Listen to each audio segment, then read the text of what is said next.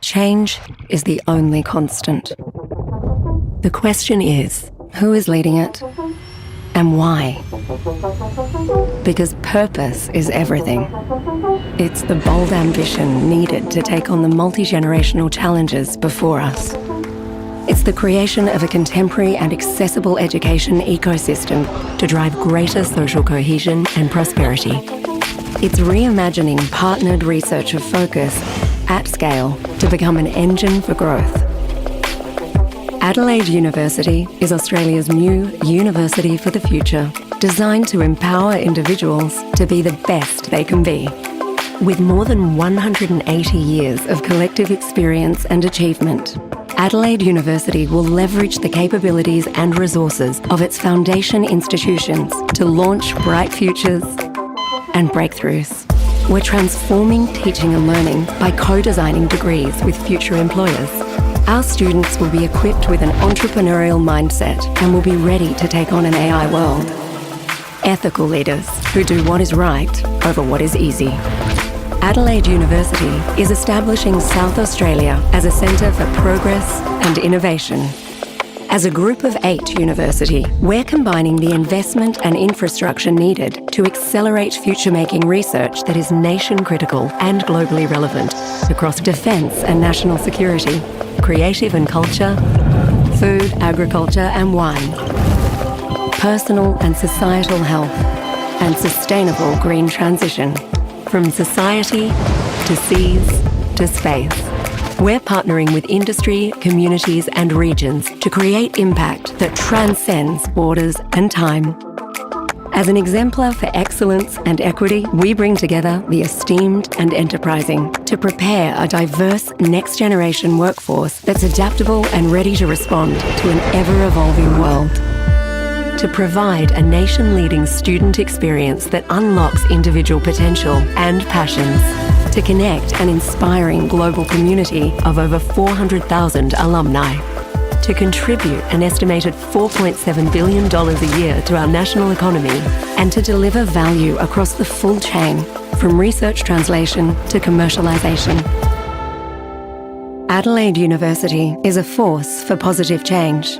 Together, we'll shape what's next for a better Australia and a better world.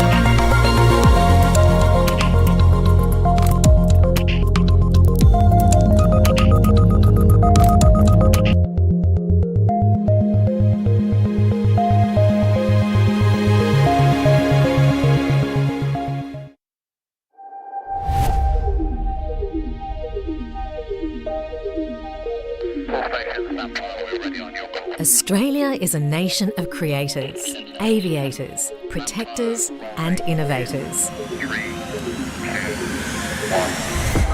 From aviation's first light to the dawn of the jet age and beyond, at Boeing, we're building the future together here in Australia. Inspiring those in pursuit of new frontiers, connecting, protecting and exploring our region and the world. Home to the broadest aerospace portfolio in Australian industry, powered by talented, dedicated and diverse teammates.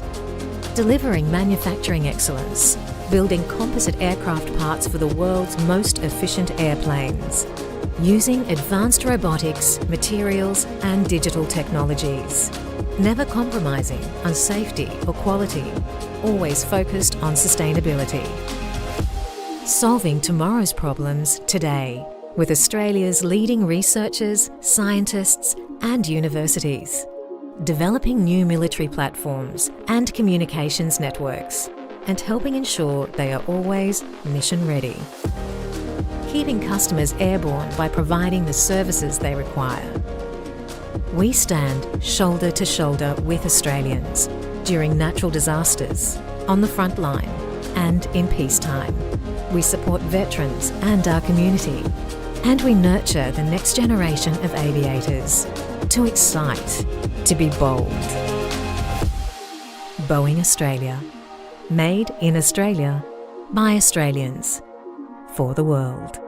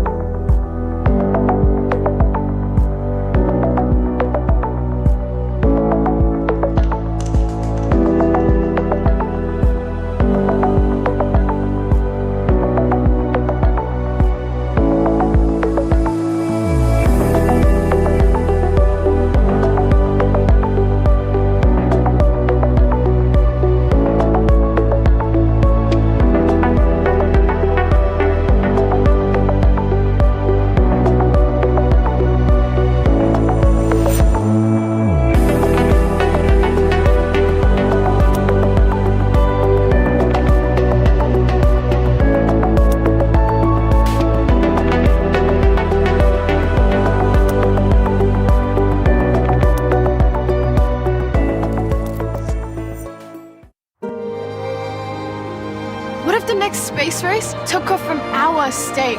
What if Whyalla powered the world with clean, green hydrogen? What if two of the state's leading universities came together to create a global university for the future? Welcome to Adelaide University, a defining mark in our state's story of firsts.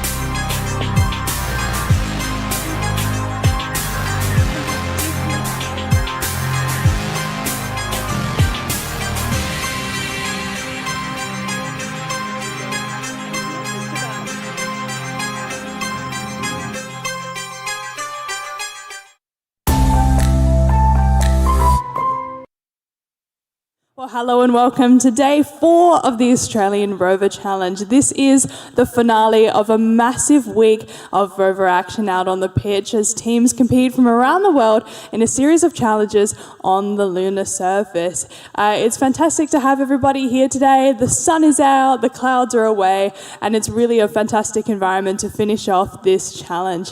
I'm joined this morning on the commentary desk by Caleb and once again Shagaf. So they'll be your roving reporters and desk people for today. And of course, we're coming to you live from Adelaide, South Australia, but more specifically the Roseworthy campus of Adelaide University. We're gathered here today on the lands of the Kaurna people, and we pay our respects to their elders past, present and emerging. We've got a really exciting lineup for you all this morning. Coming up at 9 a.m. on the dot, we'll have the University of Wollongong competing in the excavation and construction task. Out on the pitch, they are getting ready already. And we've got an appearance once again of our favourite marsupial rover. Now, University of Wollongong's rover, their primary one is called Kanga. Their marsupial rover is called Roo. So we're very excited to see the reappearance of this buddy pairing. And Wollongong have come up with a fantastic solution overnight to compete in the task today. You can see that nice lime green end effector. It's a dustpan from local hardware store, and it worked super well for them last night. So we're very excited to see how they get underway with this solution at the end. Now, I believe, Shagaf and Caleb, that we have an updated leaderboard from the tasks yesterday. So let's have a look at that. Here we go. So an update for our leaderboard here. We've got Legendary Rover up the top, score of 297.9. However, what we're really seeing is how close everything is. I mean, Monash Nova Rover not being very far behind at all. This is really anyone's game at this point. Like anything could happen at this stage, and it'll all depend on how things go today, and it's just everything added up from the last 3 days. Today, we'll see how it all goes and who will be taking the top 3, the top 1. It's going to be incredible. But I think what we really see here, with how close the scores are, is a testament to how incredibly well the teams have done in making a rover that can not just do well at one task, but achieve consistently good results across the board, across a whole variety of different jobs. I completely agree, and you can see the bar has just continued to rise year after year after year. Like, these points gaps only continue to get closer, and so many Australian teams there, but also teams from around the world rounding out that top 18. Shagaf, how are you feeling about the competition today?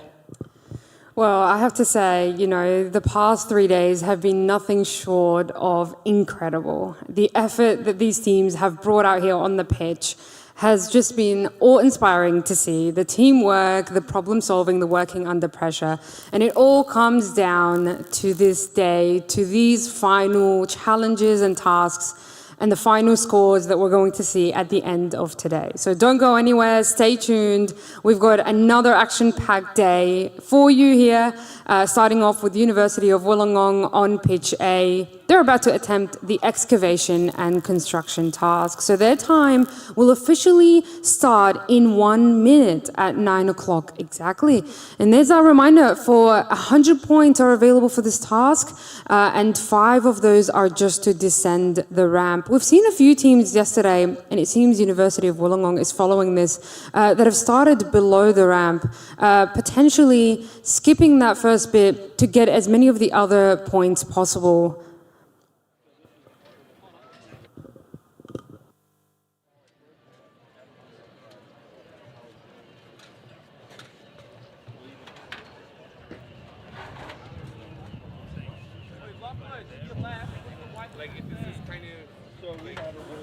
So the marsupial rover has to start with the primary rover as one connected system, and then they're able to deploy it whenever they call the task start time, which should be any moment now, because we've seen the field team making their way around out of the field. We also just heard word that there was a bit of a miscommunication there. The start position is indeed at the bottom of the ramp. So we have seen that consistently with the teams completing this task. And University of Wollongong is there, set up, ready to go. It looks like they could have potentially started their task. So just a reminder to everyone, the team is allowed to take as long as they need to set up their rover and get ready. Obviously, it does eat into their task time, which is a total of 40 minutes, as you can see there on the screen. Once they're ready to start the task, though, they will call the start, which means all two-way communication between the on-field team and the base station team is cut off. And the rover is only remotely operated by the base station team, who has to rely on live feed, cameras, and information from the rover to complete the task.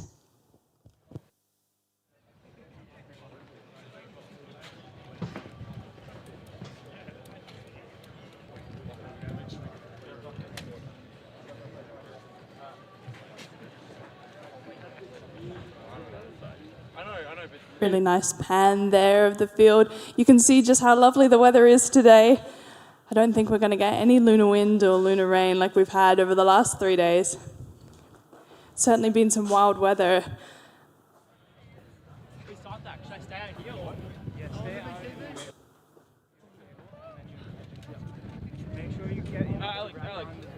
Yeah, you can really get a good view of that end effector there.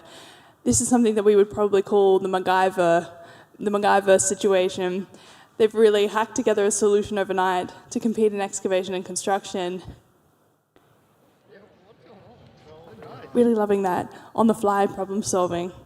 And that's what this is all about, really. There's so much that this competition has to offer to the students in terms of building skills and capability and just working under pressure, working as a team. These teams are going to hopefully have lots of rest after this competition, but they're going to carry on so much that they've learned and that they've developed in terms of skills onto their future careers.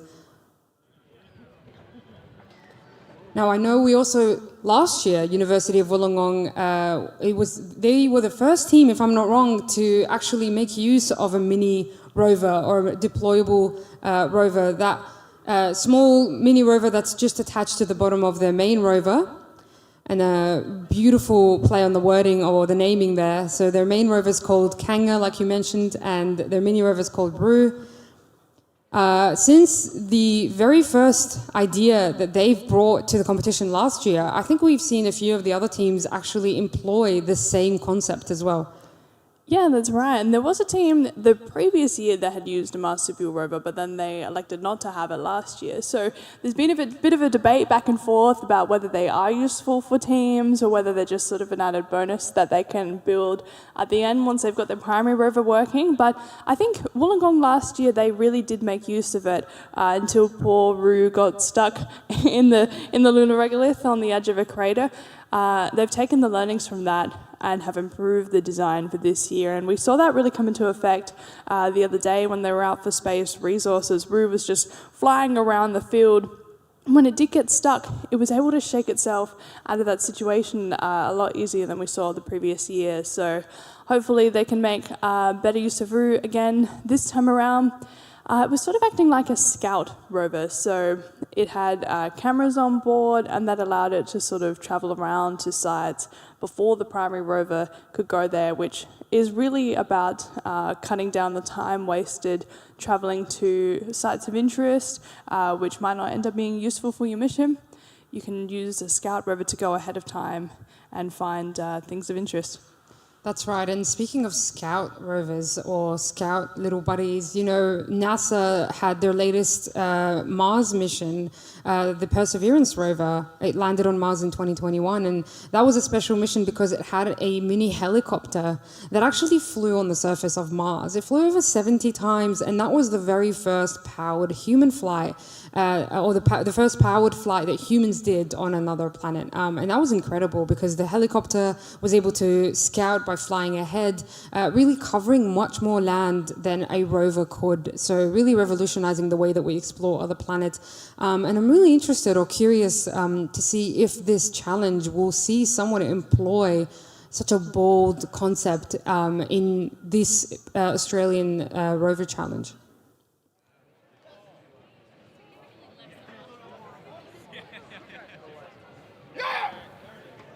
You can see the field team checking out the system there.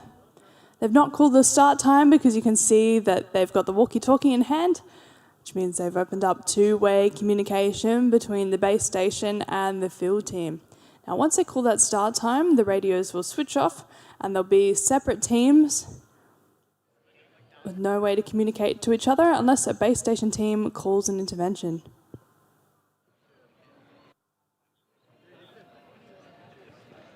Now, if you're just joining us here today, good morning and welcome to the fourth and final day of the Australian Rover Challenge 2026. At the moment, we have University of Wollongong Rover team. They are attempting their excavation and construction task, which has started at 9 a.m. local time. In about 10 minutes, we should be expecting Monash Nova Rover over on pitch B, and over there they'll be attempting the autonomous and mapping task.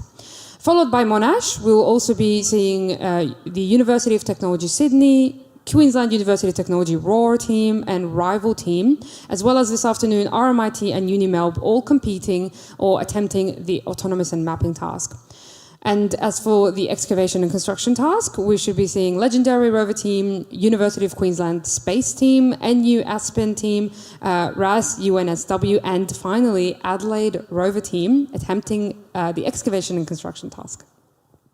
It's an exciting lineup there, and we saw so many different approaches to the tasks yesterday. No one rover had exactly the same excavation and construction system or mapping and autonomous system. They were all completely different, even if they were all kind of playing on the same ideas. Like we had a few teams that used a scooping mechanism, a few teams that opted for a gripper or a clamshell end effector, but their approach to the tasks were 100% unique. And that's really the beauty of this challenge, is that the rovers are able to complete the tasks in any order they like. There are 100 points up for grabs, another 25 points this year on top of that for an efficiency multiplier, which rewards teams for creating smaller, more compact and lightweight rovers, mimicking some of those constraints that real-life space engineers have to go through. And all of that is up for grabs in any order they like.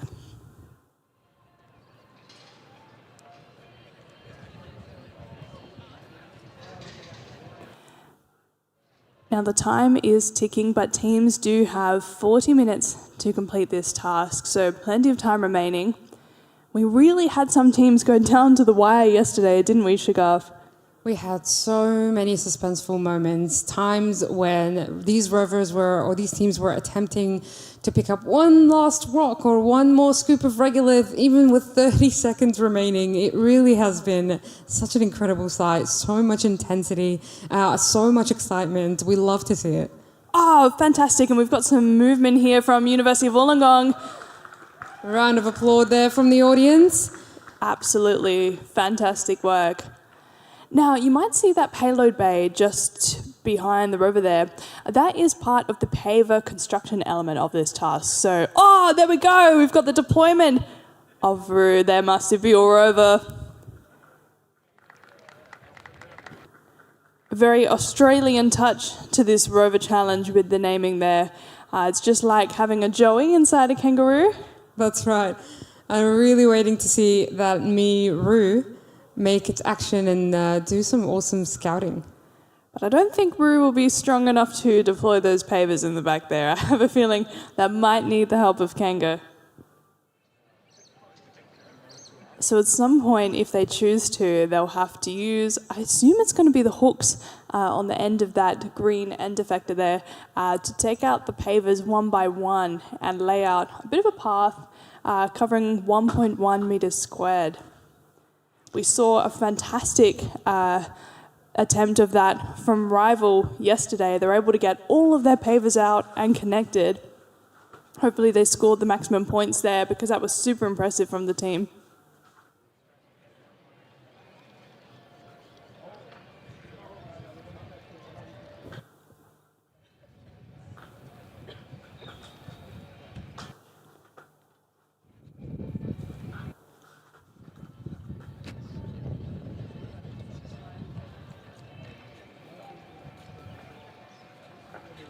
Now, something that often happens at the beginning of these tasks is teams will take a couple of minutes to get a bit of an idea of their surroundings, get some situational awareness. You can see here, just on the screen, that they had about 3 camera feeds in operation. That's not too bad. So again, the base station team cannot see the rover while it's out on the field. They're completely reliant on what the rover can see. And I think we've just seen movement from Mini Roo. Look at it go. Shagaf, is that a scoop on the end of Roo? I think you might be right. I think we have a mini scoop, and it is adorable, like a little mini excavator. Now, if it's doing what I think it's doing, Roo is going to be doing a little bit of rock clearing for us. That's awesome. And we're also seeing that arm on the main rover, Kanga, extend out. Looks like they might be going for the Paver Construction task over there. So much happening from University of Wollongong at the same time. We are trying to keep up. That's right. There's too much happening for us here this morning. Oh, wow. Check out that digital twin. So this is an environment generated using computer graphics that allows the team to see what the rover's position is in real time. So even though they're just reliant on the camera feeds in the base station to see where they are situationally, they can figure out based on the encoders or the different computers on board the rover to know their position in the virtual world. That's right, and this comes in very handy in real-life missions as well. When you've got a rover on the moon, you don't necessarily have eyes on it, or even on another planet, even with a delay in communication. And there's so much uncertainty and mystery that comes with remotely operating machines like these on a completely different celestial body. And so having a digital twin is something that makes all of that so much easier. Yeah, and you can see how this is really going to come into play with this Paver Construction, because that robotic arm, having an understanding of the angle that that's at, will really assist to line up with the pavers. There's that team in the base station as well, looking hard at work, very determined, not wasting a single minute. And just a reminder, for the excavation and construction task that we're seeing here today, there are three main subtasks. So one of the main tasks is the Paver Construction, and that's what that main rover is attempting to do there. So the Paver Construction actually requires the team to pull out some pavers, connect them, or lie them down and connect them. And these pavers are actually designed and built by the teams as well. So those pavers you see there, they were actually made by the team and placed by the team on the pitch. The other two tasks consist of rock clearing, so clearing a number of rocks from an area and then depositing them into a designated zone, as well as Regolith Excavation and berm construction. And what that entails is essentially scooping up as much regolith as they can and then depositing it into a designated zone, and they get points for about 2,000 cubic centimeters. That's right. We're seeing some struggle here with the main rover.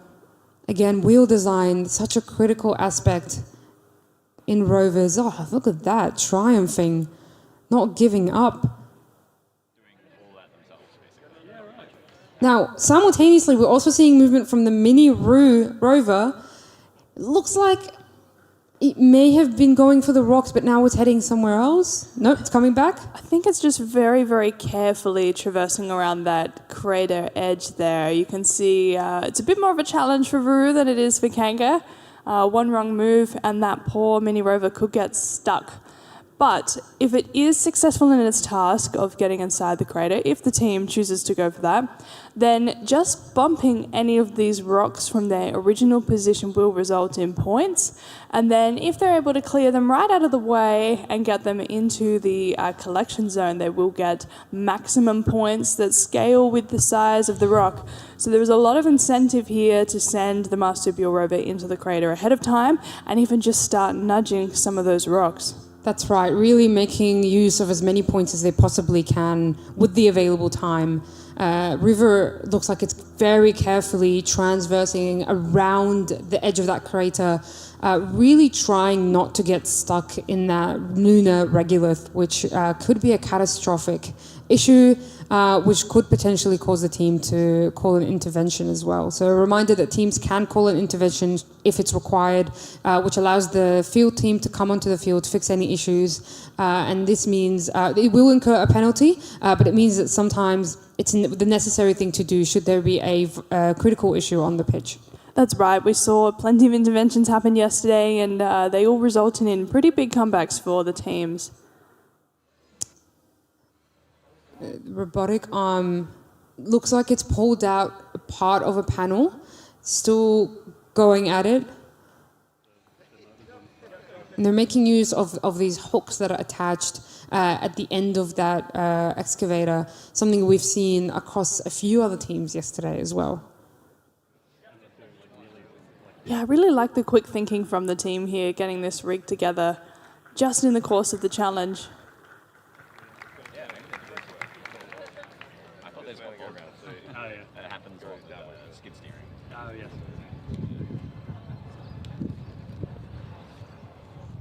Yeah, it's almost like an intervention that you have to get out there. Almost. They're doing so well. And a reminder, while University of Wollongong is on pitch A, completing the excavation and construction task, it has ticked over to 9:15 a.m. local time, which means the time available for Monash Nova Rover to complete the autonomous and mapping task has officially started. We have not seen them out on the pitch yet. We will be waiting to see them shortly, hopefully.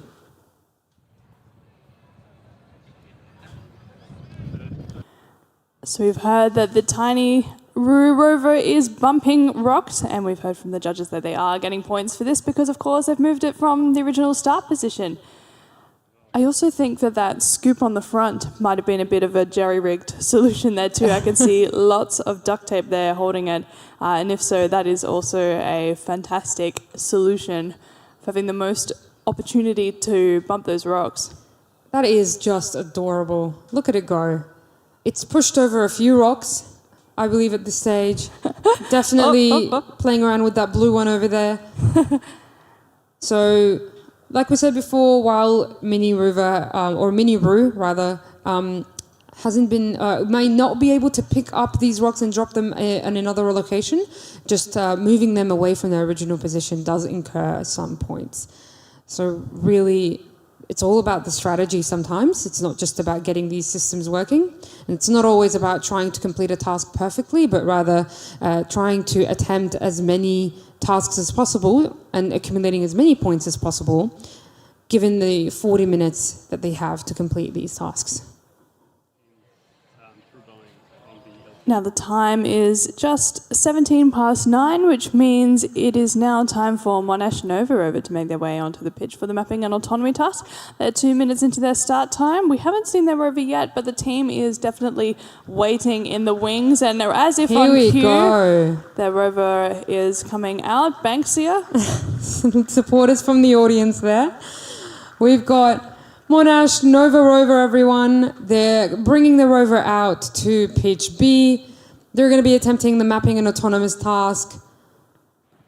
Hopefully we'll see some action from their pink rover.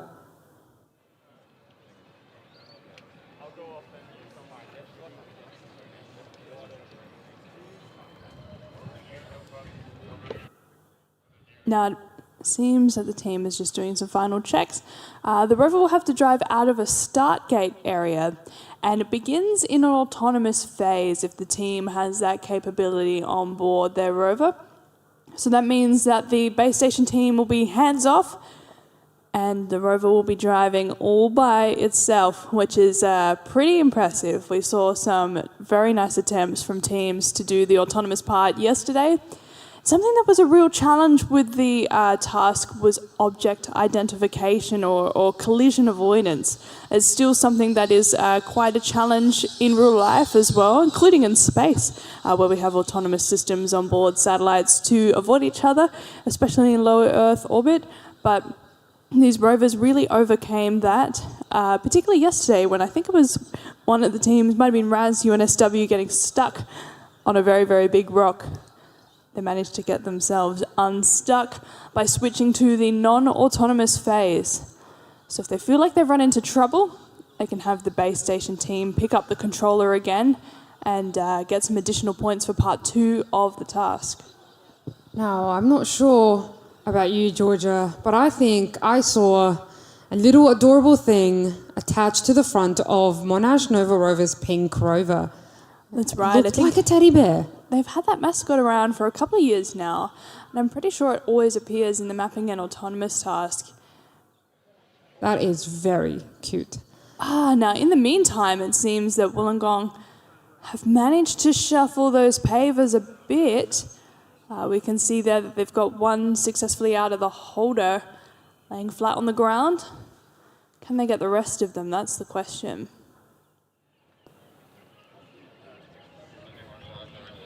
They've really got a handle on that front there. Handle on the handle. It's been such an incredible effort so far this morning. They've just ticked over to the halfway mark of this task.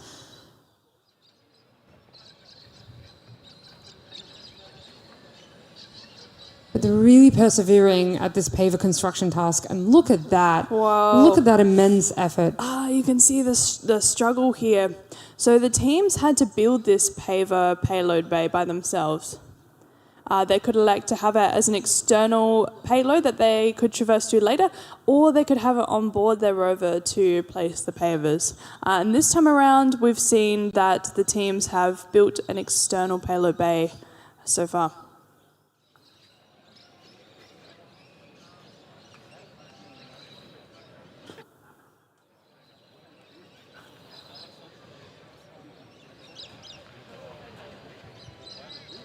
Well, this is incredible. I think we've just had word that one of the hooks seems to have broken off of their excavator or their shovel. And so, problem solving on the spot, they decided to use one of the other parts, which looks like the camera there. But it looks like that's also been detached from the robotic arm. It's also broken. So, well, it was a very great start for the team, but it seems they've now run into the classic problem-solving stage of the Australian Rover Challenge. This is something that all the teams come across at least once during their time here over the 4 days. So things were going swimmingly, Shagaf. They had the Marsial rover deployment. They'd made a start on the Paver construction, but now things have taken a little bit of a turn. So they've had some issues there with their excavator end effector. One of the hooks broke off, and we think that dangling device there is a camera that they also use to continue the paver construction, but then that broke. It's a LiDAR camera we're hearing, and Roo has gotten bogged. So we're going to watch now to see how they get themselves out of this situation.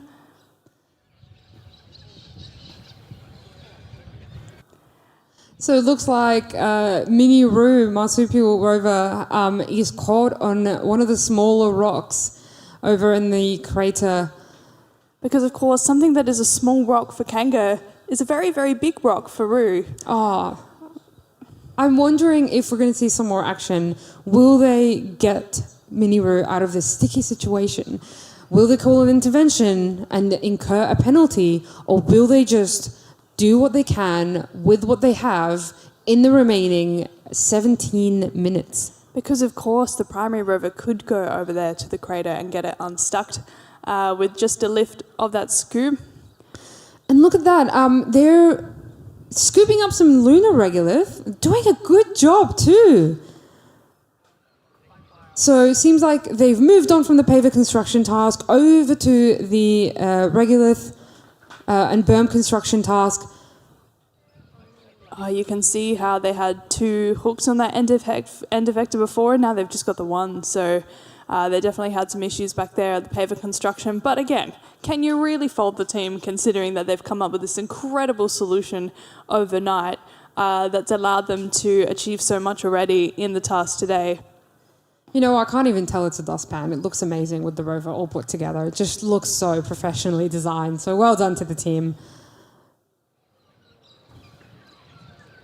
All right, so the rover is making its way over to that deposit point. So you see those 4 poles marking the deposit location. They need to scoop and deposit at least 2,000 cubic centimetres. And they've just done their first incredible deposit. Yeah, amazing stuff there by the University of Wollongong. Great effort.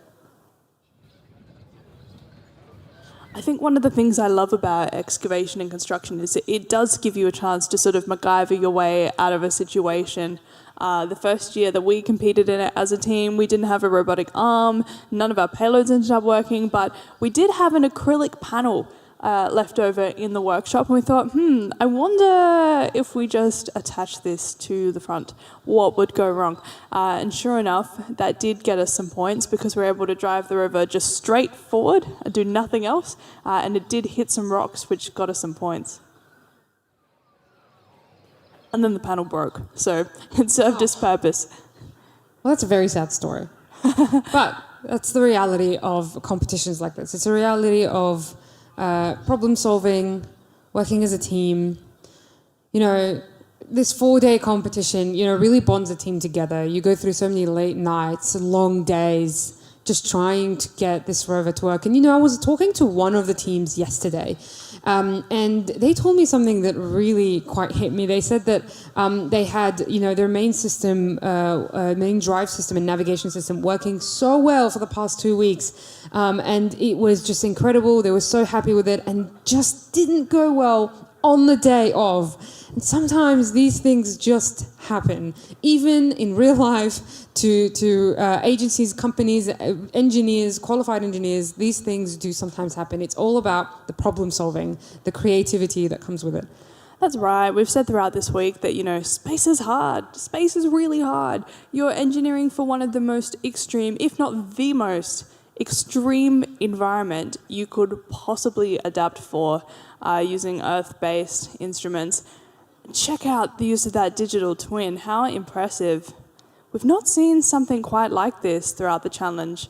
Wollongong have really deployed an impressive digital twin of their entire rover, not just one single payload.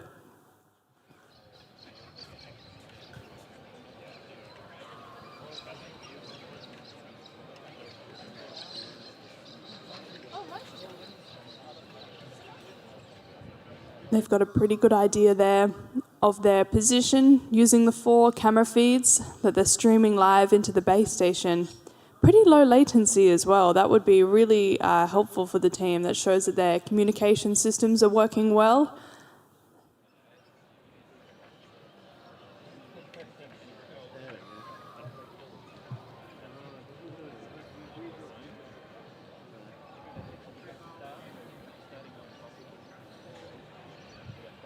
Another element of strategy is that when the teams are setting up on the field, bringing out their rover, and in this case also their Paver Construction bay, they have to set up their own antenna as well. So the antenna placement is really critical here to being able to maintain that connection as they move around the field. We've seen in years past, sometimes the rover will move behind a crater ridge and drop out. Now, meanwhile, we've got over on pitch B, Monash Nova rover.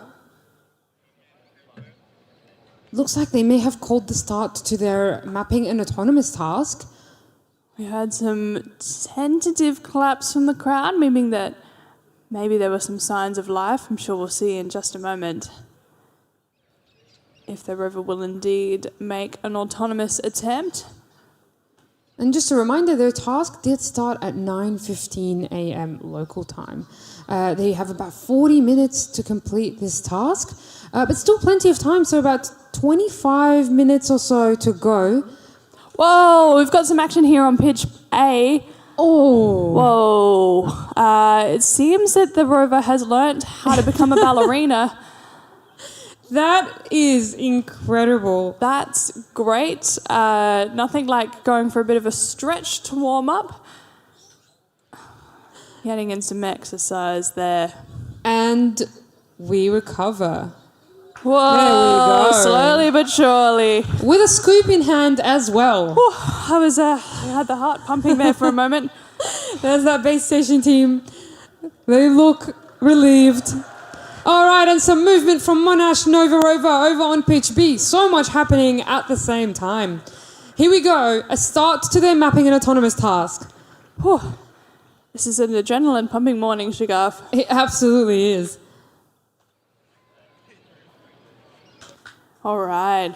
So you can see hands off there in the base station. The team is indeed beginning in autonomous mode. What this means is that the rover has been given a pretty decent map of the field, and it will have to traverse around to some waypoints. You might see there are some funky looking wayfinder poles on the field, so the rover will have to make its way around to those autonomously, detecting the waypoints because it's been trained using machine learning.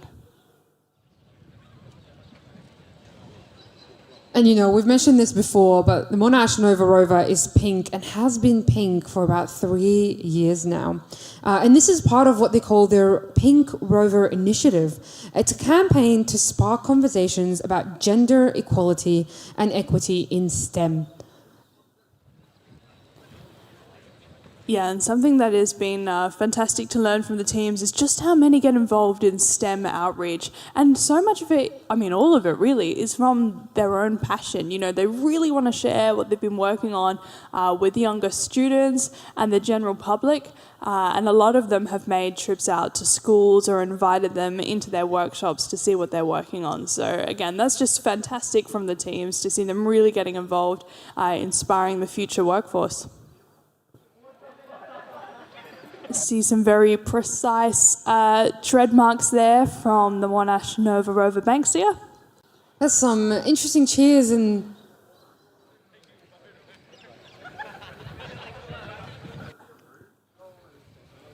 some excitement there from the base station team as their rover heads around to what must be one of the first waypoints, but if it leaves the field, they will have to end the task. So they're getting pretty close there. oh, we're seeing some turning. Is it going to understand that there is an edge to the field? Because if it doesn't and it goes off, that will be the end of the task for them.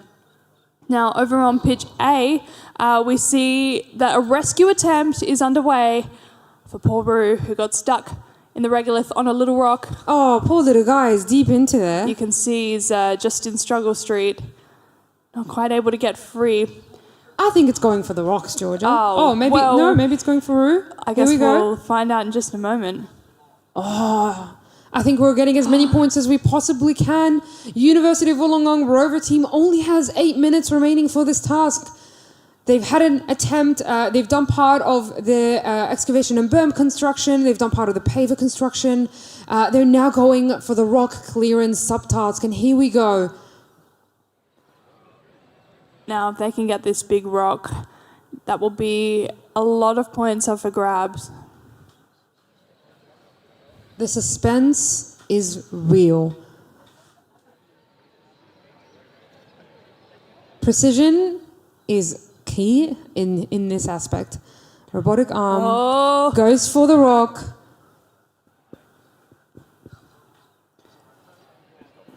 Will the dustpan prevail? Oh my goodness! And it does. Look at it go. They've got the rock. But of course, to get the maximum points, they need to somehow get it to that collection zone. It's just holding on for dear life. Oh, I think it's... Oh, that is a high angle. Oh my goodness! We are on the edge of our seats here, wondering if Wollongong will get the job done. University of Wollongong rover team cutting it close, keeping us on the edge of our seats. Again, a solution that they put together last night. How an much have they incredible been thought. able to do this morning, and hitting poor Roo on the way? That's not very nice. Oh my God. Oh my goodness. There is no way. We are actually watching this live in front of our eyes right What? now.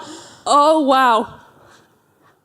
This is phenomenal, but are they going to be able to get it unstuck? That's the question. Has it deformed the plastic? T-minus 5 minutes left for this task. How many rocks can they get into the deposit zone? It looks like a big scoop of ice cream, doesn't it? It sure does. Strawberry ice cream, that's for sure. All right, here we go. Come We're seeing on. actuation on the robotic arm. We're seeing that Precisely attempt. in the collection zone. Shake, shake, shake, and the rock is free! That is insanely good. What an incredible effort. What just a phenomenal effort there. That is so good. Wow. You know, Roo may be stuck, but here we go. Kanga can take over. Now, they've shown that they can do the biggest rock. That was hands down the biggest challenge for the team this morning when it came to the rock clearing task. Only a few minutes left on the clock. This is going to be down to the wire. I can see Rover's wheels every now and then keep turning. Potentially, part of the team is still attempting to try to get it out. Here they go again. Oh, look at that. Oh, Pitch, perfect alignment. Oh, too easy. Too easy. Now, we've seen that since yesterday, the teams are always a little bit nervous the first time they pick up a rock. But once they understand the capabilities of that end effector, you can see the surge in confidence, the understanding of how that system works to be able to line up to collect a rock. And they can just go back and forth, back and forth. So they've still got 5 minutes remaining. They've done 2 in the space of 2 minutes. I think we're going to see another really close cut here. How many rocks can they get in the next 3 minutes? Another rock in the bag for Kanga. Whoop, whoop, whoop, whoop. Taking a bit more than they bargained for there. Back for another one. Surely, here we go. I'm really stressed for Roo. I hope that Kanga doesn't crush it. That would be a really tragic ending to the little rover that could. That is so adorable.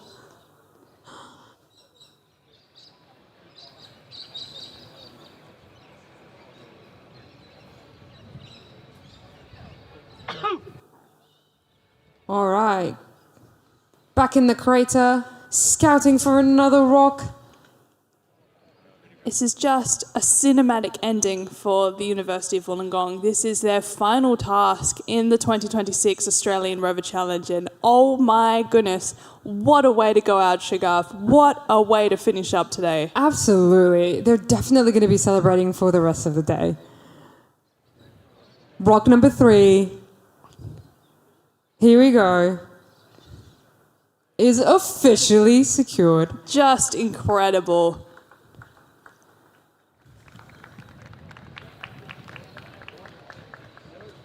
2.5 minutes remaining. It all comes down to this for the University of Wollongong. Here we go. Will they get a 4th rock? Potentially a 5th rock in. Can they do this fast enough? They say 2 minutes. Give us less time. Piece of cake. I have to say, in the Australian Rover Challenge 2026, I think we've seen more action than we have ever before in all these tasks. You know, it just shows how long... Too easy. Well Too done. easy. Well done. This is just an awesome representation of how far these teams have come since their first debut competition, since their first time competing. And if I'm not wrong, this is University of Wollongong's 3rd Rover Challenge. And, you know, usually they say the first one is a test, the second one is really an improvement on that, but the third one is really where you shine. And we've really seen University of Wollongong shine in this performance. You couldn't be more right, Shagaf.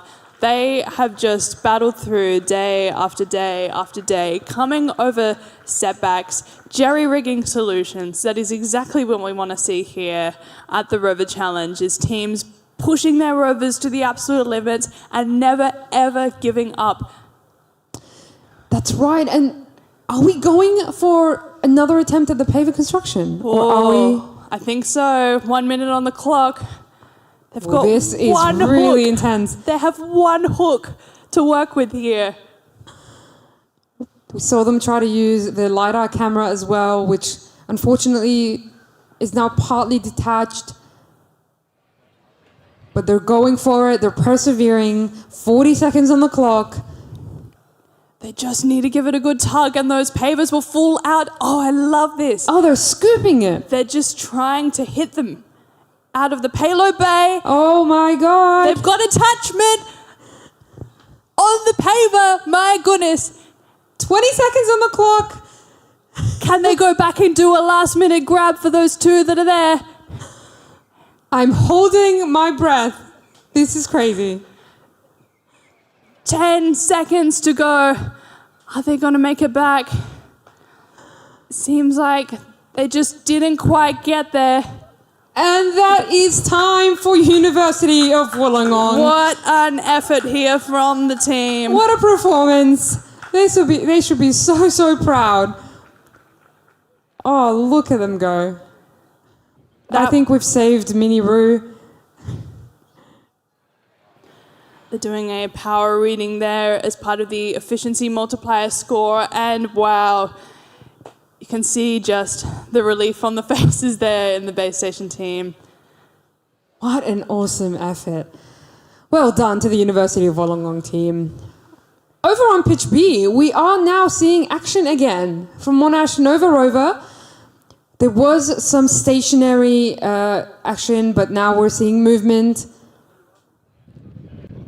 Yeah, it looks like they were getting pretty close to heading out of the boundary before. That is the last thing the team wants. Again, this is their final attempt in the Australian Rover Challenge 2026 with mapping and autonomy. But that rover is traversing around the track cool as a cucumber.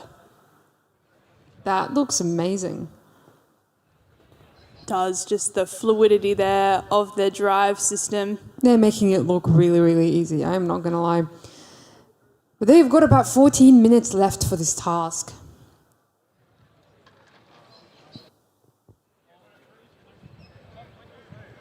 Now, while we wait for pitch A to be reset, prepared for the next team, don't go anywhere because we're going to be seeing legendary Rover team all the way from Poland. They're going to be coming out here attempting their final task for the Australian Rover Challenge 2026, the excavation and construction. We will see something that tops what we just saw this morning from the University of Wollongong. Stay tuned to find out.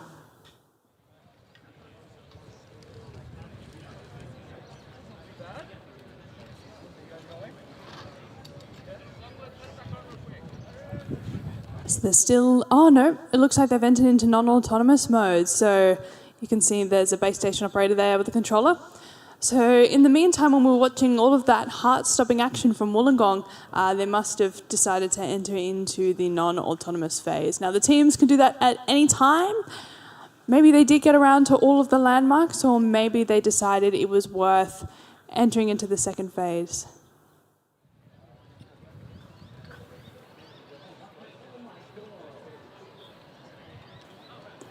So in the non-autonomous phase, the teams are doing some exploratory mapping. They'll be required to head around to a series of colourful looking cubes. And for the points, they're required to report back the coordinates of those cubes within a specified accuracy of about 300 millimetres back to the judges. Now the trick here is that the coordinates have to be relative to the rover's starting position, which means that it requires the team to set an origin location at the very beginning and then map the location of all of the cubes relative to that. That's right, and this is where the software and computer science aspect really comes into play. It's really in this task where that's a critical aspect.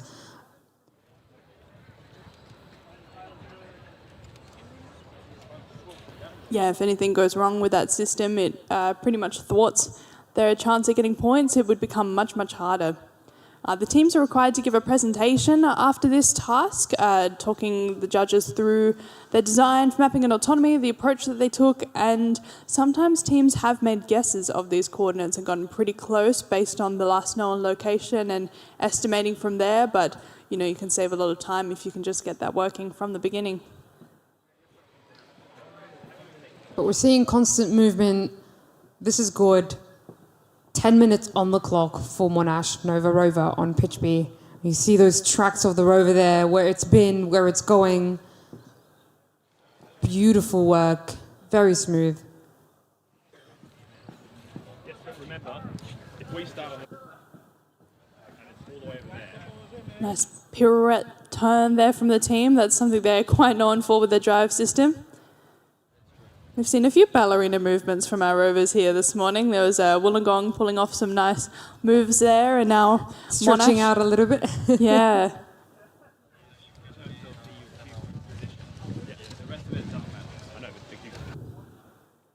Really smoothly making their way across the regolith.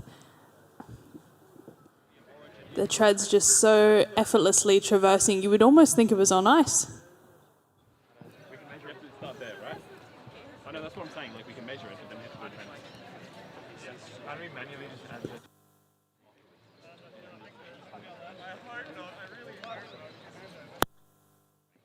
It's a proper matrix method. Let's measure at least. Now, over on pitch A, we may be having a bit of a issue. It looks like University of Wollongong is missing their LiDAR camera.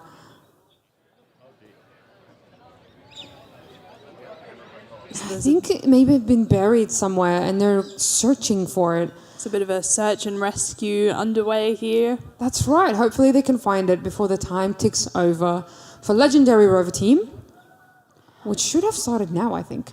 Now, Legendary are one of the teams hailing all the way from Poland. They're one of our international competitors and they are currently top of the leaderboard, so they are the ones to beat. That's right. We should be seeing an incredible performance from them. This is their final task for the Australian Rover Challenge 2026. Do you know which one is X and Y? Yeah. You do? Do you know height? Does that matter? Monash Nova Rover still trailblazing over there, standing stationary at the moment. But they really showed off their wheel design and drive system. It's incredibly reliable and robust. They've shown how smooth it is. They haven't had any issues with getting stuck or any issues with the wheels. And here we are. Here's the Legendary Rover team. That's QUT Aurora, actually. That is QUT Roar. That's just, they're going for the weigh-in. So they're on for mapping and autonomous later in the day at 10:45 a.m. local time. And they're just doing the weigh-in of the system. So just like Formula One, where they weigh the drivers before and after a race, we also need to weigh our rovers to stay within some strict requirements for the size and weight. Only difference is these rovers don't have to exercise to lose weight. So. Although they might lose a marsupial payload or two. Coming up shortly, we'll have Caleb in the workshop chatting with the team. So when they're ready, we'll cross over to them. In the meantime, we'll wait for some action out on the pitch here. Seems like the LiDAR camera has maybe been found because there is another payload bay that's been set up on the surface of Field A, indicating that Legendary Rover team are probably going to make their way out shortly. It's going to be seeing this way relative with the... Which way is the camera facing? That's right. The camera will be facing this way. And if you think you're looking at... Monash, in the meantime, is getting into the final few minutes of their run in mapping and autonomous and the final few minutes of their time in the Australian Rover Challenge. They've come all the way from Victoria. All right, some more movement there from Monash Nova Rover on pitch B. Now, they've only got about 7 or so minutes left for this task, but here we are. They've done really well so far. This is their final performance for the Australian Rover Challenge 2026, and we're going to be seeing a lot of final performances as this is the final day of the challenge. Stay tuned for this afternoon as well. We'll have the award ceremony as well. Definitely do not want to be missing that. That's right. We'll be announcing the winners of the competition, hopefully. And it really could be down to Monash and Legendary and how they go this morning. Here we go. We're seeing a rover on pitch A. Legendary Rover team from Poland is now getting set up. They've placed their rover down. They're going to be attempting the excavation and construction task. Meanwhile, Monash Nova Rover's pink rover still transversing the terrain with the adorable little teddy bear sitting at the front. Now we saw some movement from Legendary there. Oh, okay, yep, we're seeing movement. They're not wasting any time. Here we go. It looks like to tackle the excavation and construction task, they've opted for 2 separate payloads. A lot of the teams we saw, they had just the single payload, which served a dual purpose. Now it appears they might be going for the double. Now, their task time did start about 5 minutes ago, so can they make the most of the time for the excavation and construction task? 34 minutes on the clock, and here we go. They're going for the Paver Construction task first, it seems. And for those of you who don't know enough about legendary rover teams, so this is a team from Rzeszów University of Technology. They were founded in 2013, but in 2015 they did something amazing. They actually became the first non-North American team to win the University Rover Challenge in Utah.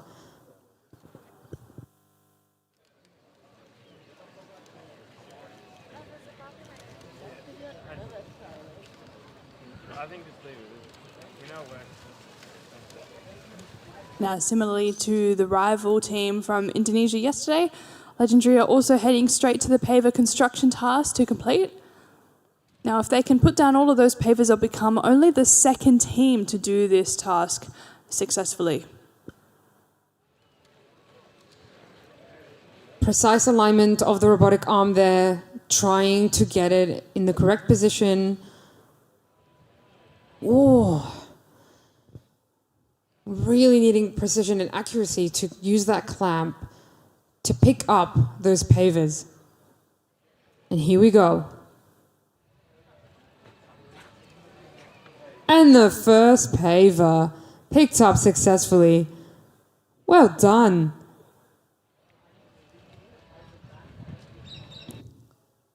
They are making this look way too easy.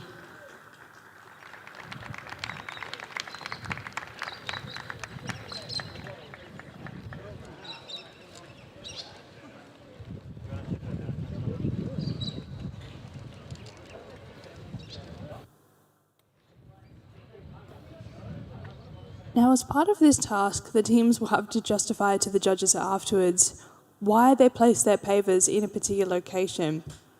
So they can't just go down putting it anywhere to get the points. They'll have to explain why. Here we go. Paver number 1. They've wasted not a single second since the start. And we've successfully placed paver number 1. Incredible start for legendary rover team.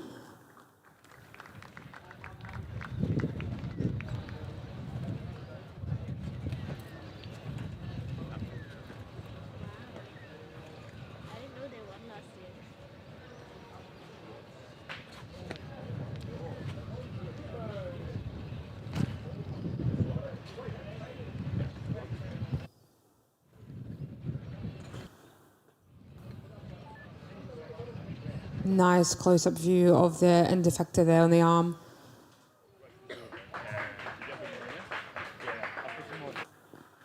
Now, while both of these teams are taking a bit of a pause out on the field, we can hear some cheers in the workshop. And Caleb is back there with the University of Wollongong lined up for an interview. So, Caleb, we're going to throw to you. I am here in the tent with the team from the University of Wollongong. Now, as you can hear and see, they are so excited because they have just come off of the excavation and construction task and they did an absolutely incredible job. Great performance. We need to know, how did that happen? Like, what did you do in the lead up to achieve such a result and what was going through your minds during the activity? Like, just tell me all about the feel. So the tent was really cool, calm and collected today, even when we ran into a few issues with our arm and stuff. Our baby rover, Roo, got a good taste of action today. Last night we fried one of our onboard computers and we had to completely replace and reprogram it. We were able to successfully do that, and you saw it go out and touch 3 rocks today, which is an incredible result. And I'll let my take. Yeah, last night we participated in the Lunabotics Challenge, and during that task we snapped one of the teeth off our gearbox on one of the joints. You would have seen that green scoop wasn't able to move properly. So last night we got it working, but something happened during the task and we just weren't able to move it. But I think we did really well to get the rock regardless. So yeah, we had to do some in situ kind of changes, like in the base station, to try and get that working. So Now, was there something of a makeshift hook that I saw being used? Can someone comment on that, please? Yeah, well, those hooks are just, from the hardware store, zip tied to the bucket there and then hot glued in place. Obviously not quite well enough because they came off during the task.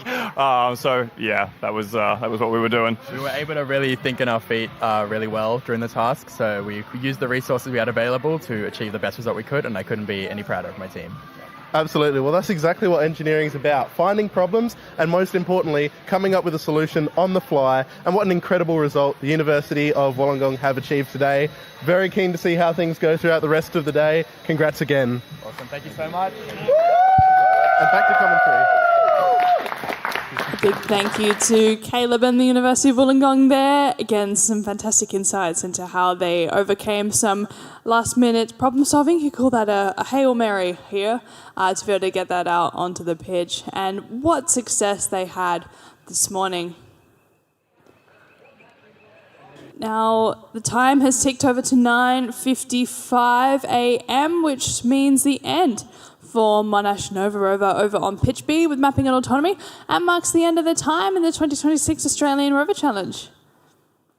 Fantastic efforts by the team. They are, of course, a top competitor to take out the first prize or second prize for the Rover Challenge. So we'll see how many points they're able to obtain today, how that compares to Legendary, who are out there on Pitch A, undertaking excavation and construction. And of course, oh, here we go. Oh, there's a rock that has been scooped up there. Legendary Rover team placing one paver down, but they're not wasting time and heading over to the crater to do the rock clearance task. We saw just moments before when Caleb was in the interview that they were struggling to get into the crater. Round of applause there from the audience. Now, the illumination conditions of the fact that we have no clouds today is actually providing a bit more difficulty there, because if they don't have some kind of polarizing lens on their cameras, could really obstruct their field of view, the visibility that they have there. That's right, and depending where you are on the moon, there will also be sunlight if you are on the far side or the near side of the moon, but also there are places on the moon where there is no sunlight at all. So really designing for the mission and the geographical location of the mission is key. So on the south pole of the moon, the craters there do not get a lot of sunlight. That's also where scientists believe there may be lots of frozen ice beneath the surface. And that's why the south pole of the moon is such a high area of interest for future lunar missions. Well, a nice leap over the crater edge there from Legendary Rover. And the deposit of their first rock. No, second rock we now are seeing on the cameras. There we go, 2-for-1 deal. Immense effort from Legendary Rover team. Don't go anywhere, because on Pitch B we are also going to be expecting University of Technology, Sydney, at 10 a.m. local time. Pitch is currently getting reset. Shout out to wonderful volunteers out there on the pitch, doing an incredible job. Here we go. University of Technology Sydney is not wasting any time, already ready to go. They'll be able to set up their rover soon, and then at 10 o'clock their time of 40 minutes for this task will begin.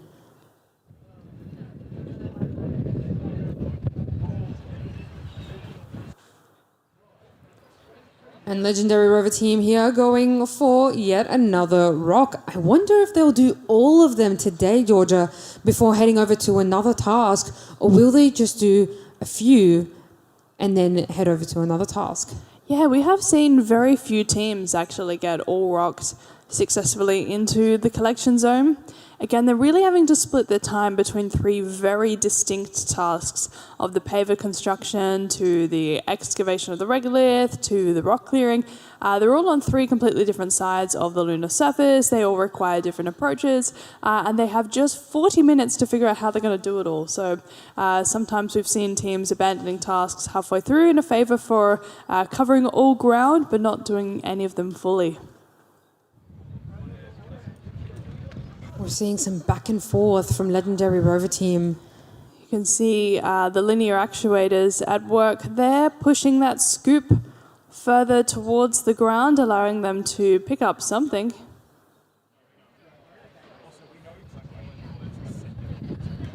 Alignment is key as they attempt to pick up that third rock over there.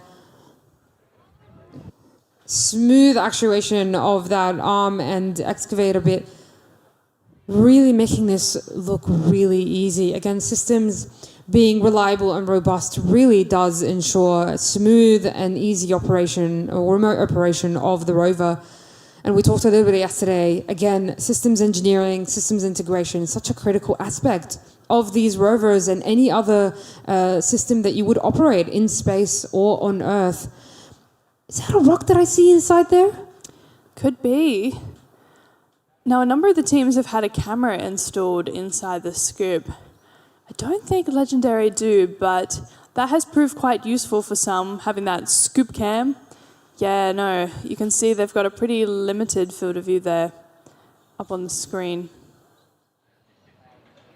They do have these cameras at the bottom though, so that's helping them see a nicer view of what the excavator is doing and the wheels as well. So they'll be able to identify if the wheels do get stuck. Yeah, that's obviously very important from what we've seen already from the teams, but you know, you can see the depth perception. It's pretty hard to line up with that rock when you've only got that one kind of side camera giving you the most amount of information.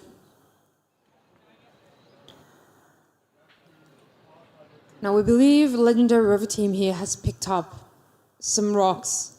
We can't clearly identify how many. There is sand covering. Okay, we've just heard word that they do have 2 rocks, and here we go. Wait for the visual confirmation. You will see it. Deposit from the shovel.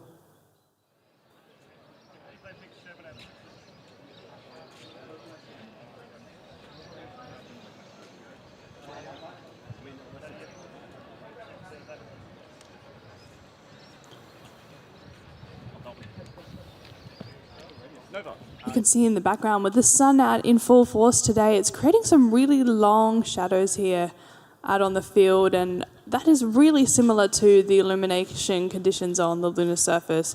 You know, Shagaf mentioned earlier that there are some sites that that never receive sunlight. They're called the permanently shadowed regions.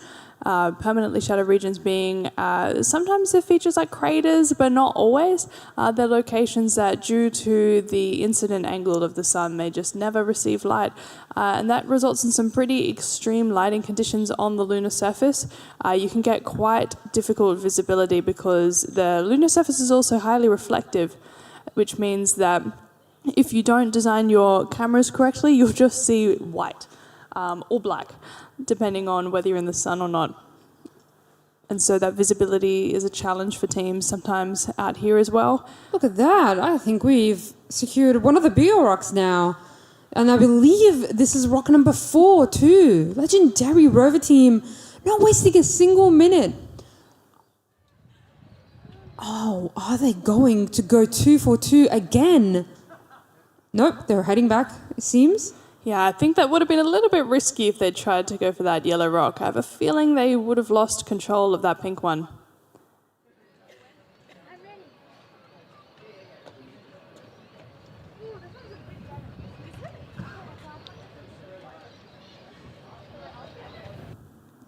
Here they go, another rock. Can they shake it loose?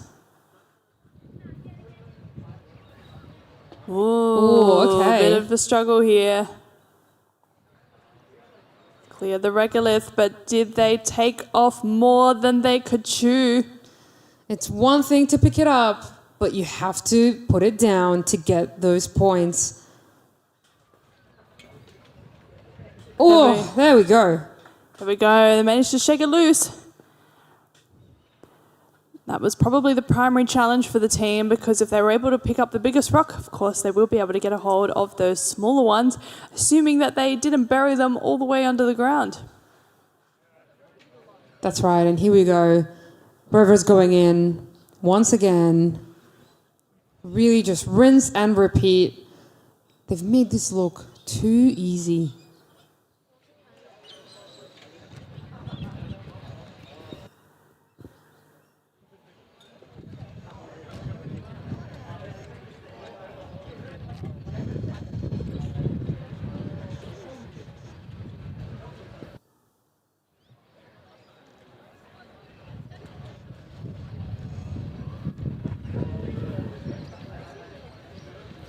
Still no movement yet from University of Technology, Sydney, while another rock is collected by Legendary. Hopefully UTS will get underway shortly. They are hands off in the base station, which makes me think they are also going for an autonomous start. It would be quite impressive for the team who have had some ups and downs throughout the Rover Challenge. They had some pretty fantastic success yesterday in excavation and construction, but suffered quite a lot of hiccups in post-landing. So it would be great for the team if they can get off the ground today.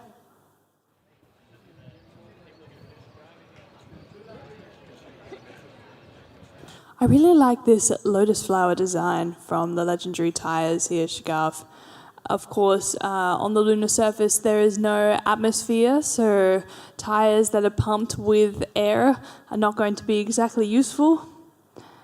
That's right. It really shows how much this competition simulates as close to real life solutions as possible. And we've also seen, Caleb mentioned this morning, the custom designs, or you mentioned rather, the unique approaches that we've seen by the different teams. And I really love seeing that every year in the competition. It's really just how different each team has approached different solutions, the different designs and creativity that we've seen. And it's just showing how teamwork, different fields and disciplines come together to create something so amazing. Legendary Rover team now happy with the rocks they've collected and deposited. I think they're heading for the third main task of this mission.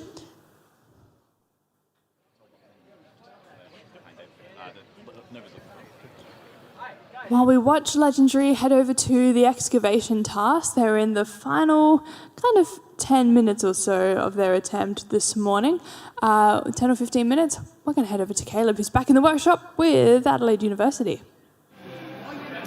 I'm here with the team from Adelaide Rover team. I'm here with Jasper. I'd love to ask about how things have been going this morning. How are you feeling? Because you've got the excavation and construction tasks coming up in the afternoon. I want to know what's in the mindset of the team. What are you doing to prepare? And how have you been feeling about the competition as a whole so far? Well, the vibes are pretty good. We got the music playing on the speaker somewhere around here.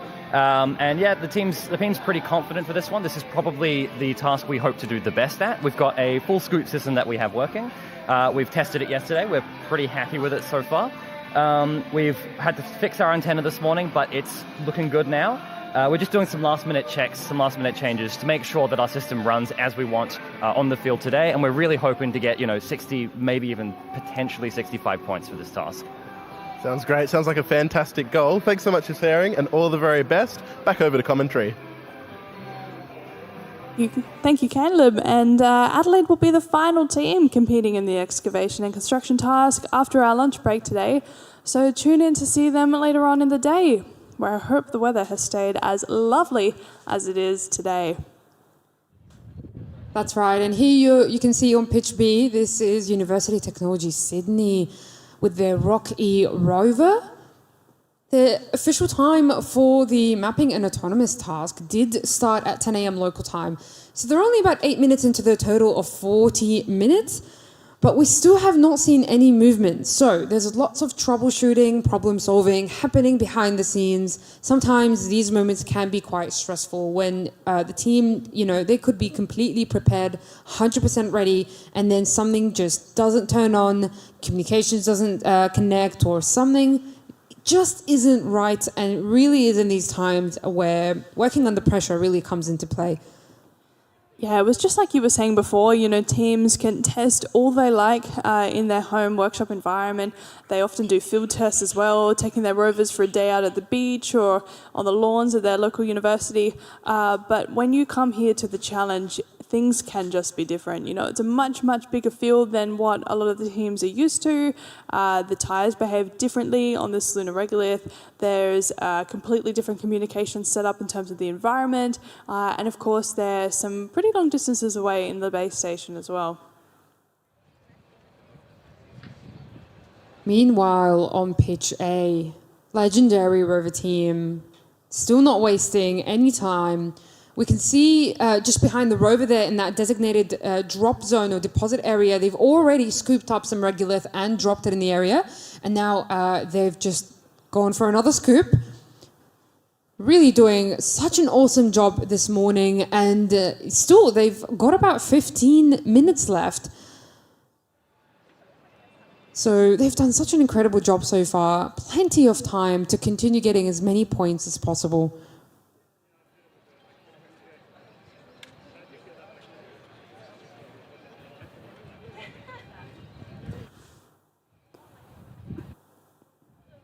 Yeah, you can see they wanted to dump that regolith a bit more evenly, or not at all. Going back for another scoop. This is a technique or strategy that we've seen a few other teams employ yesterday as well, which is just kind of to make life a bit easier, driving up into the side of that crater, and then just reversing back, dropping, driving back forward. So really just to make life a bit convenient, to make the task simpler, not having to do too much turning or twisting. And carefully scooping up another pile of regolith. Missing a little bit there.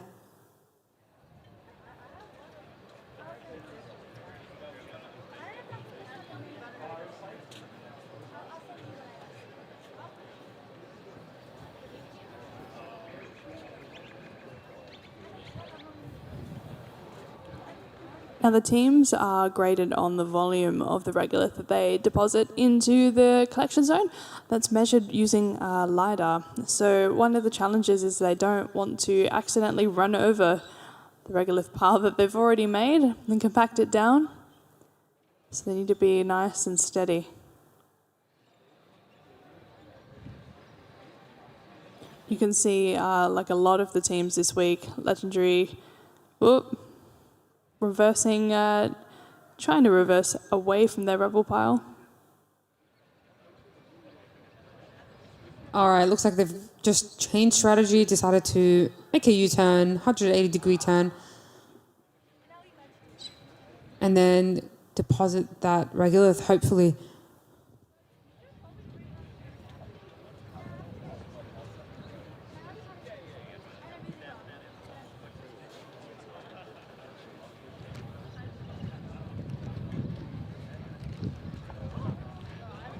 Now, Georgia, you've been involved with the Australian Rover Challenge since the very beginning. You were on the Adelaide Rover team back in 2021. That was the very first challenge, and it was back in the City East campus of Adelaide University on the math lawns. So you've really seen the progress and the growth that this challenge has seen over the last 5 or 6 years. Can you speak a little bit about that? Tell us a little bit about how it's like to see that growth and you know, what can we potentially expect in the future? Oh, absolutely. I mean, first of all, it's been just the biggest privilege to go from being a student as part of the Adelaide Rover team to progressing to where I've been able to come back as a postgraduate student. I've been in Europe the last few months studying a master's degree, and to have this opportunity to come to Australia back to a challenge which is so special to me. It's been a huge driver of my early career in the space sector, and I've forged so many friendships and learned just so much about hardware engineering and problem solving and all those soft skills of networking as well right here on this pitch.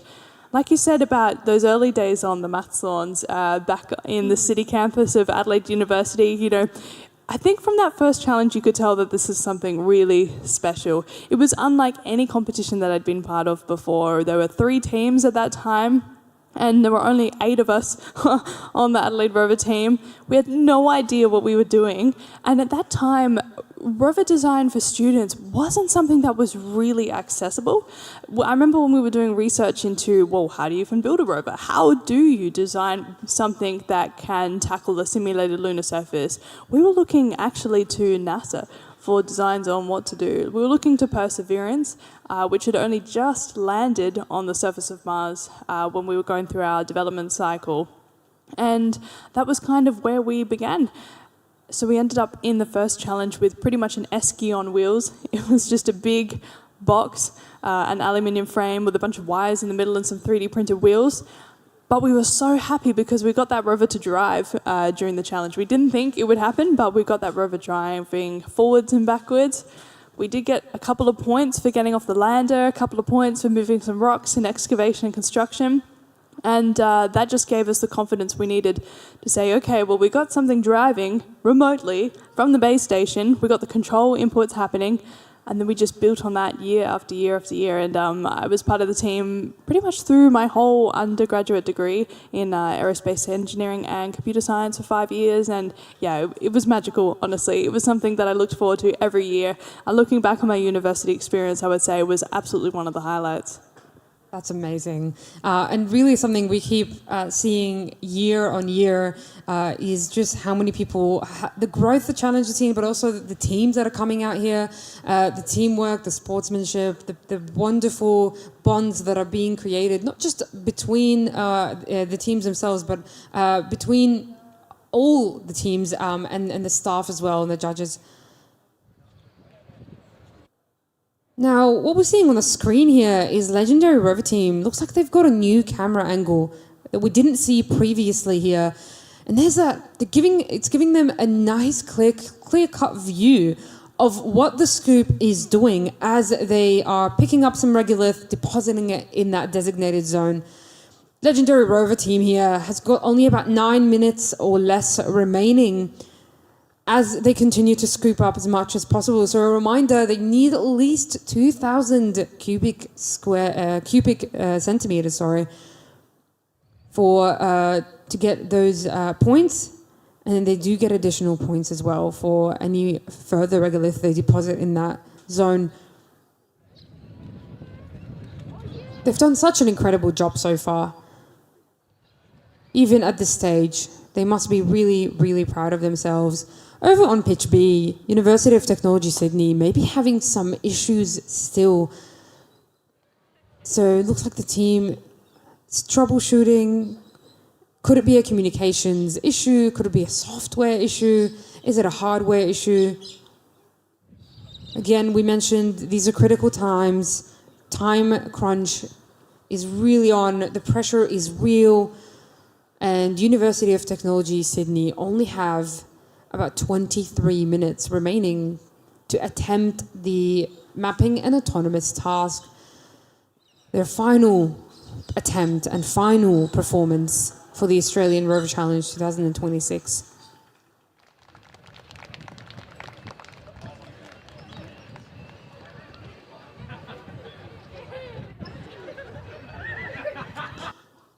And back to Legendary Rover Team.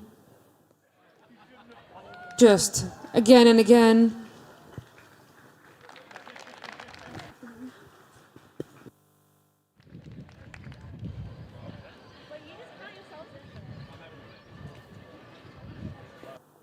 They're heading into the last 7 minutes of the task. While I don't know if they've had an exactly perfect run, they've definitely been able to get around to all of the tasks and take a good crack at them. So they've definitely got to be happy with that, Shagav. That's right. I think they've done such a good job, cleared all those rocks and deposited all of that regolith you see there on the screen. They've only managed to pick up and place one panel, but they've done it so flawlessly. I'm wondering if in the time that remains, they're going to go back and attempt to pick up some more pavers and place them on that zone there in front of the lander. But really, only 6 minutes left. Yeah, it's a good question because to get the minimum number of points, they have to deposit about 2,000 centimetres cubed of regolith in the acquisition zone. But then that volume, the number of points scales with the volume that they deposit. And it's relative to the other teams. And we have seen teams do some phenomenal excavation over the last day. So I don't know if they're quite up there with some of the other teams' attempts yesterday. I have deposited a lot, but it doesn't seem like a number one contender to me. So it's interesting whether they will just keep trying to go in the last 5 minutes or if they'll abandon and go for the pavers or even get a final rock. All right, movement from University of Technology Sydney over on pitch B. Wow, that's great work from the team.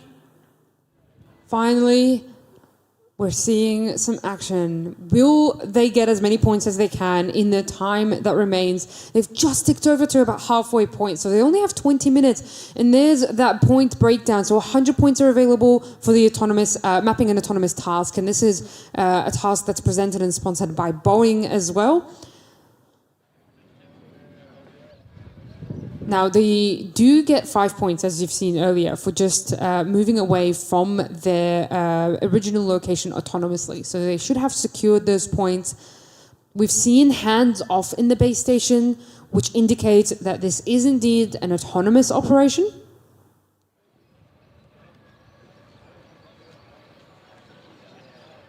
But the team looks relieved. They look pleased that the rover is now finally up, functioning, and it is moving. So let's hope they can make the most of the time left. Yeah, that's really impressive, Shigaf, to see an autonomous attempt by the team. They are one of the newer teams to the Rover Challenge. They had some struggles last year as well as earlier this week. They did a fantastic job in excavation and construction, and you can see here now if they're able to get the rover to identify some of those landmarks, it will really get them some valuable points and some valuable learnings in this competition.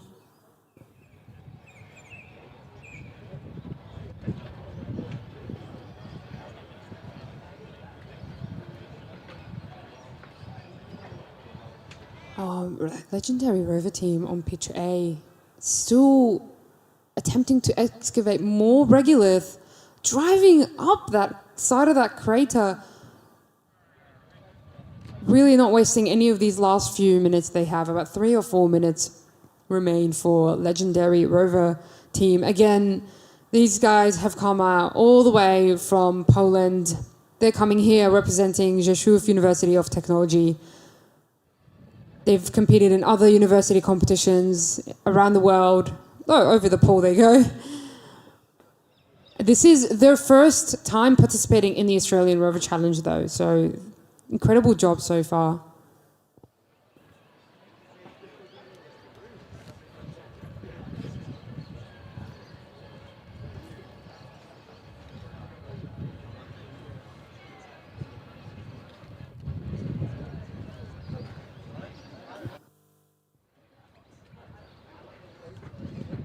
Two poles are down and still attempting to deposit that regolith. 1 minute on the clock. Rather 2 minutes, I should say.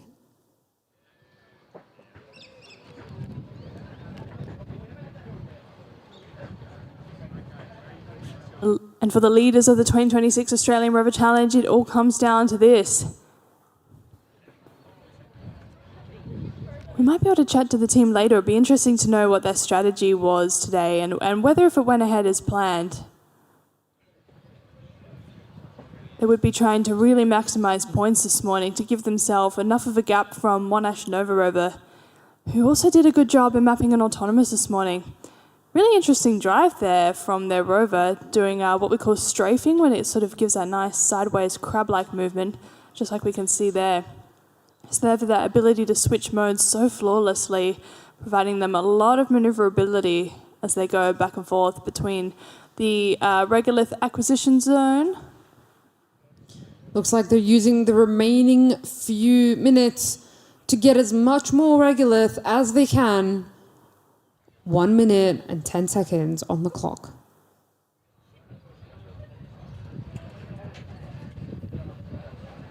Nice camera angle there of the excavator. See how much they can scoop up. The wheels driving up into the crater. Yeah, I think as an audience member, you can get a real appreciation seeing the base station view there for just how difficult it is for these operators.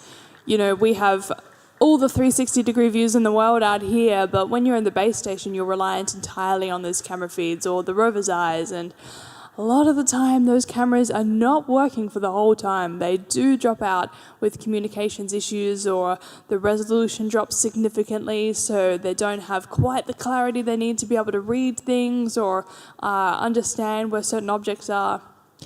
All right, now, will they make the final deposit that they've got in that shovel?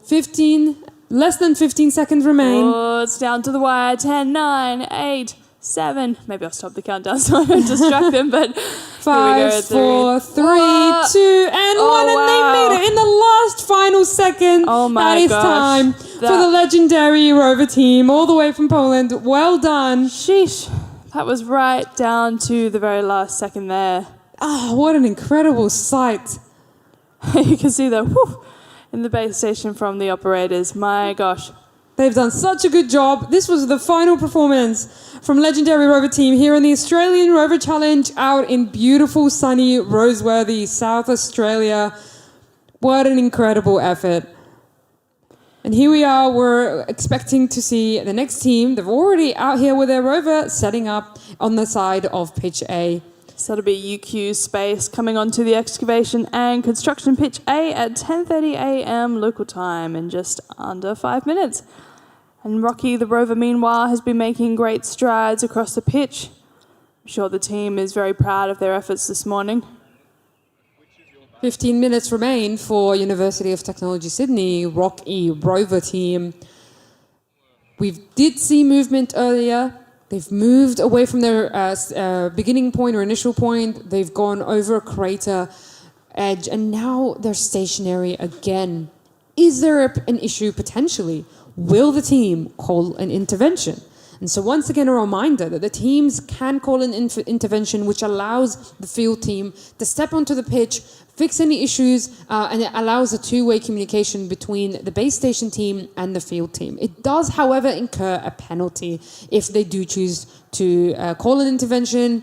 Sometimes, though, that is the necessary step to recover from any issue they might be experiencing and get back on track with the remainder 14 minutes they've got left.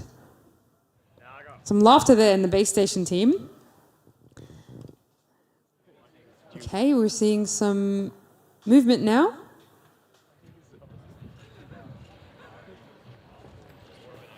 Camera feed really struggling. Woo, Poland!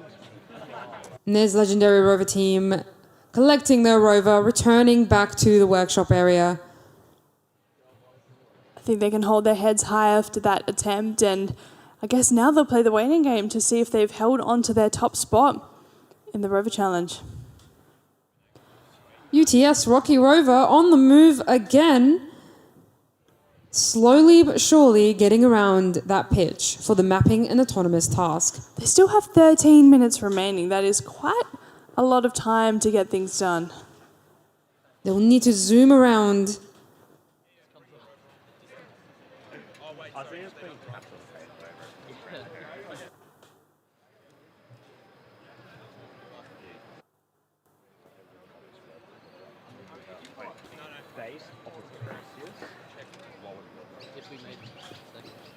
It's amazing just watching that Rover traverse so smoothly.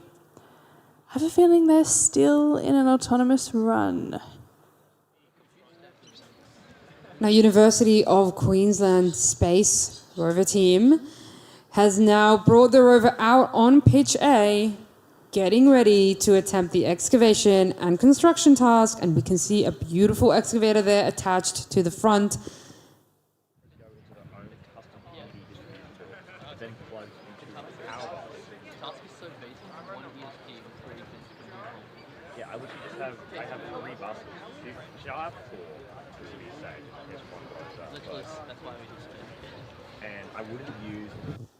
Meanwhile, University of Technology Sydney still making strides across the pitch.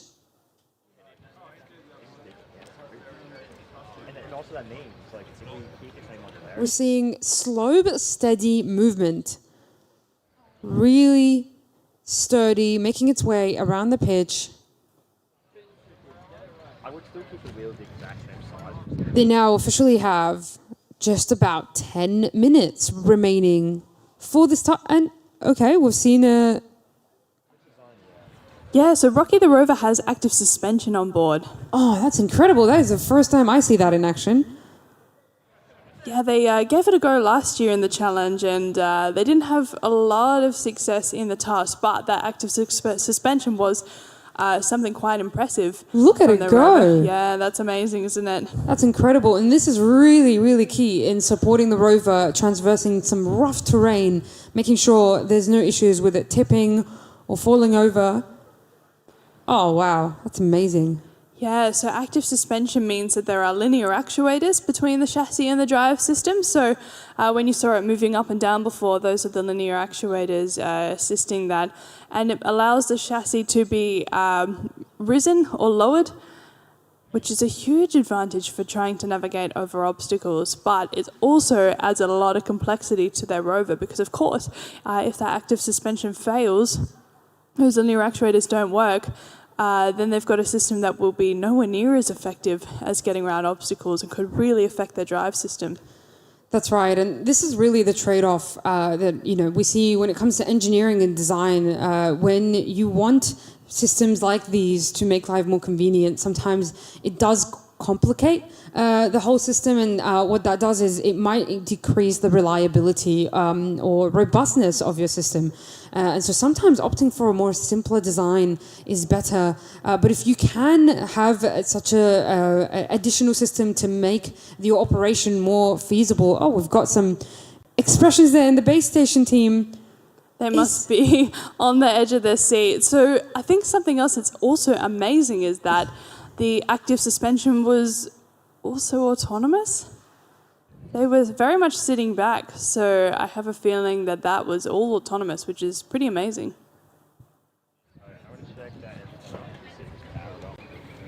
We've got movement on pitch A. So this is University of Queensland Space Rover team. They've just started their excavation and construction task, and you can see that shovel there. They're already scooped up some regolith, so they have not wasted a single second, straight for the regolith excavation and berm construction task, doing such an awesome job. That's a very big scoop, Shagaf. I have a feeling they're wanting to do a lot of excavating this morning. And look at them go. Very quick, very smooth. They've just ticked into 2 minutes into their task. They've wasted absolutely zero time here. Well done. All right, while we watch University of Queensland Space scoop up some regolith, we're going to go to an interview with Caleb in the workshop. So there's an interview lined up. Let's see what Caleb has. A lot is happening in the tent right here. I'm here with Monash Nova Rover, as well as...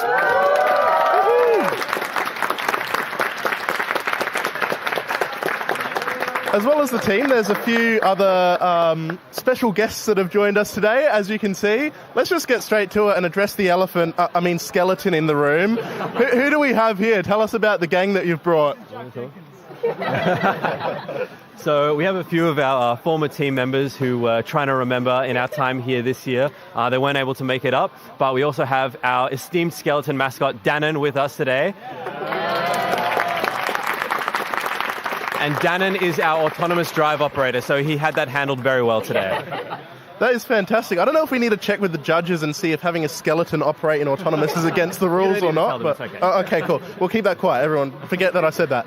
So, Monash, you've just gotten out of judging. You've basically finished the challenge for 2026. How are you feeling? Like, what are the highlights of the challenge for you? And not just during the challenge, but in the lead up. Like, what are the moments that defined the 2026 Australian Rover Challenge for Monash? You want to talk? All right. I think you should talk about it. Did I talk about the task? Yeah, so I think the final task that we just finished right now, the autonomous task, we were going into it feeling pretty good. We managed to get the start in autonomous, and then we decided to switch to manual as we were experiencing some localization errors. But then we got manual mode, and we drove around, visualized, mapped everything, and we got a spectacular map, and we were really happy with that. And we got two separate maps, actually. We got one with color, one without, and presented to the judges. We were really happy with the presentation. And I think we're really proud of how we did this year, despite the problems that we faced, and we're really proud of all the problems we overcame as a team. Fantastic. Thank you so much for that. And I'd love to ask as well, Monash is a huge team. 140 people, I believe I was told. Yes, and 60 people here in Adelaide today. Yeah. What is the special sauce that keeps that many people together and with an incredible culture and supporting the challenge as a whole? I think within Monash, our team is really known for our culture, and it keeps it growing very heavily, I think, because we get so many applications from people who are interested every year, and primarily we're looking for people who are really, really passionate, and as you can see behind us, there are so many of them. There are so many people here who have their own individual skill sets, their specialties, and they all contribute to the team in some really, really big way. And so we're really glad to be, I think, the biggest team here, but we love just sharing the culture, having a really welcoming environment and spending time with the other teams. It's such a fun time to get together every year. Thank you so much. Congratulations to Monash for finishing the challenge, and I wish you all the very best throughout the rest of the day. Thank you very much. Alrighty, back over to you in the commentary booth. Thank you, Caleb. It's awesome to hear from Monash Nova Rover. They should be really happy now that they've finished all their tasks for the Australian Rover Challenge 2026. Now, here we are, back with University of Technology Sydney. They've just got under 5 minutes left for this task. This is the mapping and autonomous task. They've had some steady movements so far. We believe it's still autonomous. We haven't seen any manual input from the base station team. Incredible job so far. We've also seen some fantastic action from UQ Space. They've been going back and forth, getting as much regolith as they possibly can, and their scoop is certainly up to the task. Nice purpose-built system there. I'm sure they were really aiming to score the maximum points for this part of the challenge.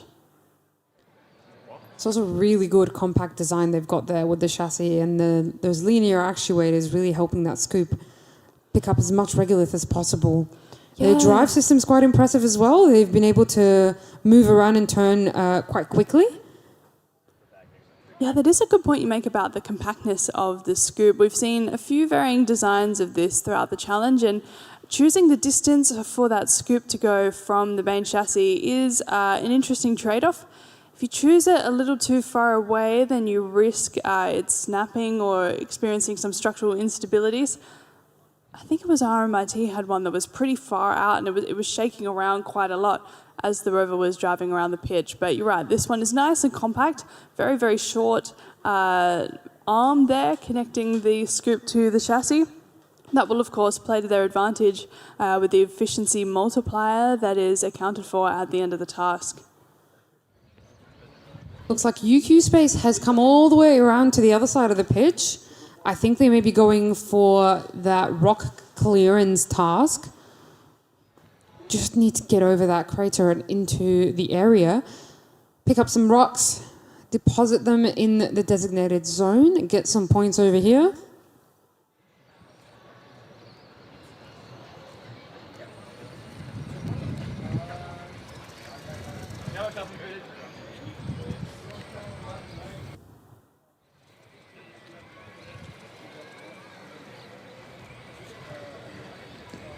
Slowly but surely, making sure the shovel is positioned precisely and accurately to scoop up that big rock. Looks like they're going for the biggest rock first.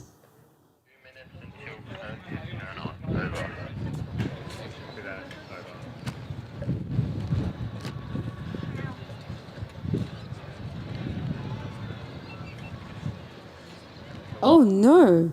Oh, no. Oh, okay. I think there may have been a potential issue, but I think we've recovered. University of Technology, Sydney. Would you say this is a rock E versus rock?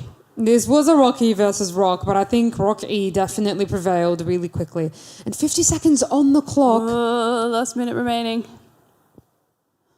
University of Technology, Sydney, in their final seconds of their final performance in the Australian Rover Challenge 2026. Incredible job so far. Completing that autonomous mapping and autonomous task. Really smooth turning of the rover there. It's really interesting. You can see those holes in the tyre treads, how effortlessly it lets the sand filter out. I think that's helping them move so smoothly over the surface of the lunar regolith there. It just doesn't let anything bog them down. Really, really interesting tyre design. That's right. We've seen so many different designs and some of them have had a few issues. This one definitely seems to just be prevailing so smoothly over the terrain. No issues whatsoever. And that is time for University of Technology Sydney, Rock E Rover. Well done. Incredible effort to the team over the past 4 days.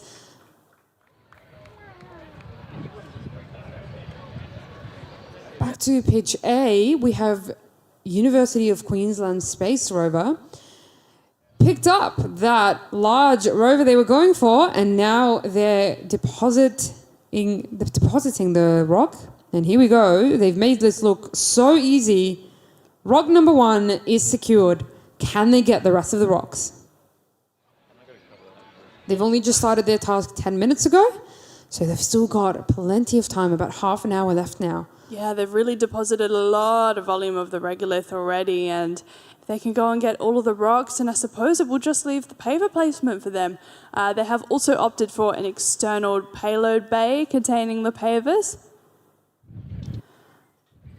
I have a feeling, looking at the pavers, they are also going to be using electromagnets, which we saw from a team yesterday, where they're able to activate and deactivate the charge or the polarization of the magnets to be able to do that paver placement quite easily without an external attachment mechanism. Really coming around the crater, I think they've decided to find an entrance point which isn't too difficult to get in and out of the crater, rather than just going through the closest approach, which might be a bit too deep of a dip over there. Yeah, that's a good observation, because you're right that the height does vary around the different sides of the crater, and definitely some teams have struggled with this. It's a lot steeper than it looks. Careful operation of that remote there in the base station team. Heading back, did we pick up another rock? Seems to be a bit hidden from the camera feeds there. But we'll get visual confirmation as they go and deposit what they've got inside the excavator. All buses are on except for Corps. Over. Yeah, we can't be thank you, Over. Just wait till they... Indeed, it is another rock. 242 for University of Queensland Space Rover team.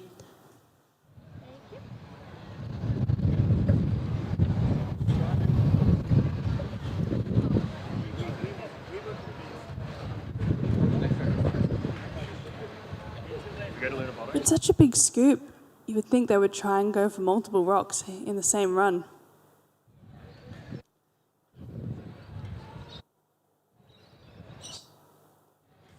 We have Queensland University of Technology RAW team waiting over there to undertake their mapping and autonomous task at 10:45 a.m. local time, which is in just 2 minutes.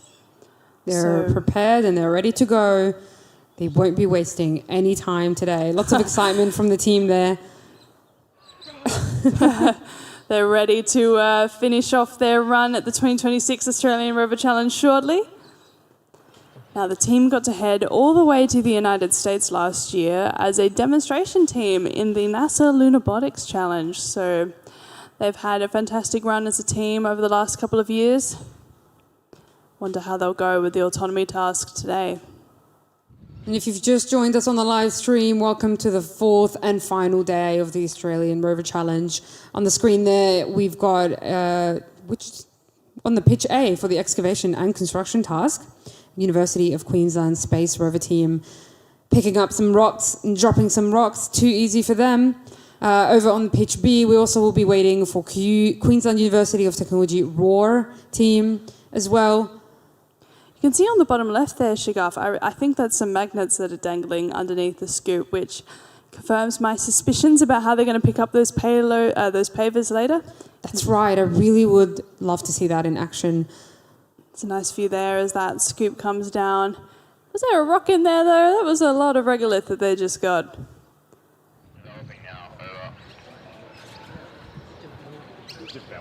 There goes Rocky the rover.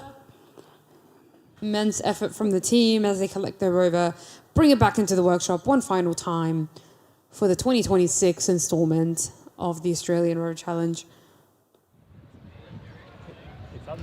Shortly after UQ Space finishes this attempt, we will also be expecting NU Aspen team. So this is a rover team all the way from Kazakhstan joining us this year, as well as RAS UNSW Canberra rover team, and then Adelaide rover team after the break for this task.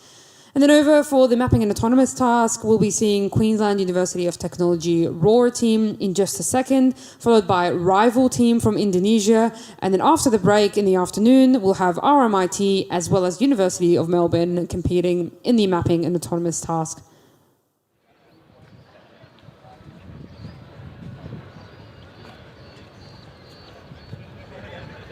Doing a bit of four-wheel driving this morning.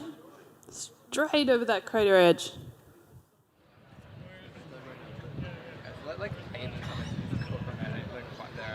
I can see 3 rocks in there, if I'm not wrong. This may be the 4th. I think you're right about that, but I think there also could be a tiny little rock inside the mound that they deposited earlier. So this could be number 5. Yep, I think I see 5 rocks there. So many points accumulated for UQ Space, and only still in the beginning of their task. They're not even halfway through yet. It is very light.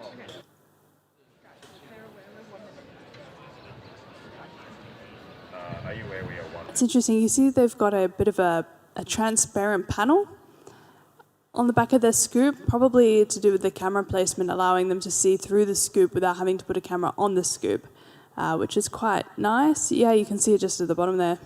Yes, that's right. In that bottom left corner. It could actually also just be an open cut as well, but it's a bit hard to tell.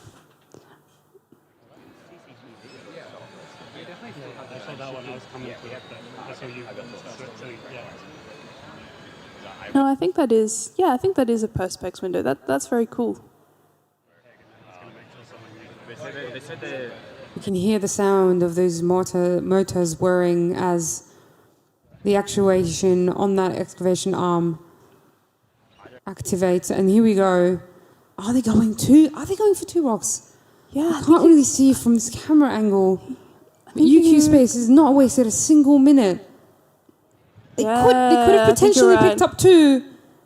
They do, then they will make all of the rocks before they've even gone halfway through this task.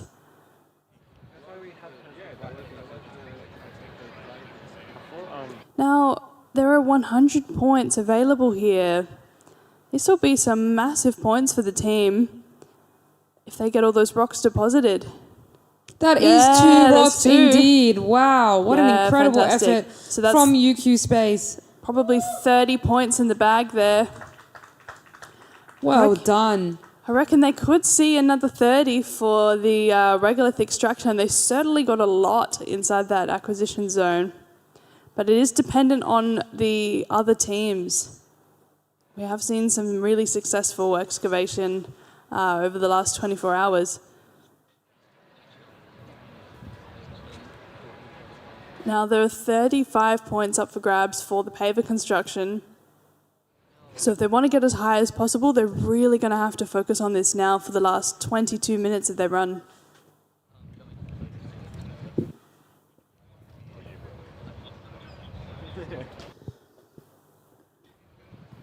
I think this is a good time to cross back over to the workshop. We've got Caleb with Legendary Rover Team, who are the current 4 runners for the Rover Challenge and just competed. Hey, I'm here with David from Legendary Rover. I was going to say Legendary Rover all the way from Poland, but that's only part of the story. Turns out they actually came here to Australia from Japan as they were competing in a different rover competition with the same rover over there. So I'd love to ask you, David, what's it like taking a rover between multiple competitions? How do you balance the competing needs of designing a rover that's fit for purpose for 2 different purposes? And just what has your experience been over the last few weeks, months, travelling first of all to Japan, then to Australia, all the way from Poland? I'd love to hear all about that. So It was a big challenge because we are here within only 8 people and also in Japan, so we've got only 8 bags to pack everything. And we spared the place for the rover parts instead of our clothes or something like that. So it was hard to pack, and we have to prepare for the 2 competitions, and obviously the rules are different here and in Japan. So the rover must be must be ready for any conditions, and it's so hard to take everything with you. So we have something, we must leave something, but it find out that we can do it. Also the last 3 weeks, because it's now 3rd week of the competitions, was very, very hard. We are so tired, we haven't slept well, and also there's a lot of issues with the rover, so we have to stay up late, and it's really, really rough. Well, thank you for sharing all of that.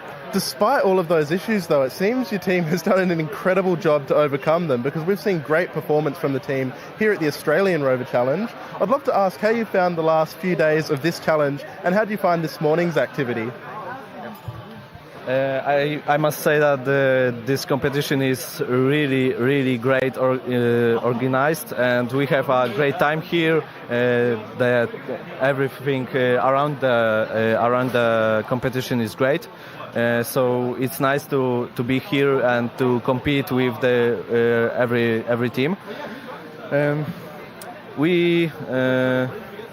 We think that the competitions were great by our side. We have some issues, but everyone has, so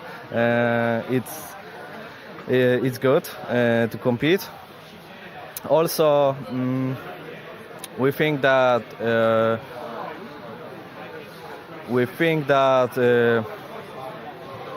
there's a lot of good teams here. So the level of the competitions are great, and probably we would love to be here the next year. Thank you so much, David. It's been incredible to hear, and thank you for joining us from around the world and bringing in an incredible rover. Back over to commentary booth. Awesome. Thank you, Caleb and Legendary Rover. Now, while that interview was happening, UQ, oh my gosh, they got 3 pavers. That's amazing. So, Georgia, you were right. They are using those magnets positioned beneath that excavator to activate electromagnets, picking up the pavers, driving back and placing them in alignment. That is incredible. Look at them go. 1 more paver picked up. What an awesome view. They've got so much time left, and they've done so much progress in this task. They have an insane 18 minutes remaining, Shagav, and they've done all the rocks. They've moved a lot of regolith, and now they've got we're about to see the 4th paver laid down.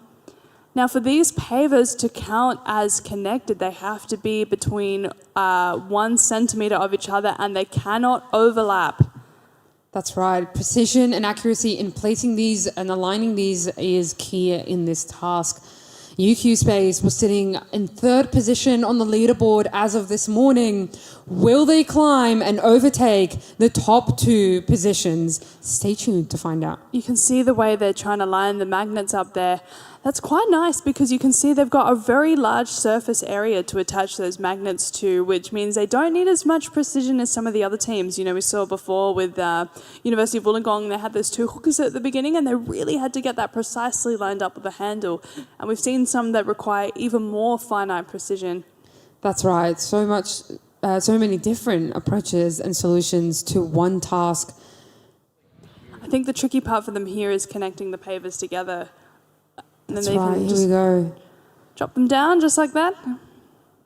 Making sure there's no overlapping. Looks like that was the 5th paver they've just placed down. It is interesting how they've laid them down, though, whether that is overlapping or not, because the edges just sort of crowd over each other. I don't know if we did. Have we seen the Rover team place all the pavers down successfully yet? Yes, we had the rival team from Indonesia yesterday. They were able to get all of their pavers out of the payload bay and lay them down in a connected way. That's amazing. For them to count as connected, the judges will give them a light tug at the end, and if the force is translated along all of the pavers, that will count for the points. So it's very important because you might lay down the pavers next to each other, but of course, if they're not connected enough, they won't receive the points. There's also another 5 points up for grabs for the teams justifying to the judges about why they placed their pavers where they did, why they designed them the way that they are. That's just getting teams to think more about those real-life realities of setting up foundational services on the moon. It's all well and good to design a paver system, but if it doesn't serve a purpose, it's just a cool technology demonstration, then what's the point? Here we go.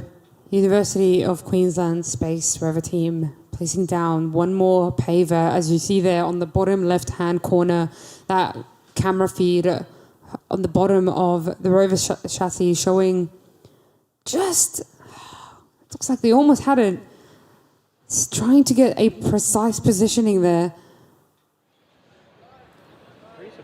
This could cause a huge shake-up to the points, Shagaf. UQ Space are right up there as a top competitor. This could completely shake up the leaderboard from this impressive display this morning.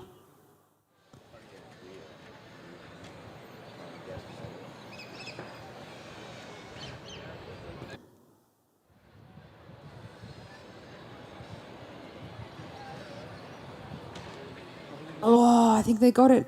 I think they did. Looks pretty promising. The crowd is watching with suspense. UQ Space doing such an awesome job so far, and still 14 minutes remain for the excavation and construction task. They've done such a good job. They've cleared all the rocks. They've excavated so much regolith over there in that zone. And there's that base station team. Determination on their faces. Such an incredible job.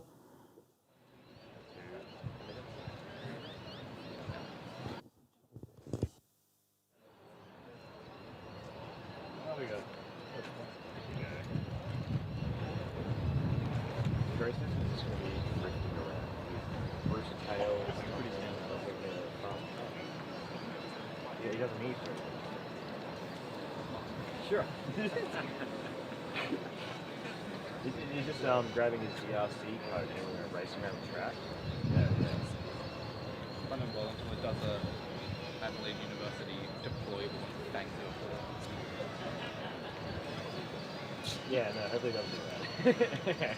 I don't want it to be the first time we just have to smash and do stuff like that to hit somebody.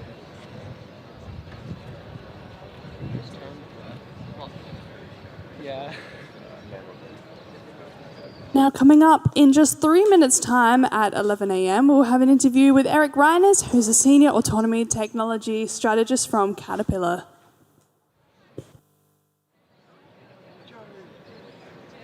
Joe!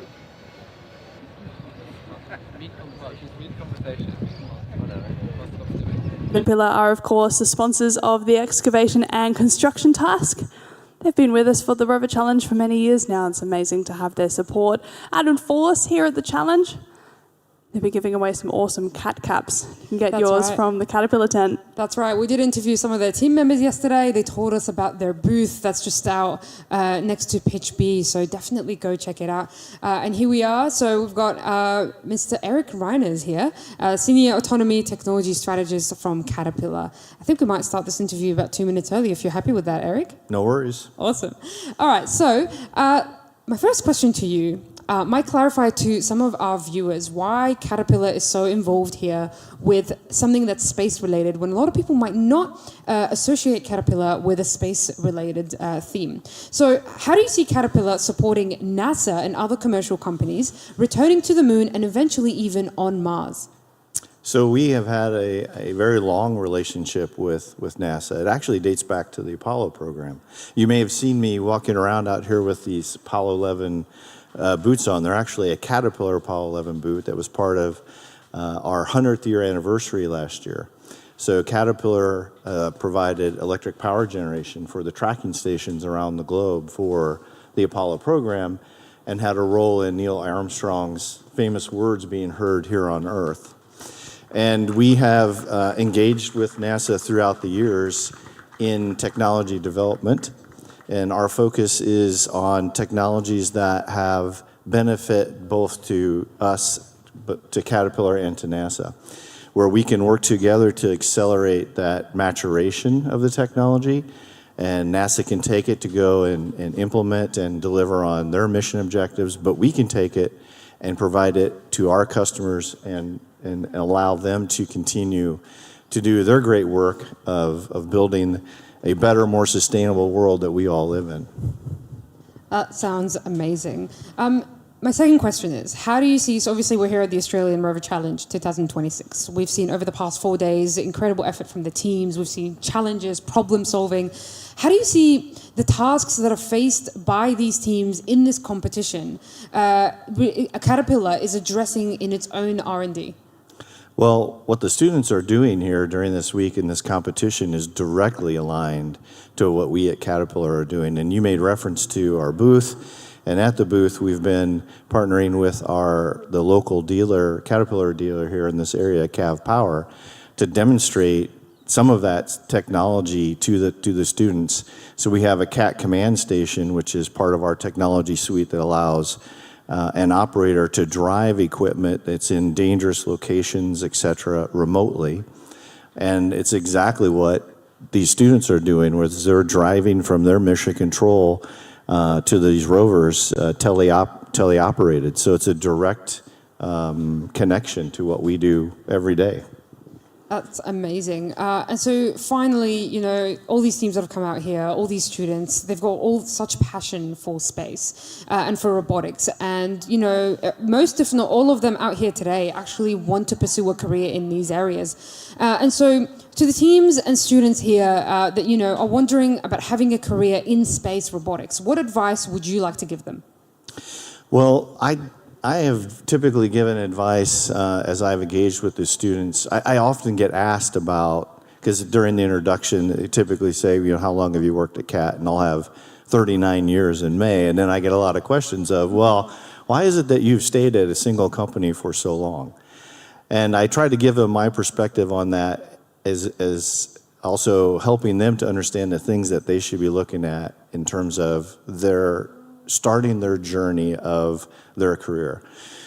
So for me at Caterpillar, for those 39 years, there was many things, but there's 3 things that really stand out. It is growth, values, and impact. So growth, over those number of years, I've had the opportunity to work in a very wide range of roles and fields within Caterpillar, and the ability to be constantly learning new things, which is very important to me as an individual. Values, all companies will have value statements, but it's important that they learn and understand is what the company says, what they say, what they do. And my experience at Caterpillar was always, is absolutely what they say is what they do, because what they say is just codifying or writing down the DNA of the company. And why that's important is those values define the culture that you're working in, and you spend a large portion of your waking hours over that career, those years of your career at work. So that's why you really want to understand that. And then finally, impact. You know, we all want to know what we do, how does it impact the world? Why does it matter? And again, you're spending so much time at work. I think we all want to know that. And so with Caterpillar, what I have found is that what Caterpillar really does is enables our customers to build the foundations of society. So literally foundations, like where we work, where we live, where we go to school, etc., but also other things that are foundational to society, like the movement of people and goods. So we're obviously involved in road construction, but we're also heavily involved in the rail industry and in propulsion systems for marine, so moving people and goods around. Energy is also a foundational thing to society. And so our involvement in the oil and gas industry and, for example, electric power generation around the world, I mentioned the tracking stations during the Apollo program. But if you look more recently, there's a huge pressure for that kind of capability with the advent of the AI server farms going up around the world. So that's a huge thing. And then finally, access to critical minerals and resources, of which Australia is obviously heavily involved in. And those are key inputs into things, hundreds of things, products, et cetera, that we all touch in our daily lives every day. And so from that, I understood Caterpillar, what it does has a profound impact in the world, and you can be very proud of that by working at Caterpillar. And so I encourage the students to think about what is important to them, to take advantage of internships and things of that nature to start to learn from different companies and what might align to what they really want to do or what really is passionate for them. And that for many of them, I'm hopeful that many of them will give Caterpillar a consideration as they do that. That sounds amazing. So, hey, you heard it here first from Eric Reiners. Growth, values, and impact. If you want to learn more, find Eric. He'll be around. Are you around for the rest of the day today? Yep. Amazing. Sure. Eric will be around. Come out here. The booth is just near the pitch B over there, so definitely go give it a visit. Check out their simulation, check out their caps, and chat to the team about future careers as well. Well, thank you so much for your time here at the Australian Rover Challenge commentating booth, and we hope to catch you again during the day. Thank you much. Thank you.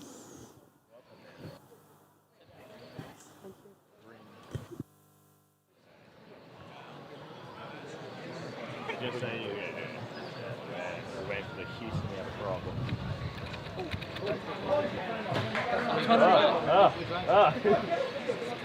Get off the field. There were so many points that Eric touched on there about, the intersection of space with a lot of different facets of our daily life. Space, like we've said, is really a critical infrastructure now. It just affects our whole society. And, he made a really great point about the work that Caterpillar does being the foundations of society. And so it really makes perfect sense when you think about Caterpillar's involvement in the space sector. If we're aiming for continuous human presence on the lunar surface, we're once again back to setting up the foundations of another society. And so that's why all of these tasks that we see here are largely based in civil engineering and science, because these are the skills that we need to sustain that human habitation. Well, back to pitch A, UQ Space, still not wasting any time. It looks like they've completed their Paver Construction task. They've gone back to the excavation and Boeing Construction task, and now they're collecting more regolith with the remaining time they have. 2 minutes, 20 seconds on the clock, and they've done an incredible effort so far in the full 40 minutes. This is a performance they're going to be happy with as their final demonstration in the Australian Rover Challenge this year. Yeah, just like we saw with the teams previous, they have gone out on a bang. All of those pavers have been placed down, all the rocks were cleared. Now they're just digging all the way to the end. They've got time to spare. Well done. Now over on pitch B, QUT Roar is underway for mapping and autonomy. Really big cheers from the crowd there. They've had a bit of an upset, but they've got time on the clock, 17 minutes, to make an impact in their final debut or display at the Australian Rover Challenge. Lots of excitement there on the faces in the base station team and lots of energy drinks, making sure they stay up and functioning. We've got a small mascot there too. There's no better way to show that they're hands off there in that base station, right? Hands off the controls, hands on the caffeine. And they've got their, I think that's a character from Shaun the Sheep, if I'm not mistaken. I think you might be right. Timmy, I think his name is. Very cute. We have, of course, seen the appearance of a number of mascots throughout the Rover Challenge this week as the teams get a bit of a brand going around now. They've got very aesthetic-looking rovers. A lot of them have got logos and mascots, and that's really fantastic to see as part of that community spirit. Some interesting mapping going on there. Their autonomous system hard at work, getting its sense of surroundings and building a map of the field to relay to the judges later. Really good start after they've spent so long to troubleshoot and get their rover up and running. It's really interesting. So there's something down there that's called an angular IMU. That's an inertial measurement unit. That's actually something that's used on satellites, Shagaf, to be able to get attitude and orbit control. That's right. Over on pitch A, UQ Space is almost at the end of their task and looks like they've just got one last scoop in with 13 seconds remaining. Wow, here we go. 10, 9, 8. Once again, I won't finish that countdown, but they're heading all the way to the end. Oh, picture perfect finish from UQ Space. Round of applause there for UQ Space. What an incredible effort. Final performance, and it was outstanding. Well done, UQ Space. They really couldn't have timed that final scoop better, could they? It was right on the time. They've scooped so much as well. I think they may be getting extra points over there. We got a thumbs up from the judges for the pavers. I am assuming they've done a bit of a tug check there. Pavers look good. Rocks look good. Lots of Regolith. QQ Space should be very, very happy with their performance. Now on pitch B, QUT Roar team has had some movement. We are now stationary again, waiting to see what could have gone wrong. Remember, this is an autonomous mapping and autonomous task. So the rover is autonomously operating. I got through that crater okay. Okay. It seems like they've had to jump back into non-autonomous mode. They've got their hands back on the controllers there. Anything can happen in this challenge, can't it? Just seconds ago, they were all sitting back, sipping on some energy drinks, and now they've put the energy drinks down, they've picked up the controllers, and they're getting to work. They're locked in. They sure are, with only about less than 15 minutes now remaining for their mapping and autonomous task. Yeah, a lot of telemetry coming in on that screen. We've spoken a bit about cognitive overload these last 4 days, and the team would be really trying to dissect all of that data that's coming through. Some teams have had friendlier GUIs or graphical user interfaces compared to other teams. This one is definitely a tricky one. Noticing there's a smiley face on the front of that rover. He's very happy, or he, she, they, to be out on the pitch today. We're loving a lot of the very fun and creative additions to the rover to give them personalities. It's just been really awesome to see the past few days. There we go, UQ Space coming back into the workshop.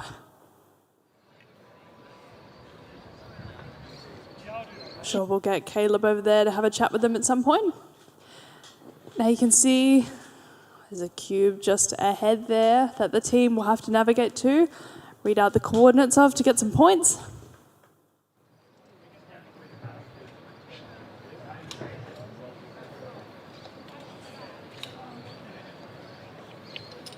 Now, QUT Roar's rover is called Perseus, and it was accompanied by a marsupial rover who we saw yesterday, Kibyssus.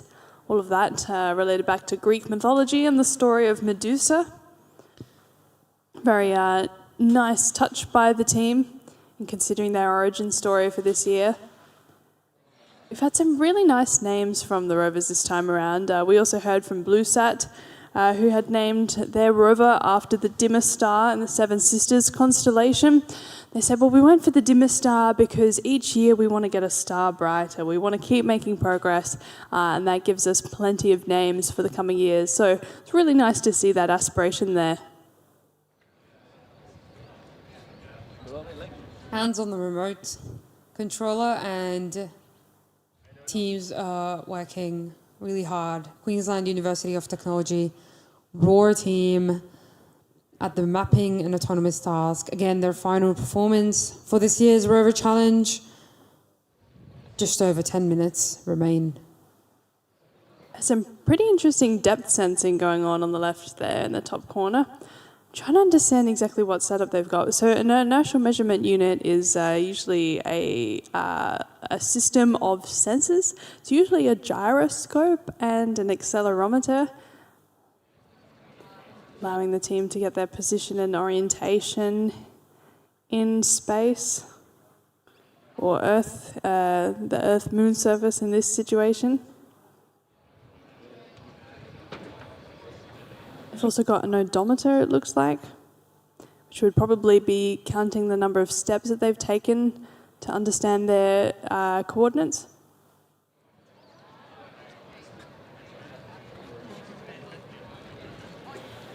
And an inertial measurement unit is actually inside our smartphones these days too. So being able to do motion sensing, it's all thanks to an IMU. So it's really interesting to see how sensors like that are used in so many different applications. It's not just about space, although they are very famous for being used on satellites. That's right. Now, don't go anywhere. While QUT is completing that mapping and autonomous task, we are now expecting to see very soon NU Aspen rover team from Kazakhstan to come out here on pitch A to attempt the excavation and construction task. There's the volunteers and the amazing team hard at work to reset the pitch.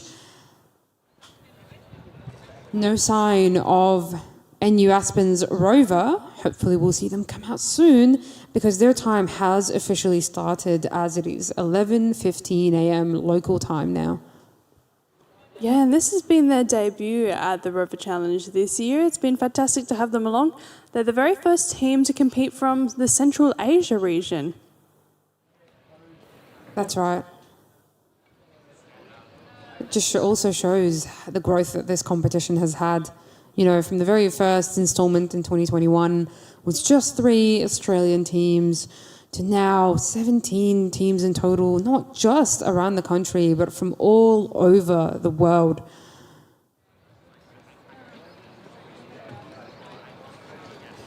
QUT back in action there, the non-autonomous mode.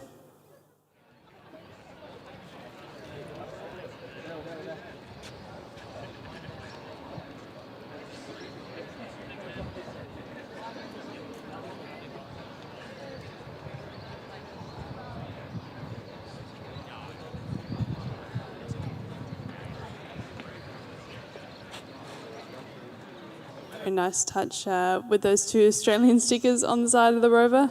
Australian made and the Australian flag.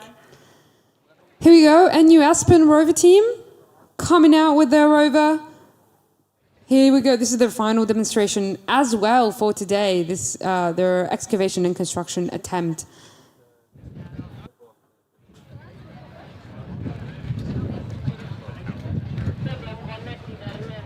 Placing down the rover, preparing to start their task.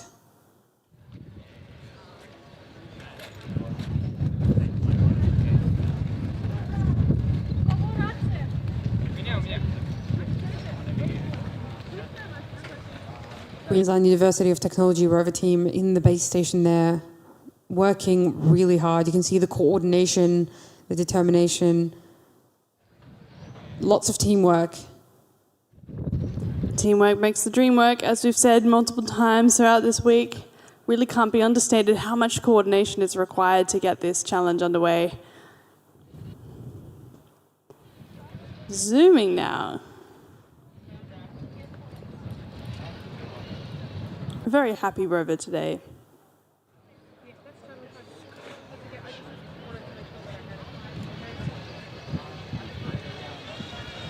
The clock has now started for new Aspen rover. They're just 3 minutes into their run.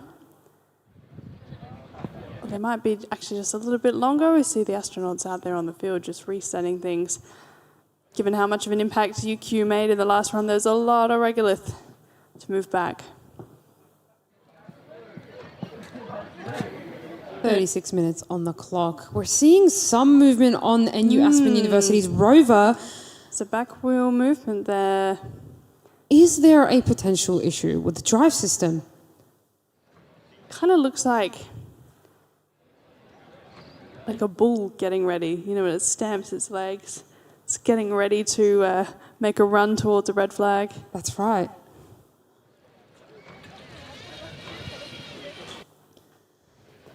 Now, while we wait for NU Aspen to make their first move or potentially resolve what issue they are experiencing, We do have an interview lined up with Caleb in the workshop, so let's throw it over to Caleb and see what he's got. I'm here with the team from UTS who have just come off of their last task today. Team, I'd love to hear about what's really been the highlights of the whole challenge for you. I mean, I understand that yesterday there was some incredible performance with the sand, making a huge pile. I could imagine that would be a great moment. But just tell me about the journey. Tell me about day 1, 2, 3, and now 4, and just how you're feeling about being part of the Australian Rover Challenge. Yeah, it's been big ups and downs. First couple of days with comms issues was quite painful, but we got through it and solved the problems. So it was fantastic to get excavation, construction, and autonomous done. And it's just been fantastic to be a part of this competition. It's very well run, and we've got fantastic, very helpful teams. It's a lovely atmosphere here, so we're just absolutely happy to be here. Yeah. Fantastic, thank you so much. And I'd love to just ask generally, throughout not just this week, but over the last year or so of working on this rover, building it up, what have been some of the big highlights and challenges for your team throughout that process? Do you have any moments of something just finally working that you've spent so long on that you'd like to share with us? I think finally getting 6-degree freedom movement on the arm was fantastic with full inverse kinematics. There was a lot of work put in. Once we saw it moving on the rover, I think we were just absolutely elated. But yeah, it took, last 9 months working on it for our team, so that was fantastic. I mean, everything working, we got working in field testing was great, but we wish we had more integration time, more time to sort of polish things, but that's how it goes. So overall, we were happy with how it went. Yeah. That's so great to hear. UTS team, congratulations again on participating in the challenge and doing so well. All the very best throughout the remainder of the day. Back over to the commentary booth.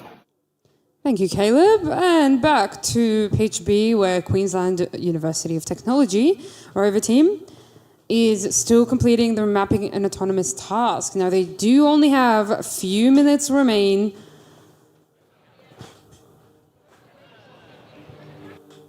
They've been trekking across the entire pitch so far, zooming back and forth and around. That's right, they're into their final 5. Of course, this task is sponsored by Boeing Defence in Australia. It was fantastic to have the team out here earlier in the week, their STEM outreach team.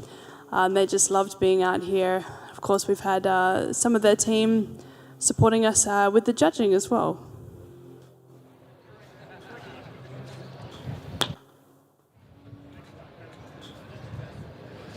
Oh, some last-minute deliberation. I can imagine they're writing down the coordinates of the cubes as they see them. They'll have to present all of this to the judges afterwards. Actually, this is a really good chance to see the difficulty of the lighting conditions here. So obviously the reflectivity has been quite high this morning given how much sunlight is out, and they've put some kind of polarizing lens over their cameras, but it has also still made it difficult. Like, it's filtered out the light, but now it's given that strange sort of purple color. That's right, and this really does simulate, in reality, when we do have rovers operating on the lunar surface, the contrast of the very bright sunlight that hits the surface of the moon definitely is represented here. So similar challenges. Really, you can see so many different aspects how much this challenge replicates real challenges, as we've also heard from industry representatives on interviews in this challenge, how the challenges faced by these teams here in the Australian Rover Challenge very much align or replicate challenges faced in real life. And really, the students in these teams are building very valuable skills and capabilities. Something I saw that was quite impressive on the GUI before too is that they were identifying the colour of the cube. It said in the corner that it had found a white cube. Now that's quite interesting because visually, just looking at that screen, I couldn't tell what colour that cube was. It was really like a purple-black filter over the cameras, but the computer vision was able to determine that that was a white cube. So that's very cool from the team. I'm sure that would have played to their advantage in mapping and autonomy. I wonder if they head to the next cube if it would be able to successfully detect the colour too. So they would have trained the computers on a whole bunch of objects, telling it, what's a cube, what's the colour white. Unfortunately though, Queensland University of Technology does only have less than a minute remaining.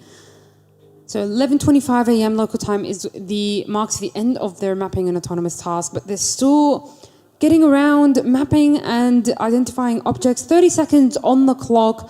They've done an incredible job so far. They should be really, really proud of themselves. Again, final performance from the teams on this final day of the Australian Rover Challenge. Oh, and they're making a last-minute dash. I would be too if this is my last 20 seconds in the Rover Challenge. Let's go for a victory lap, QUT. An amazing effort. These last 4 days, they've competed in every task with gusto.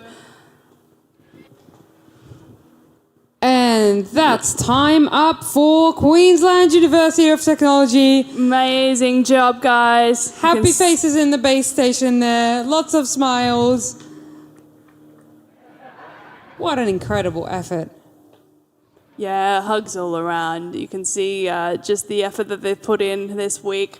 Some long days. They go to bed very late at night, wake up very early in the morning. It's a real testament, their resilience, getting through all of those problems, still having a smile on their face at the end of it.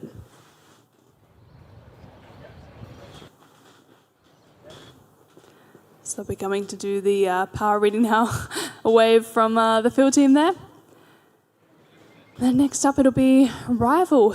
So we have 2 international teams competing simultaneously in just a few minutes' time. New Aspen from Kazakhstan and Rival from Indonesia.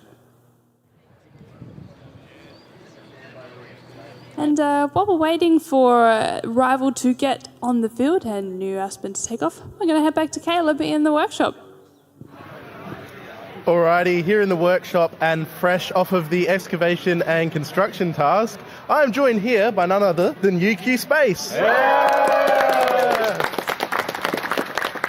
Fantastic. Now, as you can see from the energy, the excitement and the passion from the team, UQ Space has been having an amazing 4 days, and it seems to me that day 4 was the textbook ending to the challenge for you.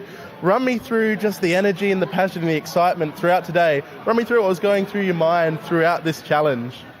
Well, after the testing we did yesterday, we were really confident with our system and it performed really well. And so this morning it was just about staying calm and just preparing as we would. We had a plan, we stuck to it, and it went really, really well. That's absolutely fantastic. And I'd love to hear more about that plan. What in particular made you perform so well? Now, I've heard rumours it might have something to do with these special boards that we have here. Tell us all about your secret sauce. Indeed. So this year we have redesigned our Paver connection system to adhere to some new rules, but also remain somewhat backwards compatible with our tried and tested excavator solution. So our excavator uses electromagnets at the bottom of its bucket to pick up the pavers on a magnetic strip. That's roughly where this UQ Space logo is. And we've changed the connection mechanism to not use Velcro as we did last year because of moon dust could get into the Velcro. This time we have a set of nails at the bottom of the paver which drag back over the paver and hook onto these loops here on the back of the paver in front. And that way we get a good solid connection. It's very simple mechanically, and our operator, Zach, has spent many hours practicing it to make sure that it's the best it can be. Fantastic. Thank you so much for sharing that and going into the detail of how this works. So many incredible decisions leading to an incredible result. Thank you once again and congratulations Team UQ Space. Back to you, commentary.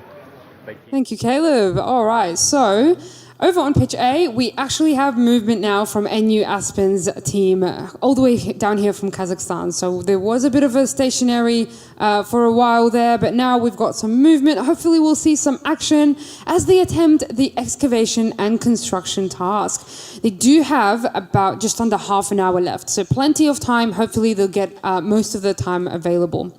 And then over on pitch B, Team Rival is actually getting set up to attempt the mapping and autonomous task. So their time starts in just about 2 minutes, and hopefully they'll make the most of the full 40 minutes. And so these are 2 international teams, like we just said before, that are on, simultaneously on pitch A and B. So the Indonesian team on pitch B and the team from Kazakhstan here on pitch A. What an exciting time for the Australian Rover Challenge.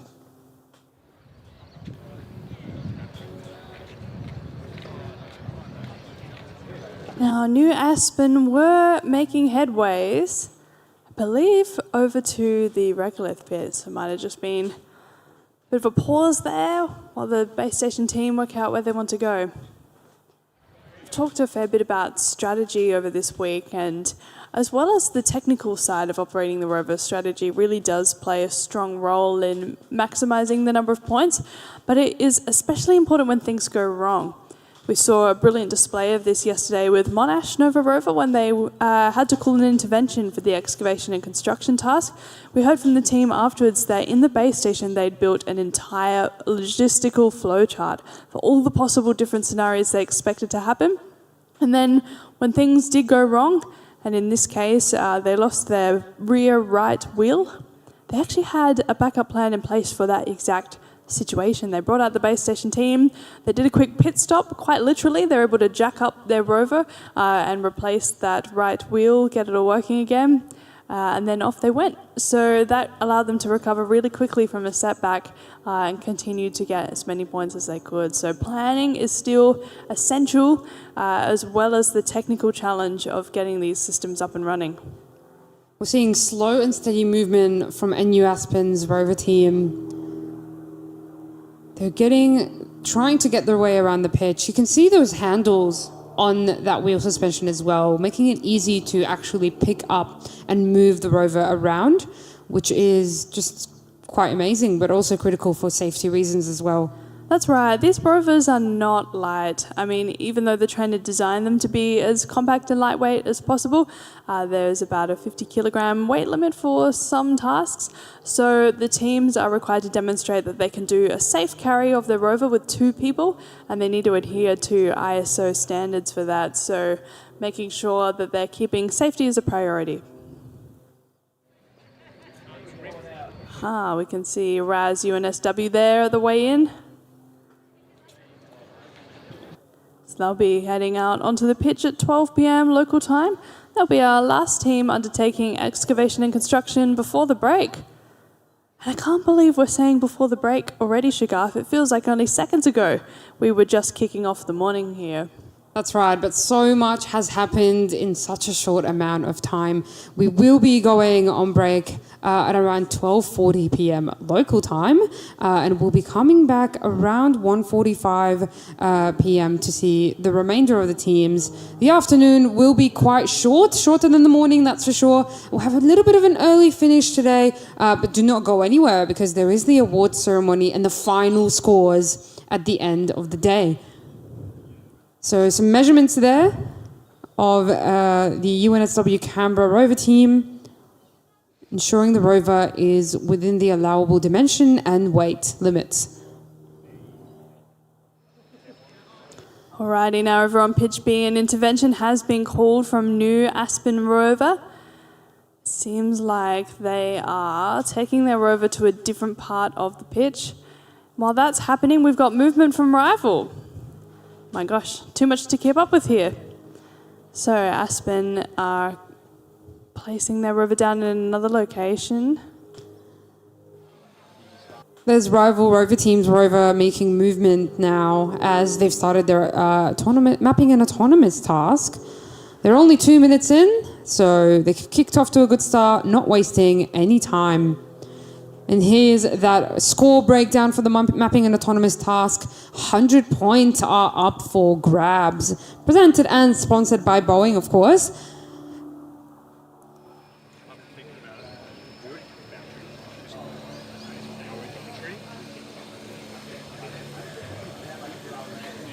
So 36 minutes are remaining for Rivals Indonesian team.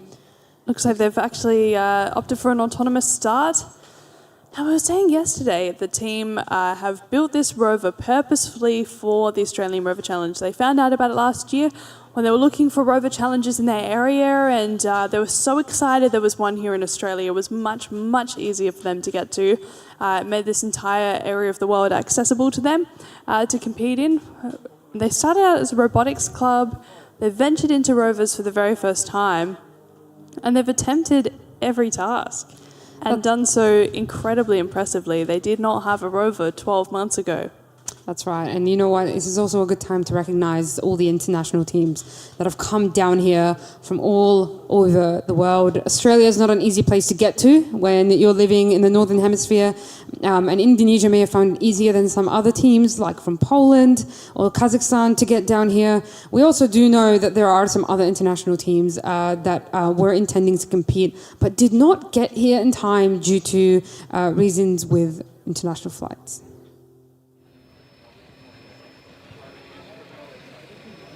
We can see Rival already made such gains.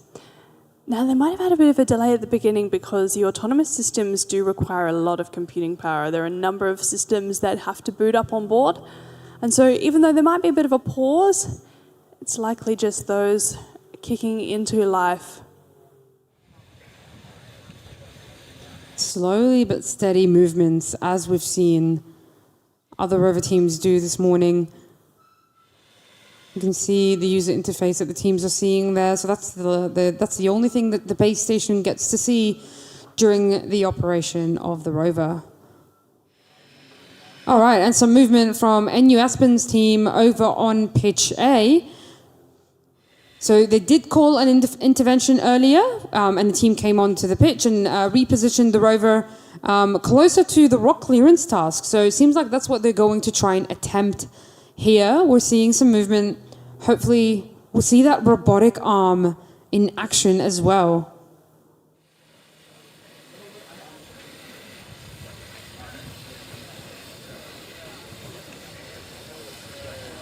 Some laughter there from the base station team. Lots of problem solving and coordination required to get this working. Now, this end effector that they've got is actually quite similar to what we saw with Rival yesterday, where they had this kind of clamshell design. That's right. We've seen clamshell designs, we've seen excavators, shovels, and dustpans as well. Really whatever gets the job done. So we can see on the command line there, they've got ROS2, they're publishing a topic. So that's a reference to the robotic operating system that allows the rover to talk to the various systems on board. But if they want to get that robotic arm up and running, the ROS is going to have to work. So they've published a topic, and ROS is a way that simplifies the robotic control systems. Where you publish a topic and you listen out for an echo, sending and receiving a message for a command. They're beginning a loop. So if they're sending this from the base station, there might be a bit of a delay in where the rover receives the message. You can see they've lost their camera feeds as well, so it's likely they're having some communications and control issues here. Now the wheels in the front are turning constantly. Makes me think that they've had an issue here where the rover is just repeating the last command that it received. That's definitely an issue that we've had before when I was in the team.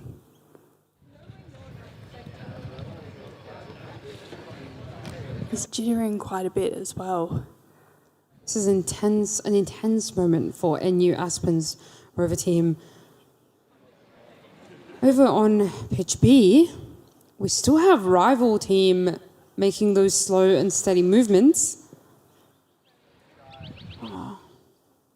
One wheel's in the air at the moment, so they're trying to get down on the ground, get all feet on the ground and get moving again. Bit of a sticky situation to be in.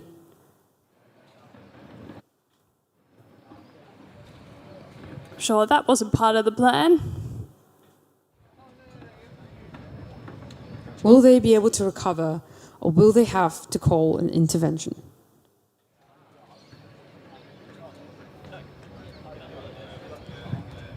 Yeah, well, we had Feeder on the desk yesterday who works as a software engineer.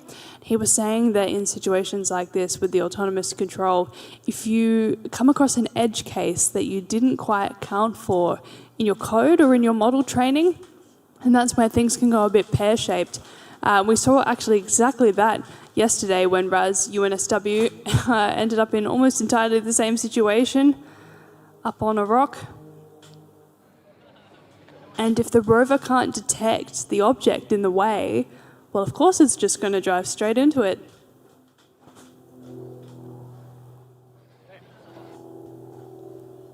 So the rover's trying to figure out, yeah, you can see there on the camera. So you can see on the right, actually, in that window, it's understood that there is an object in the way, but it's on top of it. So they didn't quite get that part right.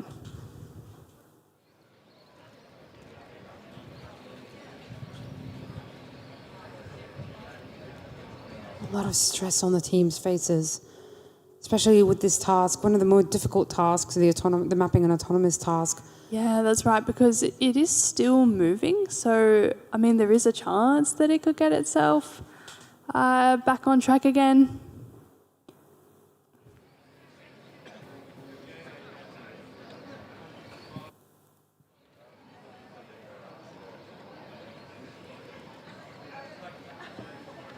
It's just so unfortunate that it's almost exactly the height of the gap between the wheels and their chassis, so there's really no clearance there for them to play around with. This was a situation where there was active suspension like what UTS has. They might have had more of an opportunity to shake themselves free. Again, a reminder, teams can call an intervention which allows the field team to step onto the field and fix any issues that the rover is facing. It does incur a penalty to their total score, though. Sometimes it is the necessary thing to do. And you can see the team in the base station there strategizing, making sure they come to a decision together based on what is happening out on the field. Speaking of interventions, on pitch A, we've got NU Aspen's team. Looks like they have indeed called an intervention as the team has now gone over to fix the rover's positioning. So we've seen those two front wheels get quite bogged in that. Regolith. Yeah, that's not great, is it? So the team is once again, this is their second intervention so far in this task. Once again, repositioning the rover. Can they get it this time to operate, pick up some rocks, and get some points in the remaining time that they have? So they only have about less than 15 minutes at this stage.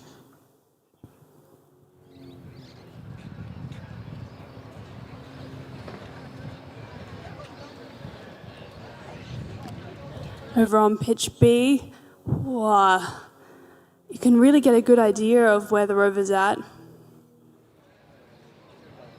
Still in autonomous mode, I have a feeling. Okay, I see what happened. So, you can see that silver pole there. The rover's read the waypoint, but not accounted for that object in their way. It's really stuck in a very peculiar position as well. I wonder how that even happened. Yeah, just incredibly unfortunate that the size just happened to be almost the exact dimensions of that A-frame suspension there.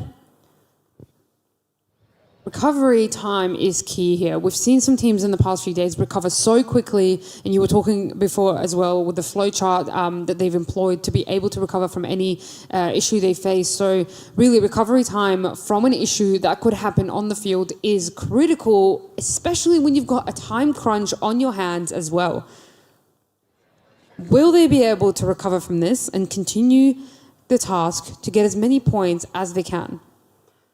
Yeah, it looks like they haven't opted to go out of autonomous mode just yet. They can choose to exit that phase at any time they like. Of course, every team has done that so far. Wouldn't be surprised if rival were to follow shortly.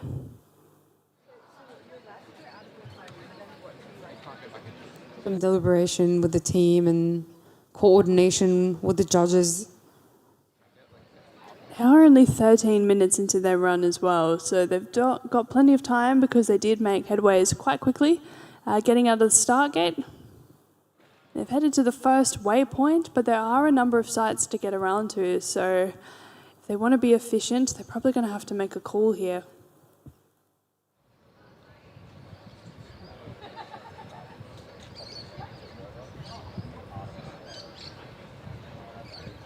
This is also the last team we'll see before the lunch break attempt at mapping an autonomous task. So after the break, we'll be seeing RMIT, followed by University of Melbourne for the mapping an autonomous task. And then for the excavation and construction task, after NU Aspen's attempt is over, we'll be seeing RAS UNSW Canberra team and then Adelaide Rover team in the break. After the break in the afternoon. So not long to go now. I think we've only got about 3 or 4 more teams to see out here on the pitch. Really surreal that we're now heading into the last and final hours of the Australian Rover Challenge for 2026. This is where it all comes down to. The leaderboard could change in one single task, in one single event. Everything could go absolutely differently. So stay tuned, find out what's going on. Rival team, it looks like they've actually now gone and engaged in remote operations, so ending that autonomous part of their task. You can see the remote controllers there in their hands. Lots of focus on the team's faces to try and get themselves out of this situation. We can see some progress, potentially. Yeah, this is super tricky, but I believe in them. I think they'll be able to get the job done.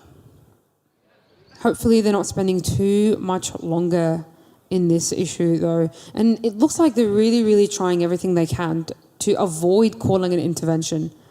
And these are indeed problems that engineers expect to face on the lunar surface or celestial bodies. There are rocks of about this size and even larger or smaller on the lunar surface. So if your navigation system is not quite up to date with the features on the surface, or your camera feeds don't give you that field of view, then you could end up in a situation exactly like this.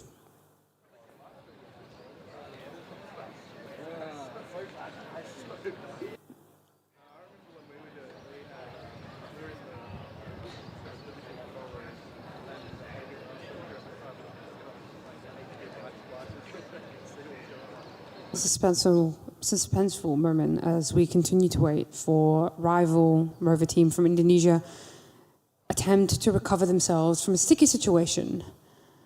Meanwhile, a new Aspen's rover team, after repositioning the rover, haven't had much action yet.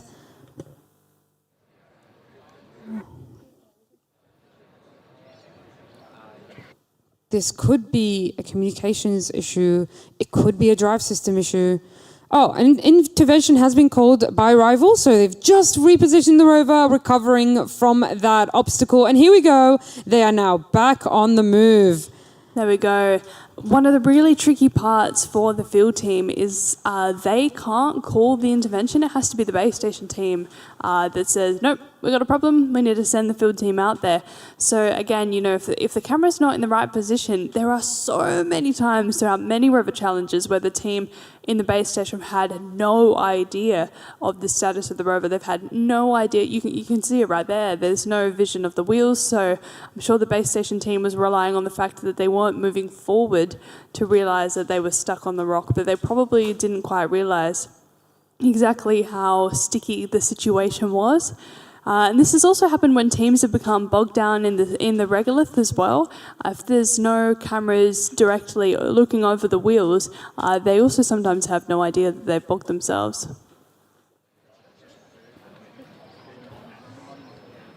So until they get that information, the field team is waiting patiently for the base station to call that intervention.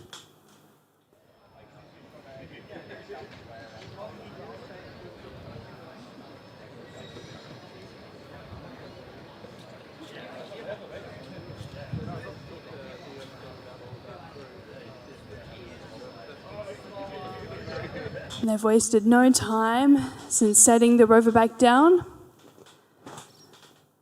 I'll be looking out for some coloured cubes now.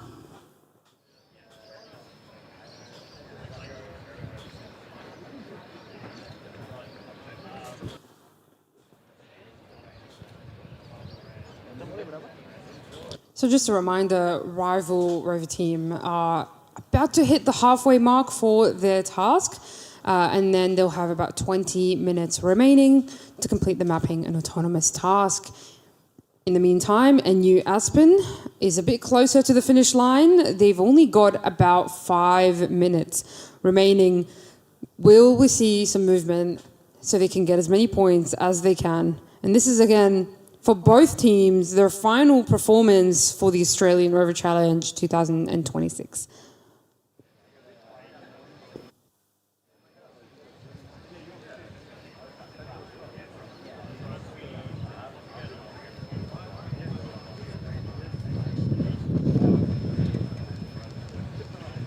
It's interesting to see the visible camera next to the mapping that they've got. It's quite cool. You get an idea of what the rover is seeing in ones and zeros. It's definitely not a lot of information. If you're relying just on that to understand your situational awareness like the rover is, you can understand how it accidentally ended up on top of a rock.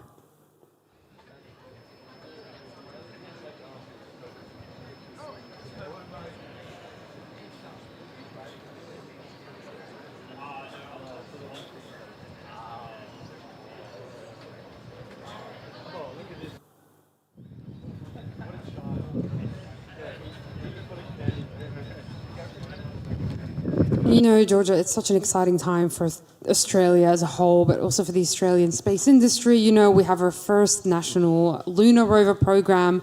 Australia's first lunar rover is currently being built by ELO2 Consortium, and that's going to head to the moon with one of NASA's Artemis programs. Now, the Artemis program is the initiative to go back to the moon, but not just to go back for the second time or the first time in over 50 years, but also to establish a long-term human presence on the moon. And this is such an exciting time because we are now in the Artemis generation. We've already had Artemis 1 successfully launch in 2022 to test the SLS rocket as well as the Orion spacecraft.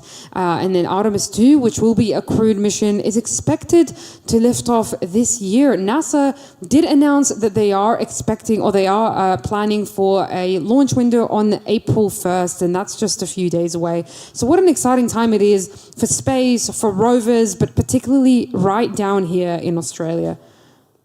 Yeah, that's it. That's exactly right, Shagaf. There is so much happening in lunar activity at the moment, and as well as the Artemis missions, there are also commercial companies who are landing on the lunar surface, and one of those being iSpace, who are a sponsor of this rover challenge. And we had Hiroko Asakura here at the desk yesterday to talk about the launch of their new lander, which is incredibly exciting as well.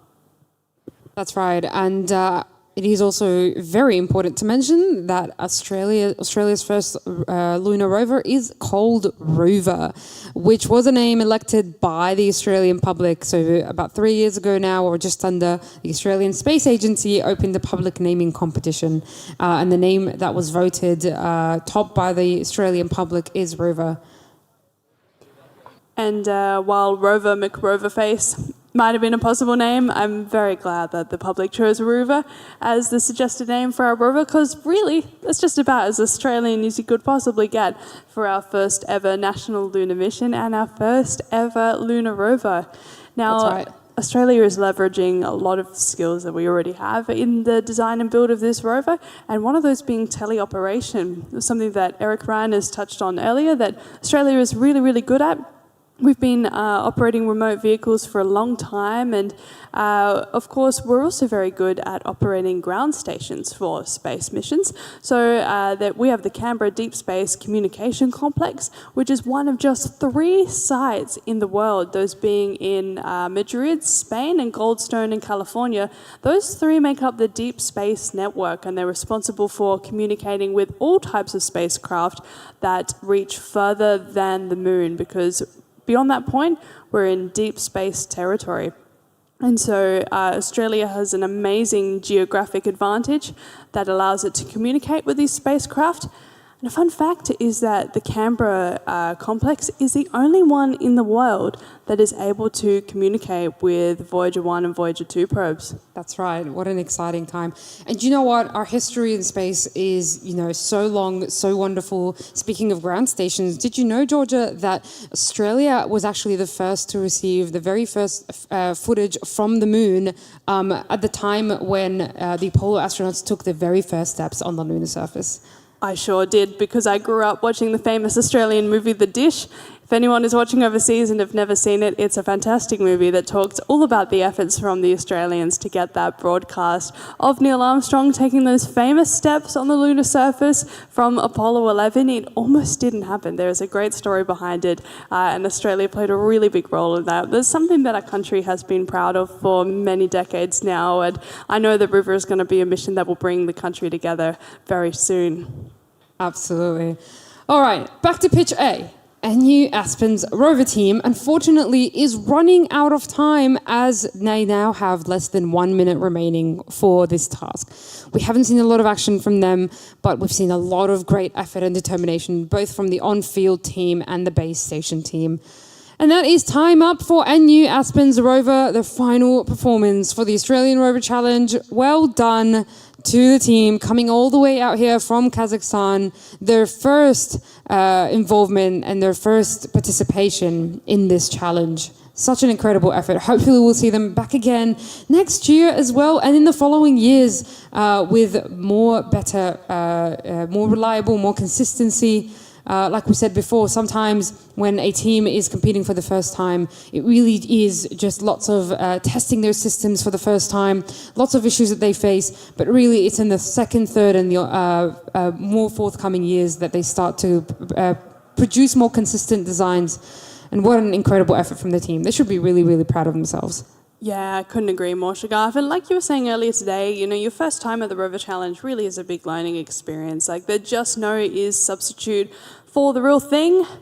And they've certainly had a lot of practice these last few days out on the field. I'm sure they'll understand now, okay, this is what the lunar regolith does to our drive system. These are the distances that we have to cover. This is the precision that we need to pick up objects and also excavate regoliths. So they'll learn a lot for next year, and we would absolutely love to see them back for 2027. So we hope they can make that trip across the world.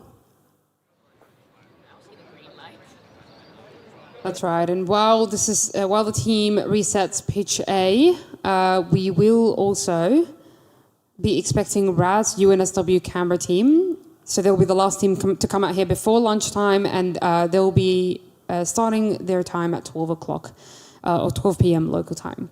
In the meantime, rival rover team over on pitch B is about halfway or just a bit more than halfway through their task, but they've got about 13 minutes remaining. We've seen some steady movement from them. At the moment, the rover is stationary. There we go. The timer is on the screen. Again, final demonstration from the rival Indonesian team. And a great effort from them. There we go. Rover is moving again.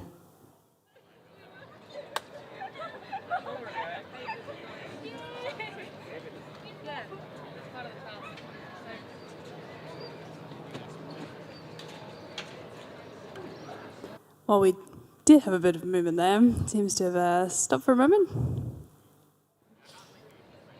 Hopefully we'll see some action in these final closing minutes. Now, when we saw the leaderboard before, Rival were rounding out the top 5 of 18 teams on the leaderboard for the Australian Rover Challenge. That is a phenomenal effort for a debut team.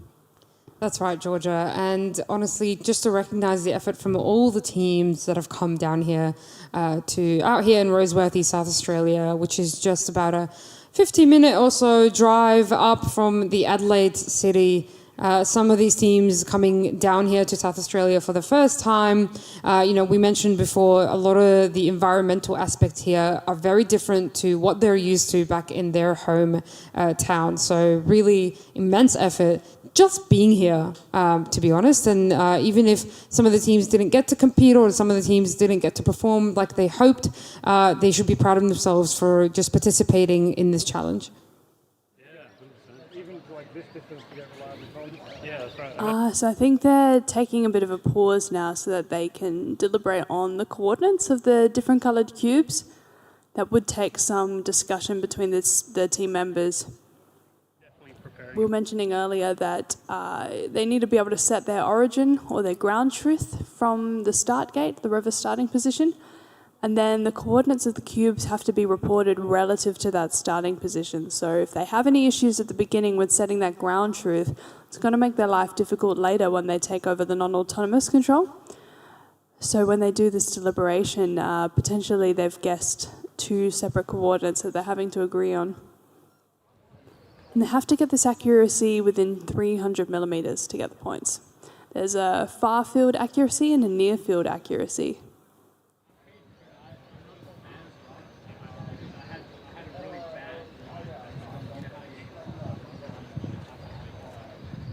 Now we saw RAS UNSW doing their weigh-in earlier for their rover, which means we should see them out on the pitch anytime now, as the time is about to tick over to 12 p.m. local time. The pitch is clear, waiting for the final team before the lunch break to head on out.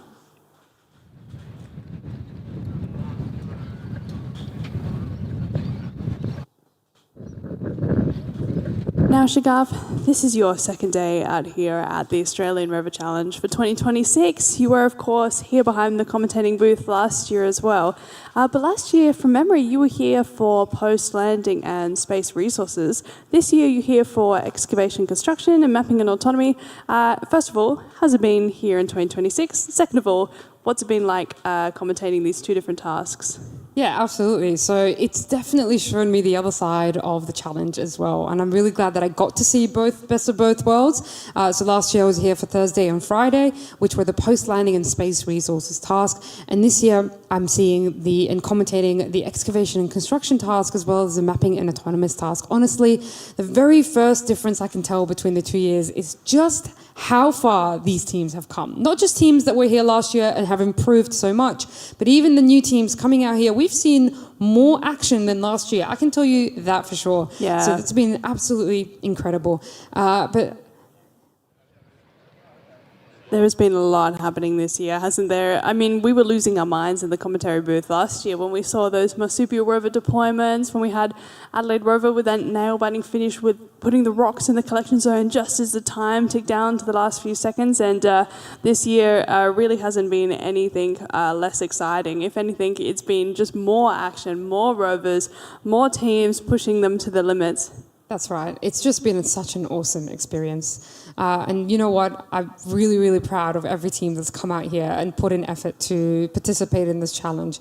And as we tick down to the last few hours of the Australian Rover Challenge this year, we are so happy of what's happened so far. And we're really, really looking forward to what's going to happen to wrap up these final scores. Now we've got RAS UNSW getting set up on the pitch, so we might throw over quickly to Caleb, who we believe has an interview lined up with QUT Raw. I'm out here in the workshop with the team from QUT. Fantastic. Love the energy from the team. Now, you've just come off of your last challenge, or last task of the Australian Rover Challenge, mapping and autonomous. I'd love to hear about how it went. I've heard some good signs already. I've heard you've done some first movements in autonomous, which is an incredible achievement, autonomous being one of the hardest parts of the challenge, as well as some great mapping. I'd love to hear about what that was like.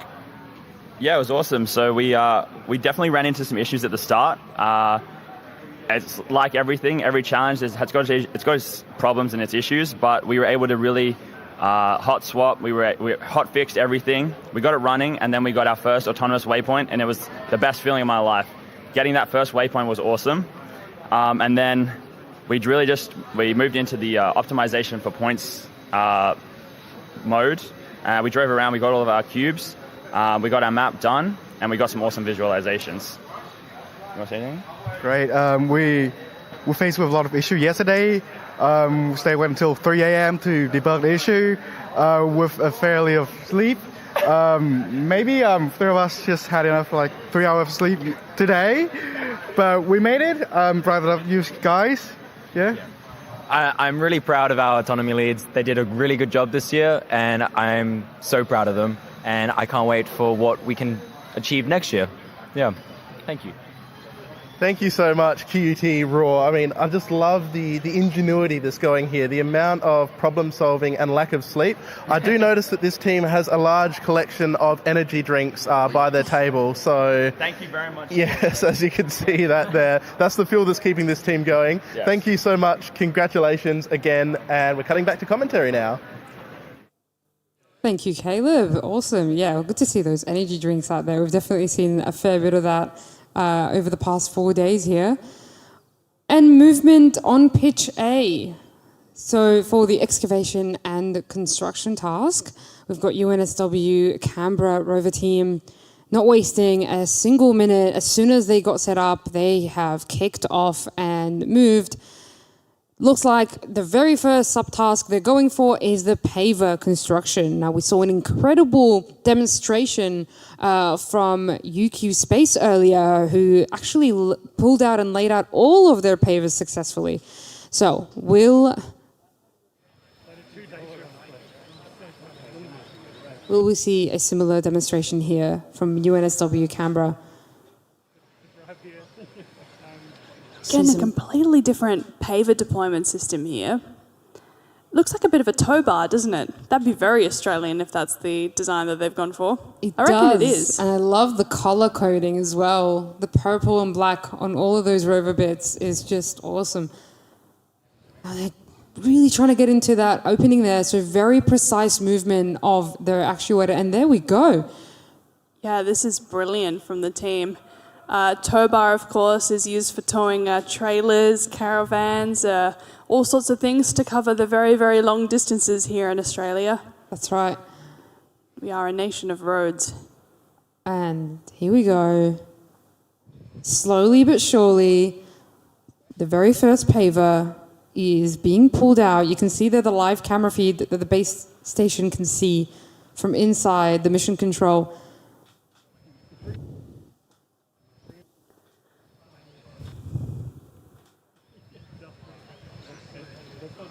Well, it looks like it's working out pretty well for them. You can see in the bottom left corner and top middle. We've got some really nice visuals here on that paver deployment system. You can see the way they're all locking together as well as the rover drags it out one by one. No effort needed, they're all just dropping down and locking in together.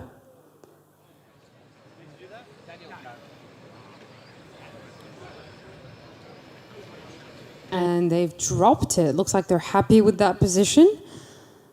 And they might be going in for the second paver. Yeah, I imagine they've seen that the interlinking pavers have broken there. Might be thinking, oh, that might take too much effort to reconnect back together, so we're just going to go with the two that we've got. Come back to it later if we get time. It's all about the planning and strategy, problem solving on the spot. I really love the construction hat there from the base station team. They're really committing to the bit that this is indeed an excavation and construction task. We're looking at foundational services. That's right. Now they make their way around the pitch.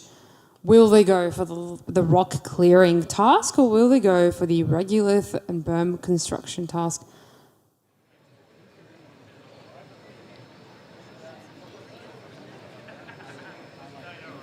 Yeah, it appears they've bypassed the berm construction. They're over to the rock clearing. Going around that crater and entering from a nice low part or side of the crater, so they don't have to worry too much about moving up and down and potentially getting bogged in that regolith. Now, while we've got UNSW Canberra here approaching the rocks, we also do notice that Rivals team only has about a minute left on the clock as they are continuing their autonomous and mapping task. We've seen constant movement from them. Earlier, they were stuck in a bit of a situation with one of the larger obstacles on the pitch, but they managed to recover from that, and now they are constantly moving to map that pitch minute 18 seconds on the clock. This is again their final performance for the Australian Rover Challenge.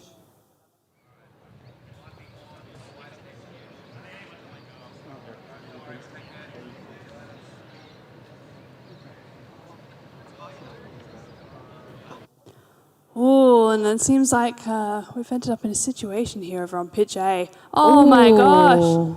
Something has gone wrong. Yikes. That's for sure. Looks like UNSW Canberra did successfully pick up a rock, but now we're seeing that on their way. Also doing some dance moves here too. Slowly but surely lifting up that scoop. See how they go. We'll just watch now. You see the suspension system working very nicely there from the team. A super nice recovery. That is very, very good recovery. For a second.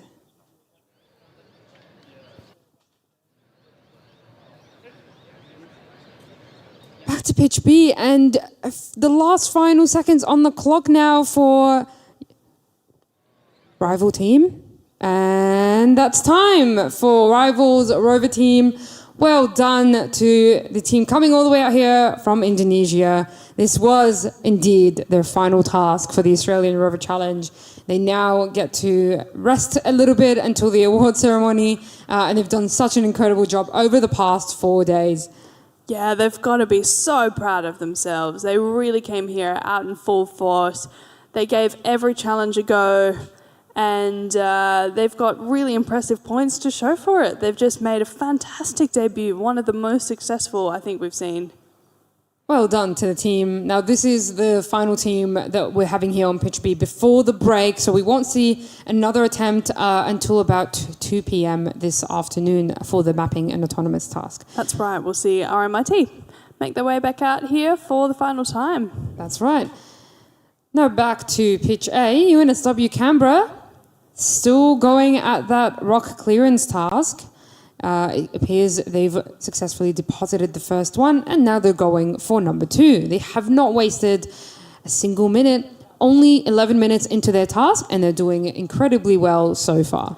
They had such a close call just moments earlier. They almost lost their entire drive system. So it'll be interesting to see how they go with the next rock collection.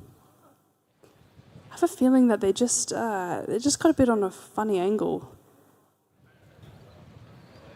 They distributed their weight a bit unevenly when they went to actuate the scoop. That small bit that's extending out from the excavator there, that was intended to for the paver task. They've positioned it to the side, but it could potentially cause an obstacle to picking up some rocks. So far, no issues though. Very smooth actions here as they've collected their second rock. Yeah, I do really like this tow bar approach. I think that's pretty unique. We haven't seen anything quite like that so far. They've got an impressive drive system as well. Very smooth turning and driving. Those wheels not collecting too much sound, filtering it out quite efficiently. Very incredible design from UNSW Canberra.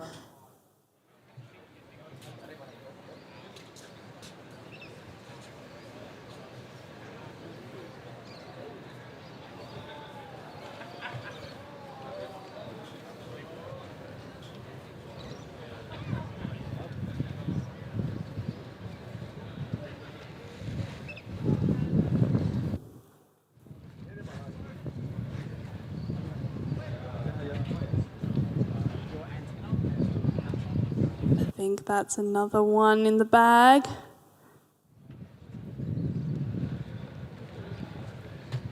Now they've definitely got a big enough scoop for multiple rocks here. They're definitely thinking about potentially another one. Okay. I think you're right. But also, it's a fine line between getting more rocks or losing the first one that you picked up. Sometimes those risks, you have to plan whether you want to take them, whether it is worth a risk or not. It's important to remember as well, sometimes these rovers will stop moving And we're not sure what could be happening behind the scenes. So the on-field team has no communication with the base station team while the rover is operating. So the on-field team really sometimes could only guess what could be happening behind the scenes, what sort of planning and deliberating is taking place.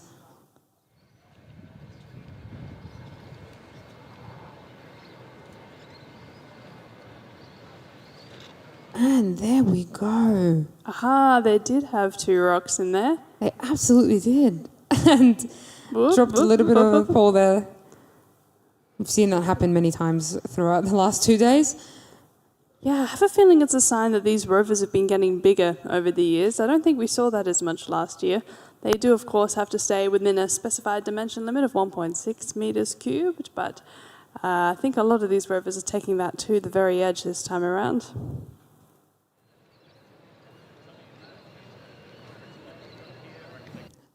Three in the bag, and around they go for another one. Oh, yep, for another one. Hopefully, we'll see them clear all these rocks. Will they then have time to go over to the Regolith and Paver Construction subtask? They still have until 12:40 p.m. local time. So still plenty of time, about 25 minutes. Yeah, and we saw just how well UQ Space made use of that time earlier in the day. Completed all the tasks and just went back for more with the excavation aspect.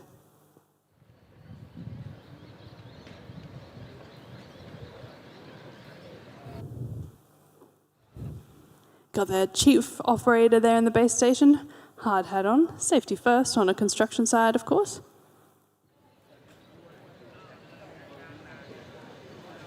Okay, here we go. Next rock. Precision with that robotic arm there, with positioning the excavator, trying to pick up one more rock. They've done so well so far. I think they're going to have time to go over to the third task as well.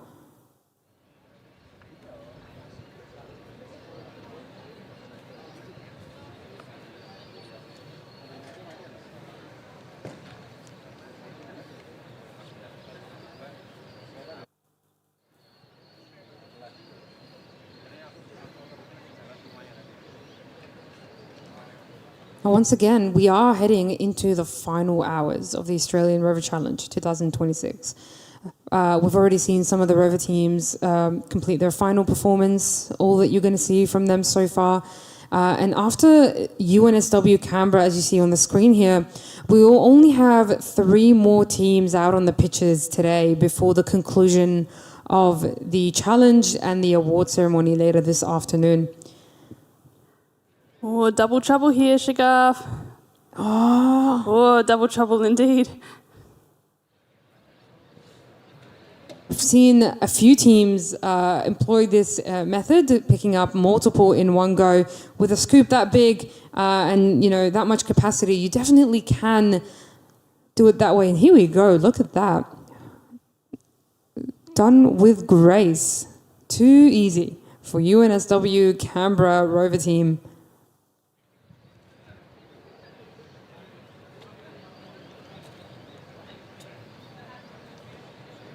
Oh, interesting here.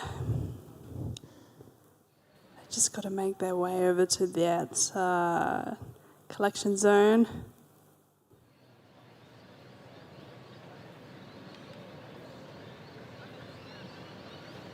Slow and steady wins the race. Yeah, I think they realise they've had some issues here with the centre of mass.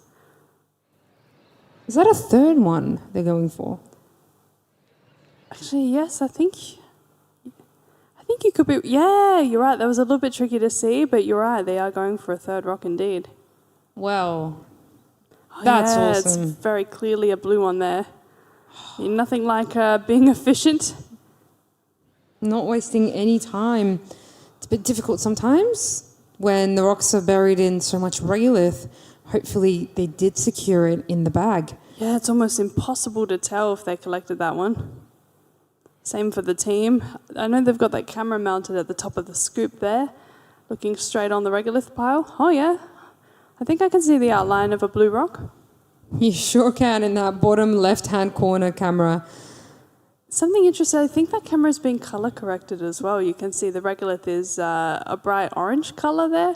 They've got a bit of a yellow filter over the camera. I don't know whether that's deliberate or not, but it's definitely helped reduce the glare and make that rock a little bit easier to spot.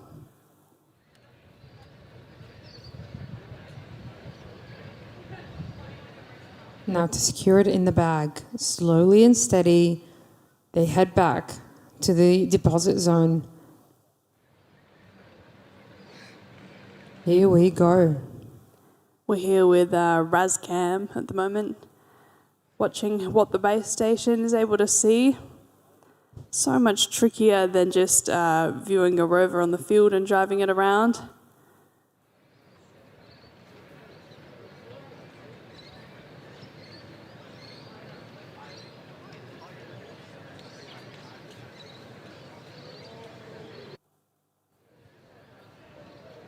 All right, here they go.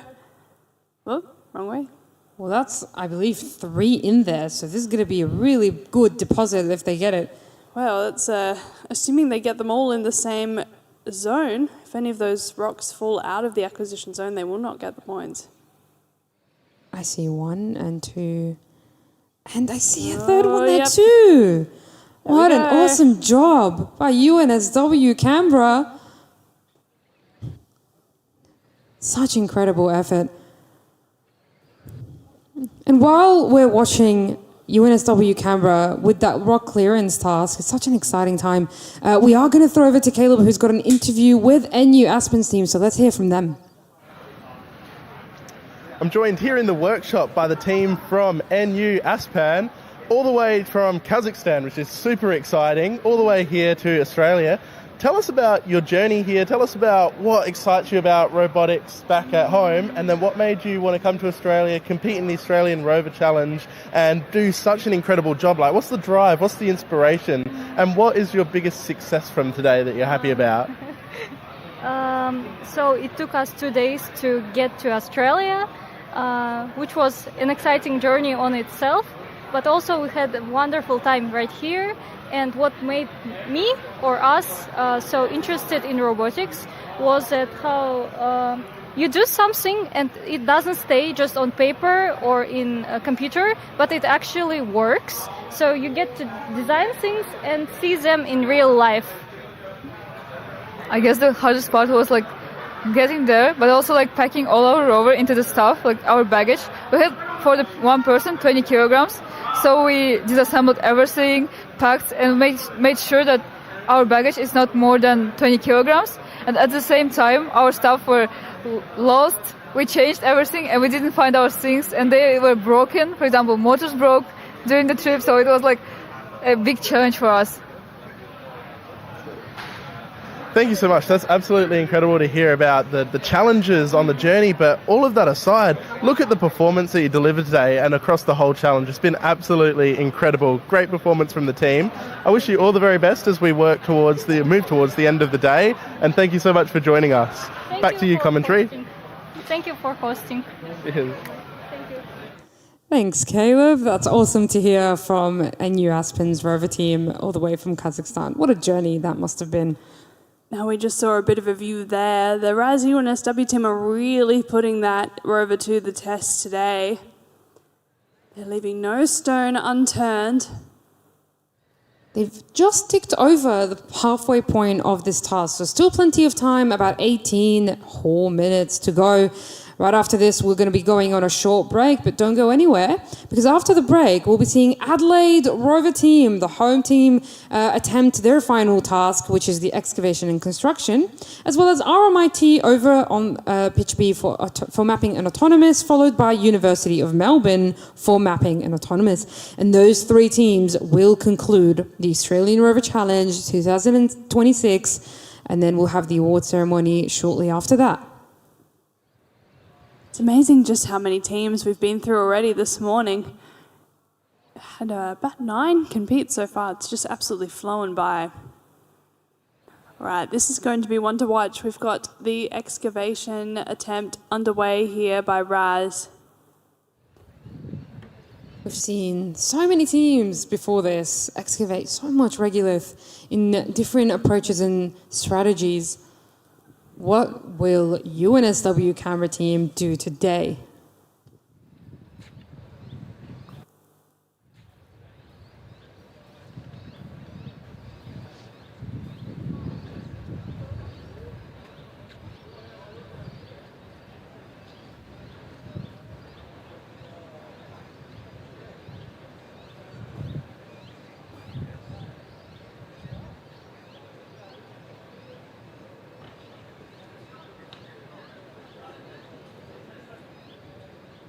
We're seeing steady movement, and it looks like we're approaching the side of that crater. We're preparing to scoop up some regolith. Here we go. 15 minutes on the clock. How much regolith can they scoop with that time? Look at that. That is quite smooth. Oh, they've got a lot there. Whoa. That's a lot of lunar dirt.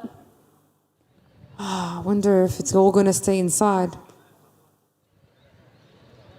Yeah, that's a good point, Shagaf, because of course it's one thing to collect it, it's another thing to deposit it.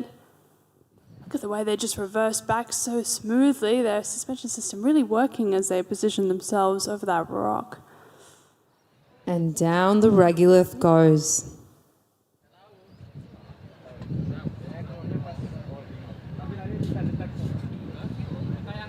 Shake it off. Shake, shake, shake. Yeah, a good view of the tyre compression at work there. You can see how that's helping them get traction to get up and over.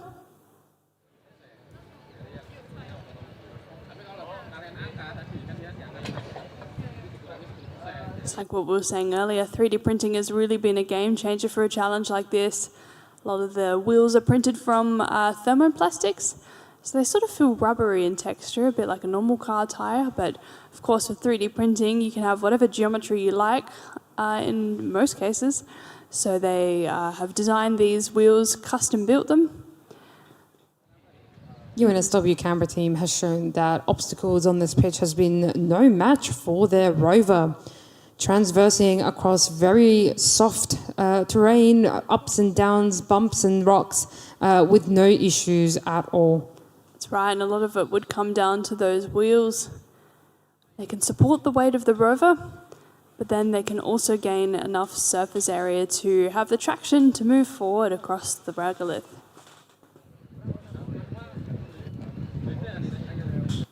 Another scoop in the bag. They've also got a camera on the back of their rover so they can see where they're reversing into. Yeah, that's definitely an advantage here.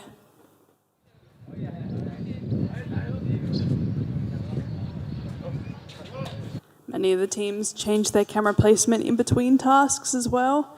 Obviously, different vantage points are going to be needed for different tasks. But testing them is the tricky part. You need the whole rover system on pretty much to be able to get those camera feeds streaming. If you lose just one or two, you go from having a super effective system to one that's a lot harder to operate. UNSW Canberra just riding through this like a piece of cake. They've already cleared some rocks, they're picking up some regolith and depositing it. They did extract out one paver from there, but will they go back and attempt to do some more in the remaining 13 minutes that they have left?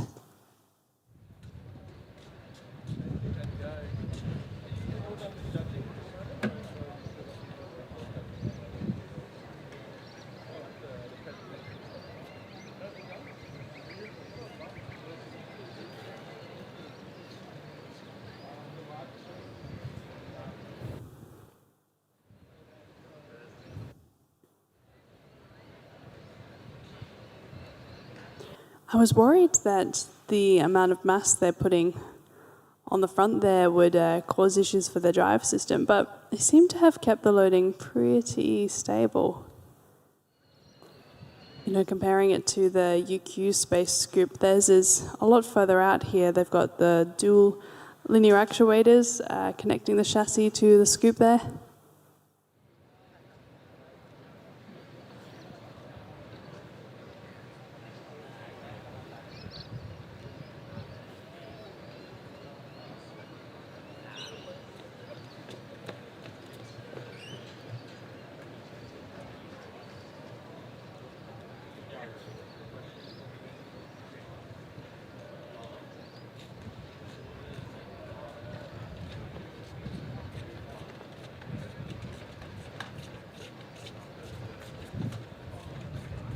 Precision and accuracy for UNSW Canberra team to deposit as much of that regolith as possible.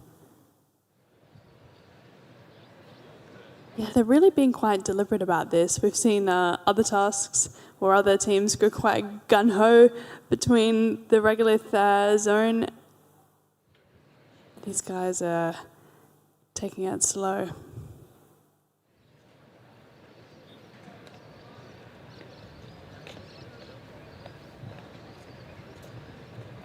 Plenty of time on the clock, still 10 minutes to go, and here we go, another scoop. What an awesome effort from UNSW Canberra team. Yeah, there's a lot of coordination required there because they haven't locked their drive system, so you can see them driving forward sort of into the side of the crater there and then scooping up the regolith at the same time. So there's a few different controls that are required to be operated there simultaneously. You've got to drive forward, move those actuators down and then sort of gently scoop up the regolith.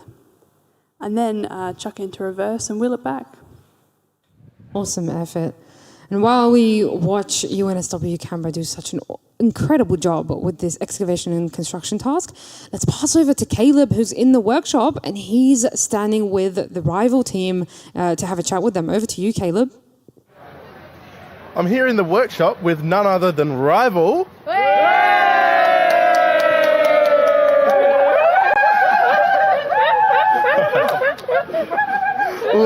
Love the cheer and energy, team. There is clearly so much excitement. I'm just going to make an assumption and assume you're feeling really good about things. Yeah. You came straight out of mapping and autonomous. Yeah. Tell us about how it went. Tell us about how you're feeling. Tell us about the highlights of the day so far. Okay, thank you. So today for the mapping and autonomous task, we just finished it, and as far as you guys can see, we got two landmark in autonomous mode, and then we got 1 cube in autonomous mode and 3 cubes for the manual mode. Actually, we're pretty sad because our rover is stuck on a big rock near a placard and near a landmark.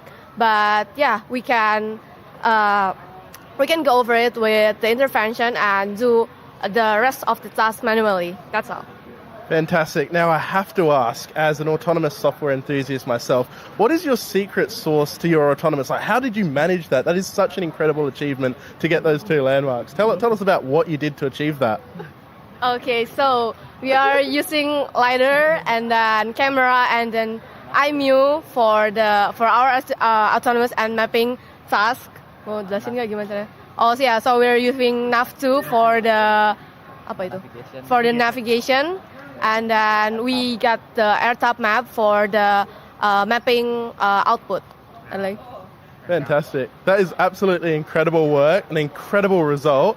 Thanks so much for your time today. I absolutely wish you all the very best as we move towards the end of the day and the end of the challenge. Yeah. Such an exciting team. Congratulations once again. Thank you very much. Over to you, commentary. Thanks, Caleb. It's awesome to hear from the rival Indonesian team. They did such an incredible job out here for their mapping and autonomous task. Back to pitch A. Here we go. UNSW Canberra has scooped another large group in the bag. Oh my gosh, that's exactly what I was afraid of. Slowly but surely, they're moving across to deposit yet another pile of regolith. This is a big one, Shagaf. It absolutely is.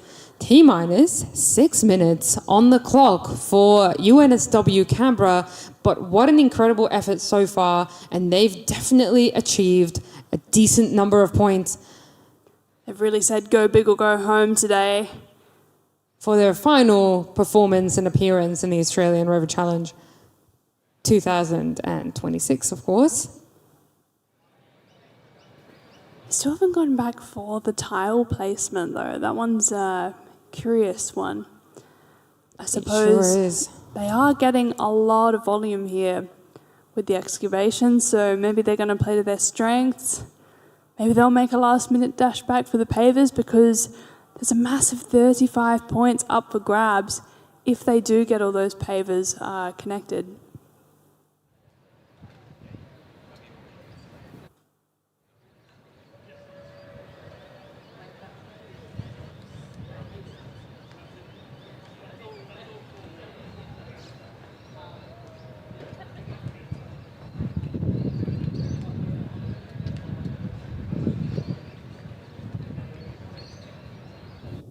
Strategy is key here, and UNSW Canberra is not wasting any time as they've just clocked over into their final 5 minutes of their final task for this challenge.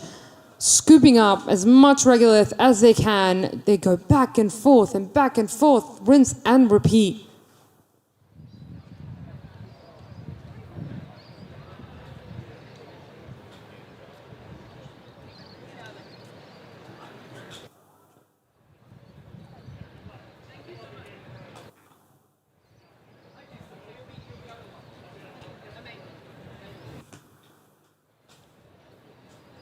Coming back after the break at 1:45 local time, we'll have Adelaide Rover team, who are the host team, I suppose, of the Australian Rover Challenge, coming from Adelaide University, who are the founders of the Australian Rover Challenge alongside the Andy Thomas Centre for Space Resources.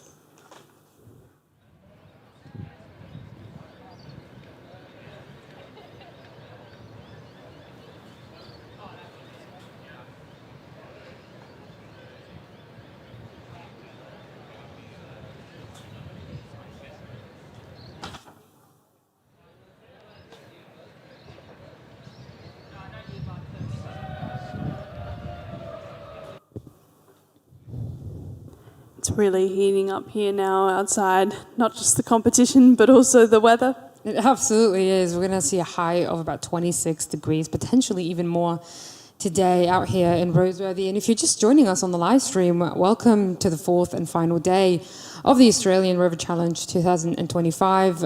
Once again, we've seen such an incredible action-packed morning from the teams so far. We're seeing final performances from each team as we go into the last few hours of the competition. And we're joining you here from the Adelaide Plains, the lands of the Kaurna people, whom we acknowledge and respect, out here in wonderful, sunny Roseworthy in South Australia, a short 50-minute drive from the Adelaide city. We've got UNSW Canberra on pitch A, currently completing their excavation and construction task, which will be ending in about 2 minutes or so. Afterwards, we'll be going on a lunch break, but don't go anywhere because 1:45 p.m. we'll be right back here to bring you 3 more teams, the final performances. Everything could change in these final hours. The scoreboard could completely flip around. Stay tuned to find out who is taking away the prize for the Australian Rover Challenge 2026 right here in Roseworthy, SA. Speaking about shaking up the leaderboard, it seems like all of the teams today have been surprised, both good and bad, about their outcomes in the tasks over the last 4 days. This challenge is really unpredictable, and you can expect that from tasks or engineering competitions where they're pushing things right to the limit. You know, they say in Formula One that anything is possible, and I think we see a lot of the same parallels here at the Rover Challenge. You know, the teams build these rovers entirely from scratch. This is different to other sports such as Formula Student, where they can sometimes start with a bit of a chassis, a bit of an outline to build from. It is not like that in the Rover Challenge. They're given no starting platform except for the rules and regulations, and then everything is up to the creativity of the team.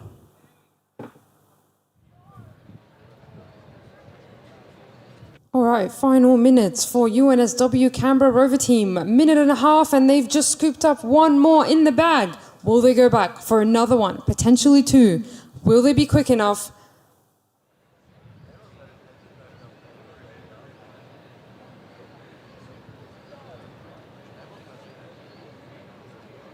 Looks like they're turning instead of reversing back to avoid driving over that pile they've made there. Slowly and steady, not wanting to lose any of the regolith they've just picked up.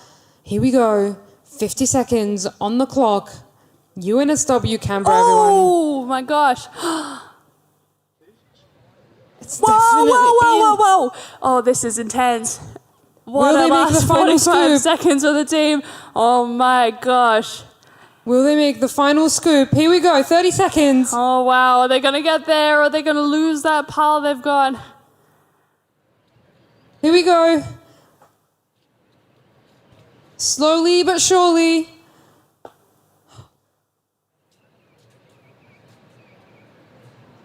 Our time is really ticking down for them. They've got to make sure that their scoop is away for it to count. 10 seconds on the clock.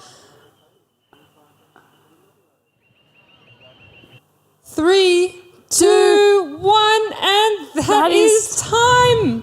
UNSW Canberra team. That was an intense final few seconds for them. They almost lost that entire volume of regolith that they'd extracted. What an awesome job from the team. Look at their faces there on the base station. They all look relieved, lots of happy faces. It's going to be down to the judges about how they count that regolith there. We saw that the scoop was pretty much half in the rubble piles, so I'm sure they'll find a way to make sure they count the material that's only gone into the collection zone. Lots of high fives there from the team. They should be really, really proud. I need a minute to recover from that. Yeah, honestly, I need a good lunch break to recover from all of that action-packed morning. What an incredible job from the teams. And we've seen just such great team spirit. Everyone coming out here. It's a bit warm now as we hit the afternoon here in Roseworthy, South Australia. We've seen miniature rovers, we've seen rocks get placed, hard-stopping finishes and recoveries, and we know that that is all going to continue after the break. We're on for just a few more hours of the Australian Rover Challenge 2026. My name is Georgia. I'm joined by Shagaf, and we've had Caleb as our roving reporter, and we'll see you back again after the break. Don't go anywhere.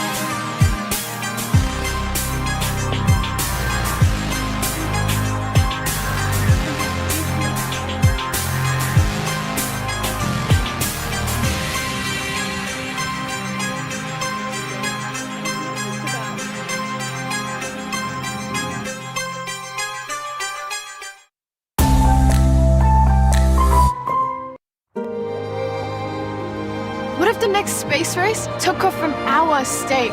What if Whyalla powered the world with clean green hydrogen? What if two of the state's leading universities came together to create a global university for the future? Welcome to Adelaide University, a defining mark in our state's story of firsts.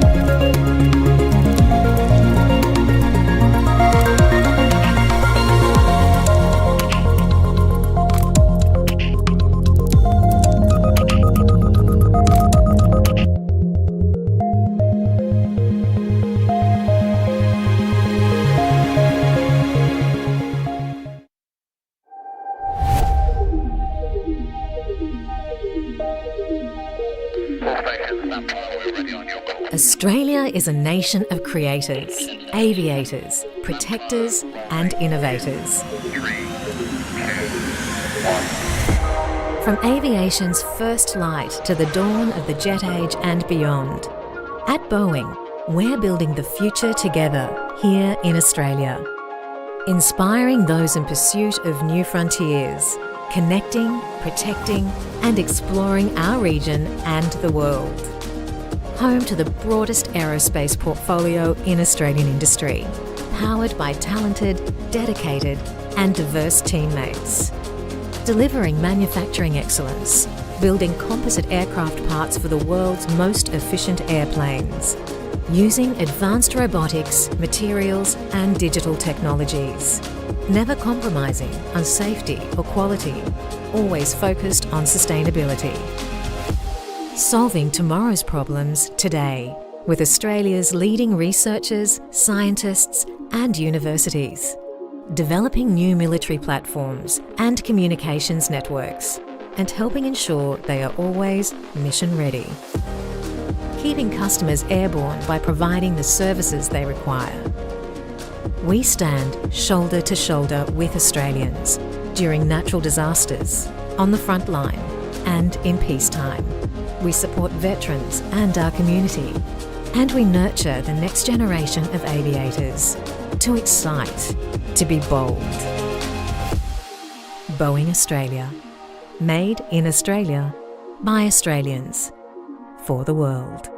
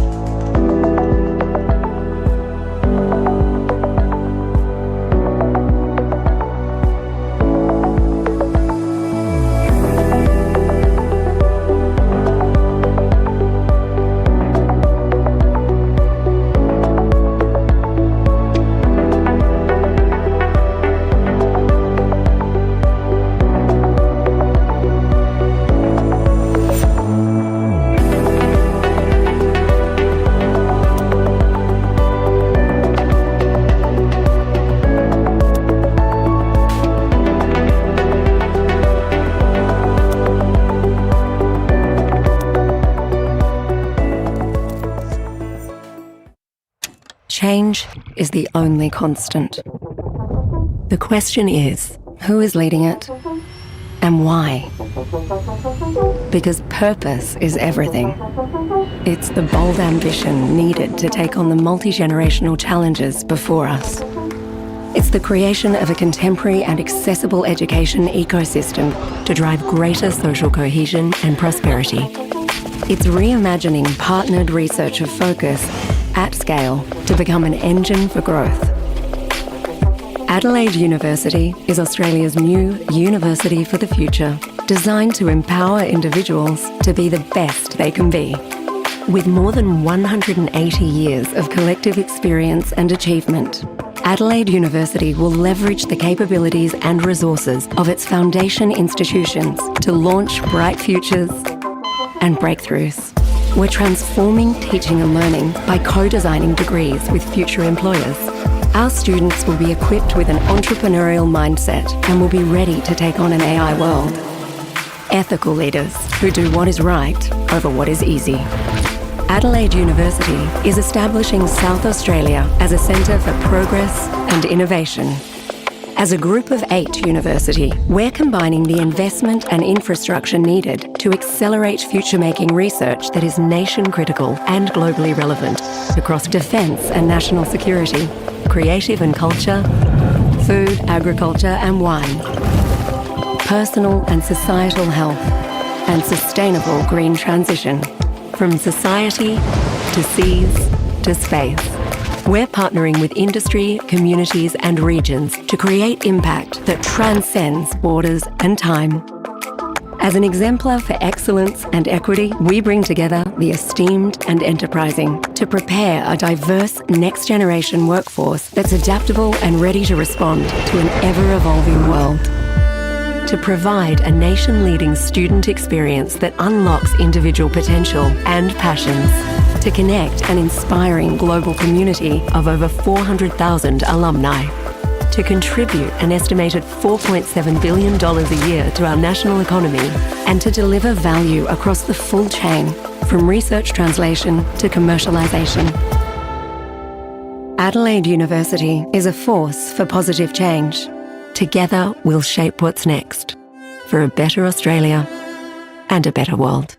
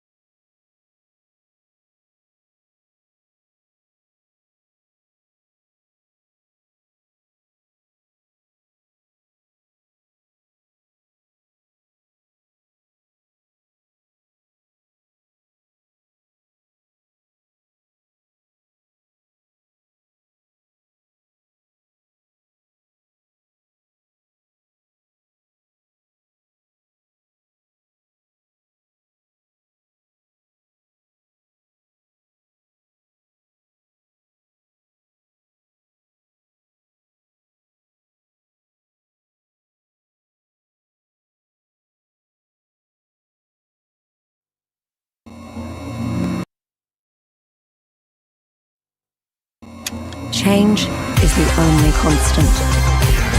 The question is, who is leading it and why? Because purpose is everything.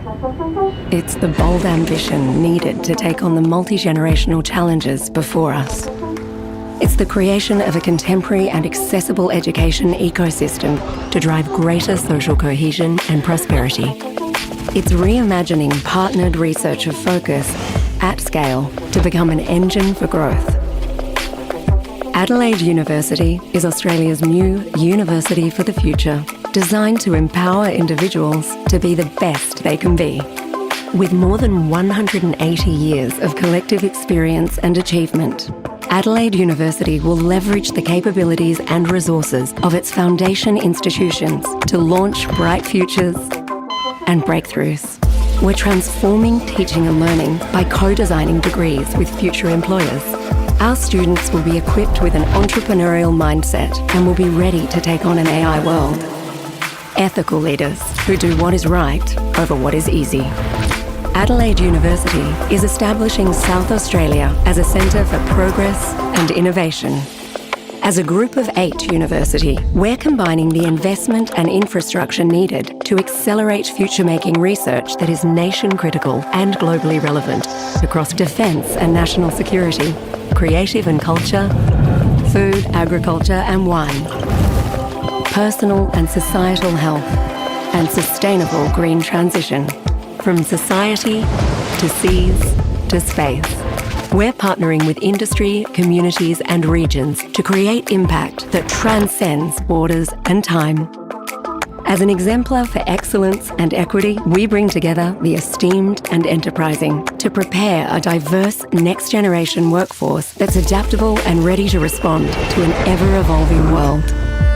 To provide a nation-leading student experience that unlocks individual potential and passions. To connect an inspiring global community of over 400,000 alumni. To contribute an estimated $4.7 billion a year to our national economy. And to deliver value across the full chain, from research translation to commercialisation. Adelaide University is a force for positive change. Together, we'll shape what's next for a better Australia and a better world.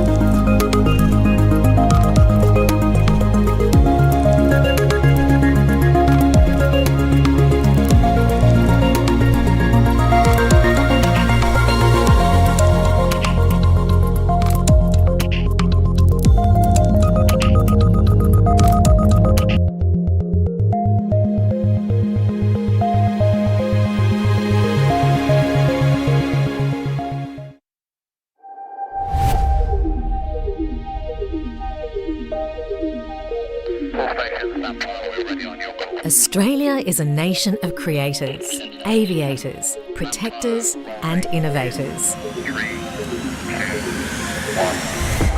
1. From aviation's first light to the dawn of the jet age and beyond.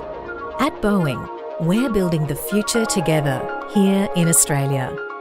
Inspiring those in pursuit of new frontiers, connecting, protecting and exploring our region and the world. Home to the broadest aerospace portfolio in Australian industry, powered by talented, dedicated and diverse teammates.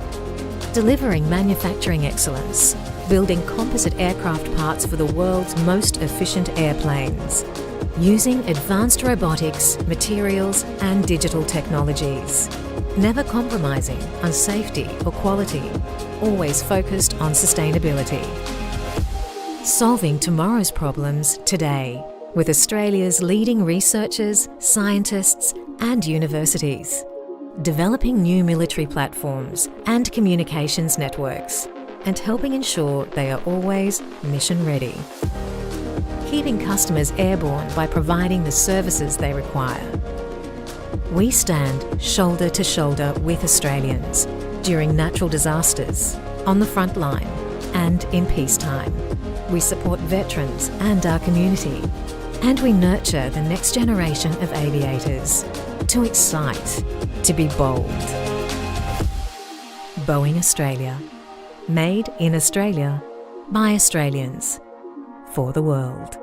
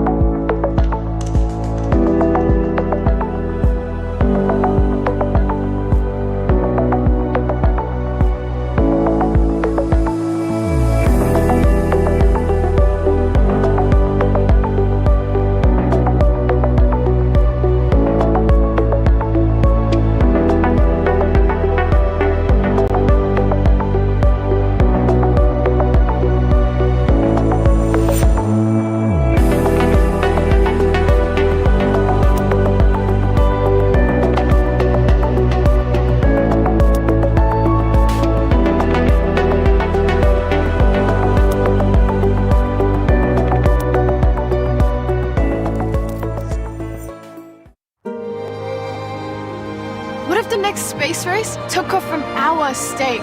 What if Whyalla powered the world with clean green hydrogen? What if two of the state's leading universities came together to create a global university for the future? Welcome to Adelaide University, a defining mark in our state's story of firsts.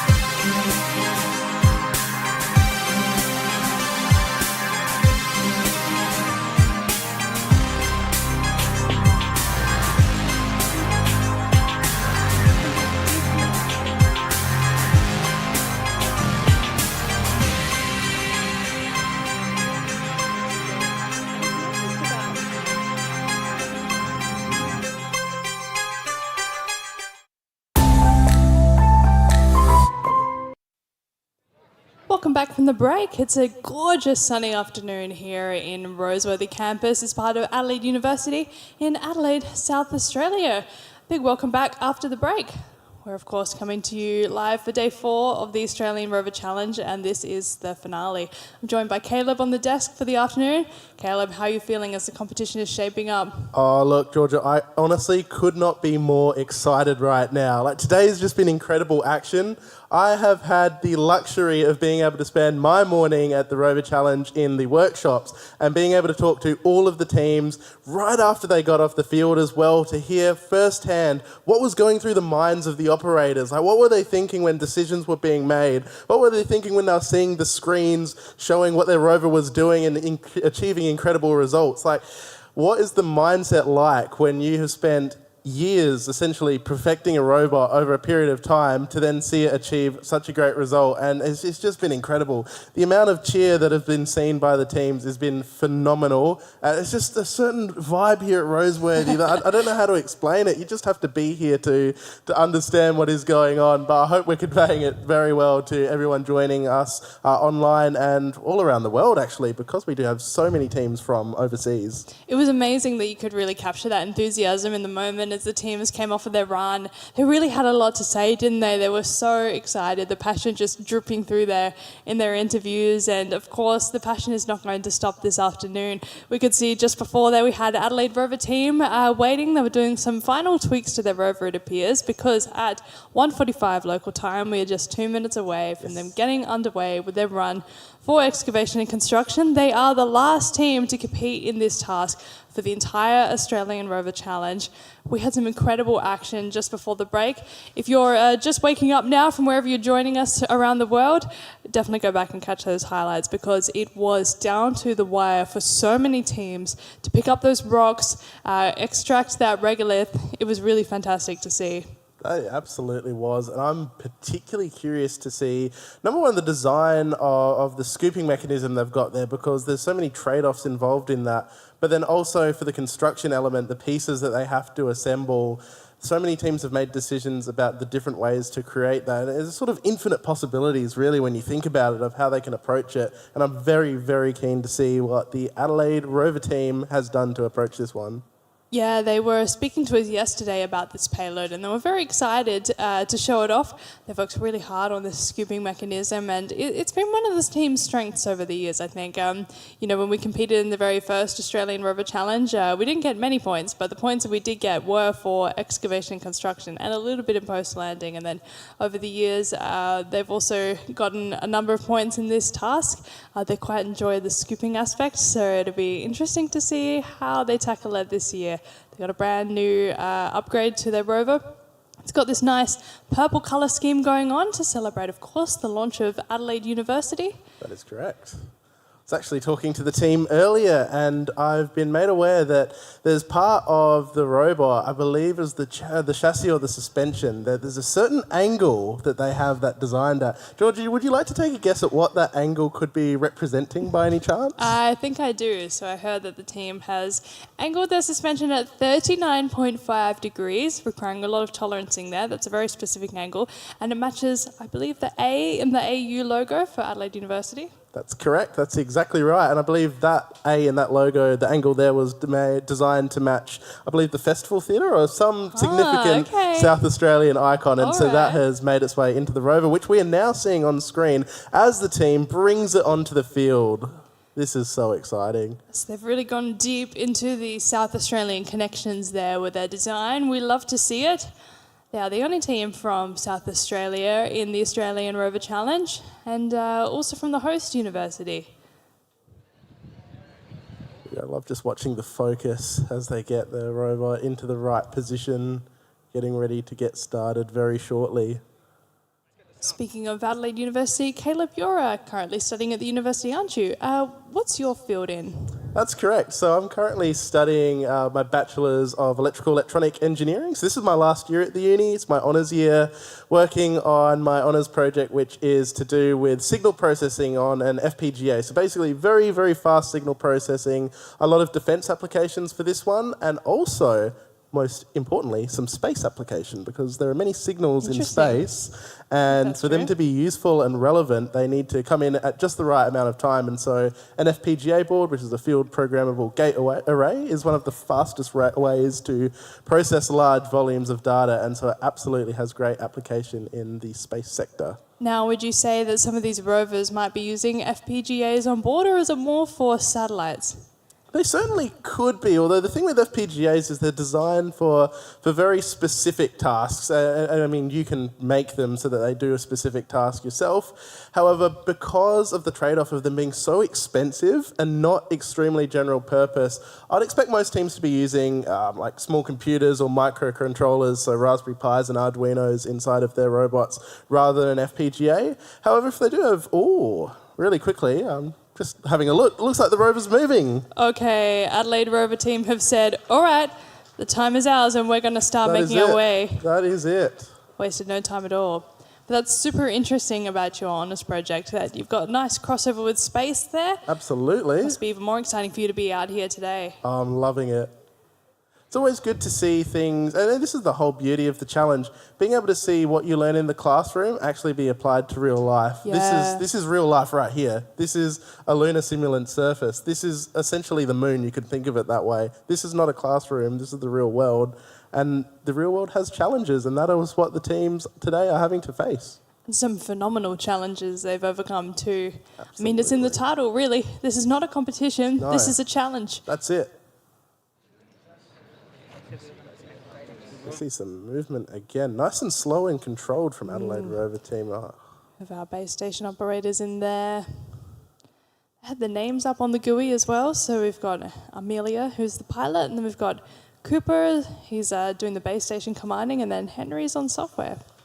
Now, Georgia, you'll know this very well. I absolutely nerd out when it comes to looking at these GUIs. So we had some great discussion last year, didn't we? We did. For a bit of backstory and history, both of us were on the Adelaide Rover team in 2022, I want to say, if I'm getting that year right. We were on the same team. Georgia was in charge of the communications and controls team, and my role was to work on this GUI. And I can say that it has come very far since my day.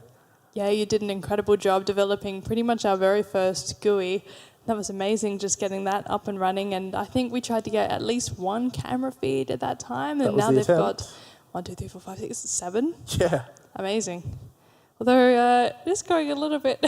Something's happening. It looks like a camera might be wiggling around very fast. That's not helpful. It's in party mode. Yes, absolutely. Looks like it's stabilised now, which is great. Oh, there we go. All back to normal. Beautiful. Great work. There's definitely some vibrations that are traversing through the rest of the structure, perhaps. That's the thing. And when you're in space, you have to deal with situations like this. You have to deal with vibrations. And it looks like the team has absolutely dealt with that challenge that was thrown at them. They sure have. Look at that. Now, we've seen a few teams pick up multiple rocks in their attempts this morning. Adelaide, maybe they just want to get one in the bag first, get a little bit of confidence with their drive system and actuating of the scoop before coming back for more. That's it. It all comes down to strategy. There's so many different ways to approach this challenge, and what will the team decide to do? Will they go for the one? Will they go for more? Well, only one way to find out, and that's to keep watching. Exactly right. All eyes on Adelaide.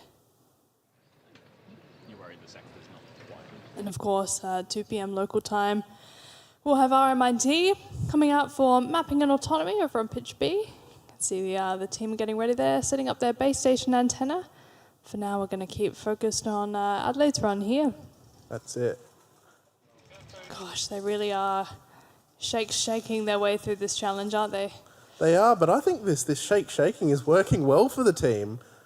At a first glance, it looks somewhat like the robot might be out of control or anything like that, but I actually think what's going on under the hood here is the team has a certain strategy and they know what they're doing. They're operating the rover in a certain way in order to make it cause those vibrations, which are seeming to get it out of sticky situations. Yeah, because it's interesting. It did seem like... I thought maybe it was an issue with the drive motor encoders, but you're right that it could be deliberate as well. It certainly could be. Guess we'll find out when they dump this rock if that's the case.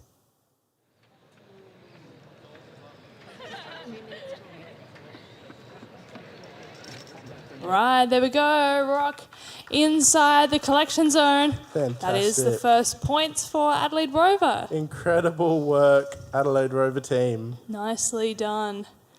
I'm so curious to see what they're going to do now that Me they've got too. those points in the bag. What's up next? It doesn't seem like they are going to attempt the paver construction today. I don't see any kind of tile placement out in the field, so chances are they're just going to be attempting the rock clearing and the excavating, sticking to their strengths as they know from previous challenges.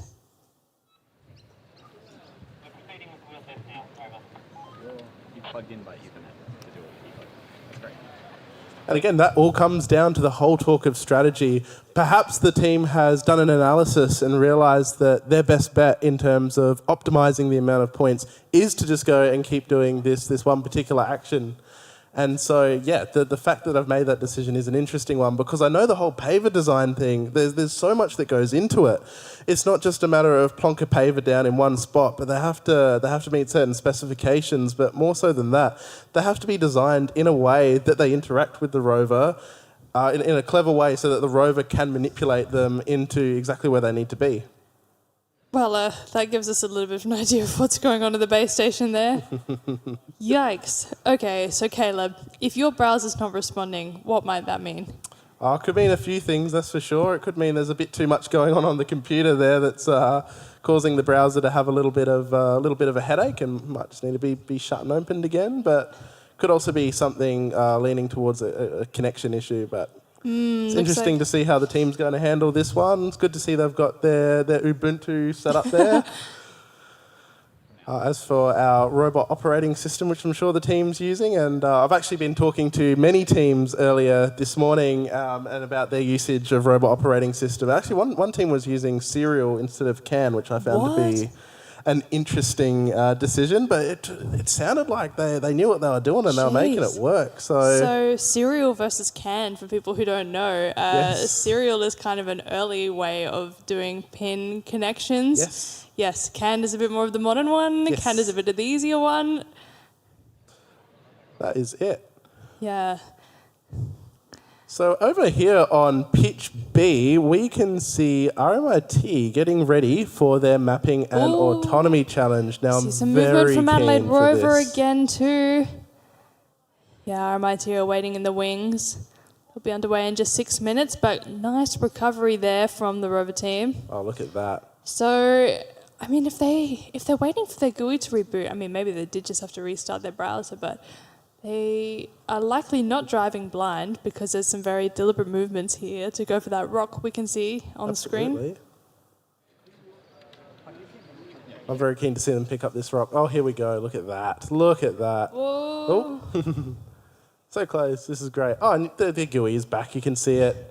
Nice. See, the other thing about engineering is what you make has to be reliable. As in the real world, your browser probably will crash. I mean, like we've said, this is the real world and the browser crashed. But look, it's all back to normal now. And so it is great for something to work in a lab, but that's not going to fly when you're out on the moon, and you need to be able to recover from situations. And that is what we're seeing Adelaide Rover team do so well. Yeah, exactly. The recovery is key. And like we've said, keeping a level head when things go wrong is pretty challenging, but it's absolutely essential in being able to make the best decisions under pressure. That is for sure. Oh, it seems like they've gotten a nice scoop of regolith, but it's not entirely what they were looking for here. They are, of course, trying to go for the rocks in this area. Got a bit of a tricky choice because if they dump that scoop now, it might bury the rock and make their life a lot harder. And it could, but the trade-off is if they were to move, they might get in a worse position for picking up that rock. And all comes to trade-offs. That's right. They've really got some shaky cameras. Oh, you can see actually in real life on the corner there, you can see how much that camera is shaking and then stopping. So they're definitely having some issues with vibrations that are just perpetrating through the system. Perhaps they're vibrating at the natural frequency. Maybe. And that's why it's continuing to oscillate after movement. You know, watching that camera shake really flagged something for me that I am extremely impressed by. The fact that through their GUI they have their numerous camera feeds with such a, what appears to be such a very high both frame rate and quality. I'm perplexed at how they have a connection that good to enable that. Yeah, it's very low latency, isn't it? And really high resolution. I know that's something that we struggled with back in 2022. We struggled with that, that's for sure. We certainly did. And I also love the intuitiveness of the GUI, how they have their camera tilt, by the looks of it, controlled just over the top of the actual view itself. It almost makes the operator feel like you're playing a video game or something. Oh, you need a different view, just drag it up, scroll down. Yeah. This is something that has clearly been designed not just for experts in rover operations, but I have a feeling with maybe a little bit of training, most people could have a crack at this. Maybe not to the ability where they can complete challenges at the Rover Challenge, but certainly drive the Rover around and have a good time. Yeah, I couldn't agree more. And we're looking here. Adelaide so desperately trying to get another rock, but this is proving difficult with the vibrations that they're experiencing here. The Rover is really getting thrown around. That it is. At least they've got such a nice camera feed there to give them good situational awareness. I mean, just imagine if they didn't have that camera feed, how difficult this would be. Yeah, I mean, look at that view there. That's super nice to be able to give the operators a bit of an idea of what's going on. How they can switch between the main ones so quickly and effortlessly. They're in a different drive mode too. We saw they were in Crabman before. Now they've gone to neutral point turn. Bit not entirely sure. They're back in Crabman.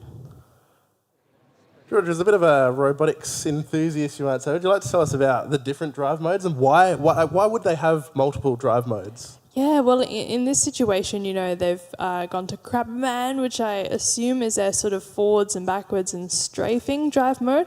But then if they want to turn, they switch that to a different drive mode for rotation. Well, in a very shaky manner, we can see they got that rock. And good timing because RMIT have just made their way out onto pitch B. Here we go. RMIT gearing up for mapping and autonomy. Now this is I'm just going to be honest, this is my favourite challenge because it is so difficult. This is your jam. This is my jam. That's great because one of my favourites is excavation and construction. So between the two of us. We're both getting our favourite challenges right now. This is incredible. Exactly right. But no, the reason I love this challenge so much is because the difficulty means that everything needs to be decided beforehand. There's no operation of the rover while it's in its autonomous stage of the challenge. And so the amount of forethought that has to go into not just programming, okay, go right, go left, or anything like that, but allowing the robot to be able to make intelligent decisions based on current situations that they can't anticipate beforehand. It's just so much ingenuity that goes into designing that. Yeah, and speaking of those unexpected situations, you know, we had a scenario both this morning and yesterday where the rovers were operating autonomously, but they got stuck on a rock and they weren't able to get out of that situation. How does the rover end up in a situation like that where it's walked straight into a rock that it's had no idea about? It all depends on multiple factors, but really quickly, looking over at Adelaide Rover team, it looks like they've collected another piece. Yeah, so they've deposited the orange rock. You can see just the incredible excitement from their team there in the audience. Yeah, amazing driving from the operator, Amelia. Looks like they're very close to getting another deposited rock. Oh. I think that's there. There we go. Up, up, up, up, up.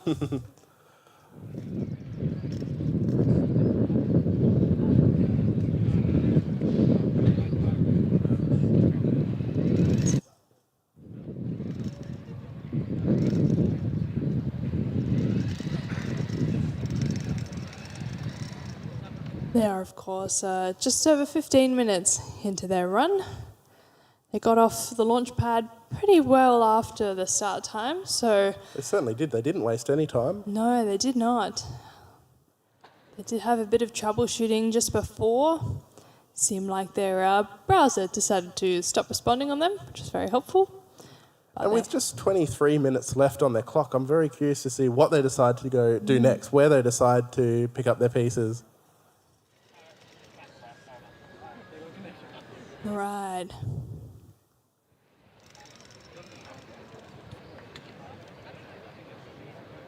They haven't done any multi-rock collecting either, I think. That's right. No, they haven't.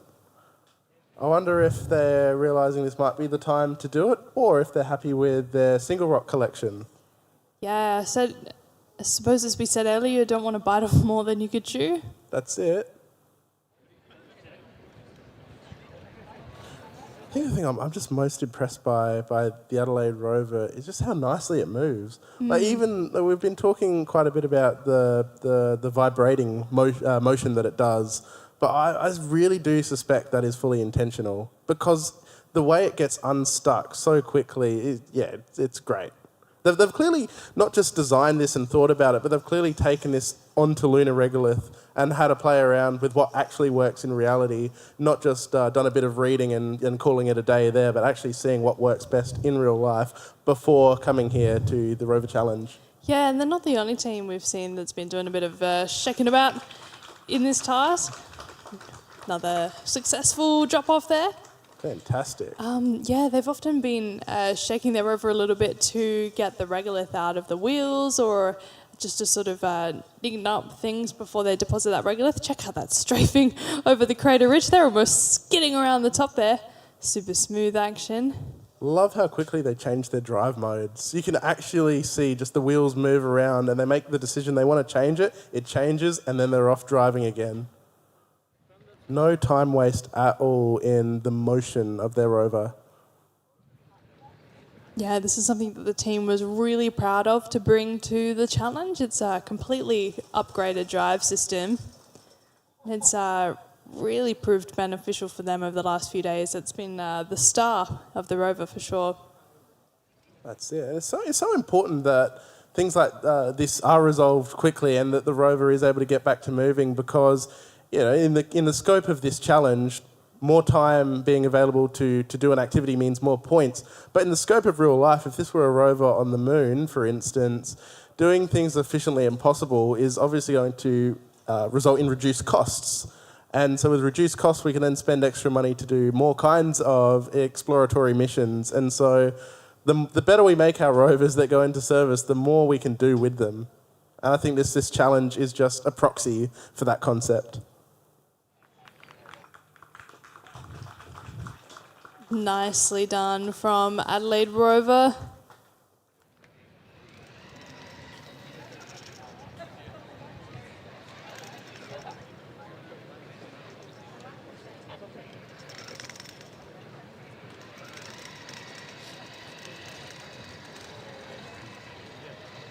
Adelaide Rover back on the drive again. Love to see it. Question is, where are they going next? Yeah, well, have they gotten all the rocks? Is there still more to grab? We're going to find out, I think.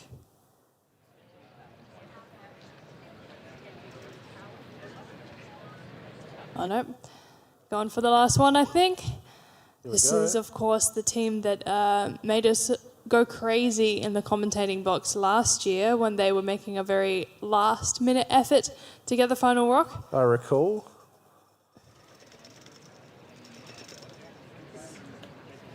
In terms of time on the clock, it looks like they should be very relaxed with this last one. Yeah, they've got some great success already. Absolutely. They're only halfway through their run now. They've just ticked over the 20-minute mark.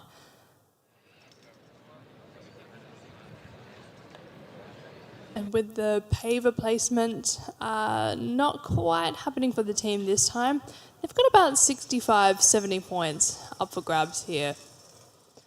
Still a lot of points. Keeping track, you can just see the finesse required from Amelia there. Yeah. Look how many buttons she's having to use, both toggles, 2 triggers. And again, like just having to remember what all of those controls are for as your payloads are swapped out every day. I think she's been the primary controller each day, and so... She has. I was talking earlier to her, and that is the case, so 4 days in a row of doing this. Yeah, you would really get an understanding of your systems, but then things would change every day that would just make that operation just a little bit different.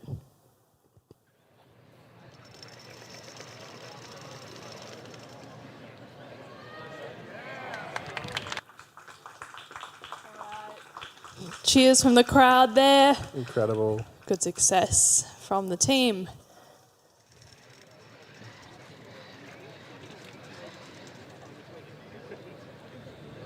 Let's see this deposit. Bingo. Got that in the can.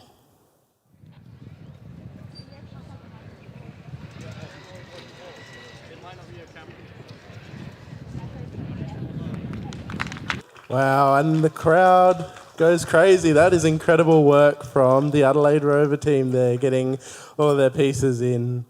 Fantastic stuff. And while we see Adelaide Rover head over to their next task, we're going to throw over to Shagath, who's with BlueSat in the workshop. All right, everyone, welcome back to the workshop tent. Today I've got 2 members from the BlueSat Rover team. So tell me your names and your roles on the team. I'm Sean and I'm the electrical lead on the Rover. And I'm Ruben, I'm the team lead for BlueSat. Brilliant. Thank you for coming here on the live stream with us. So you guys have completely finished all your tasks for the 2026 Australian Rover Challenge. This is your second time competing. First of all, tell me how you feel. How was the entire overall experience this year? Honestly, we're stoked. Everything went completely according to plan. All the stuff worked perfectly. We had a few little hiccups, but we went a lot better than we expected to go, which is incredible. A lot of last-minute testing just worked perfectly well, so very happy about that. That's really good to hear. And last year you came on and you had, I think, a lot more issues than you did this year. We're seeing such huge step up in improvement. Tell me a little bit about what has happened over the last 12 months to get to where you are here today. So to be honest, it's just a lot of work from all of the team members. So that's staying late in the lab many weeks in a row. But we looked at what happened last year and there was a lot of learnings made. So over the last 12 months, we have revamped our drive system, all of our electrical system, perception, software, and so that did kind of limit the amount of tasks we can compete in because we spent, most of the year working on the baseline things. But it has paid off massively because we now have a really solid foundation to attempt all the tasks in later years, which was the plan. That sounds amazing. And let's take a sneak peek just behind you here. The BlueSat Rover. They're taking it out for a nice spin over here. Now, before we let you go, can you give me one thing that is your favorite thing about this year's design? Honestly, this year's design, my favorite thing is the bucket. Definitely got to be the best thing on the Rover. If you saw our little artwork on the bucket while we were competing yesterday, that's definitely got to be my favorite bit. Brilliant. And how about you, Ruben? What's your favorite thing? I like the steering. It works cool, it looks cool. I made a lot of it, it makes me happy. Well, definitely looks very efficient. You guys have done such an incredible job. Well done. Thank you for taking the time to be on here with us. Back to you guys on the commentating booth. Awesome work. Thank you, Shagath and BlueSat Rover team. Of course, they had a phenomenal run yesterday in excavation construction, and they provided a very funny face on their scoop. We're talking about the artist they had on their team who made that for them. It was very awesome to see. Now we see RMIT evaluating their rover. Their task time started at 2 p.m, just over 10 minutes ago. Yes, this has got me wondering how things are looking in terms of connectivity right now, because that is one of the things with Autonomous. If you do not have a strong enough link back to your, not even just the base station, but being able to remotely start this thing without getting any feedback is a difficult thing. And we can see their Ubuntu interface there on their terminal. What are we looking at? It looks like we're checking for their interfaces that are connected to the rover by the looks of it. Probably most likely they're ensuring that everything is hooked up as it should be, because if one element of the rover is not connected, then that can lead to big problems The whole thing about a robot like this rover is that there are so many interconnected pieces required to achieve really just the one goal, and it all has to work together and talk to each other, and if there's any breakdown in that, then there's going to be severe problems. So I think it's really great that the team is taking the time to systematically go through and diagnose any connectivity that might be happening. That will ensure they have the best result in this challenge. Yeah, and of course, they're allowed to call their task start in any time during the 40-minute window. So a lot of teams take the opportunity to use a bit more extra time to do some setup, some checks, so they don't have to call an intervention when the task begins. Especially for mapping an autonomous, that's going to be pretty important, because once that autonomous mode begins, if they have to call an intervention or they have to fix the rover in any way, they'll have to enter non-autonomous mode and give up any of those possible points. Now back over on pitch A, we've got Adelaide Rover in full steam ahead here with the excavating. They've already deposited at least one pile of regolith, and they're going back for another. I was talking to the Adelaide Rover team earlier, and I asked them the question, what are you most proud of the rover? Like, what's your favourite element or aspect of it? And at least what I was told, it is that bucket. I mean, that bucket has served them well for quite a while now, and here we are, and it looks like it's continuing to do so, so I can completely understand why that was the answer to that question. Yeah, the base of this payload was developed in my final year with the team back in 2023, 2024. Wow. And they've continued to iterate on it. It's great to see the new design working well for them. Absolutely.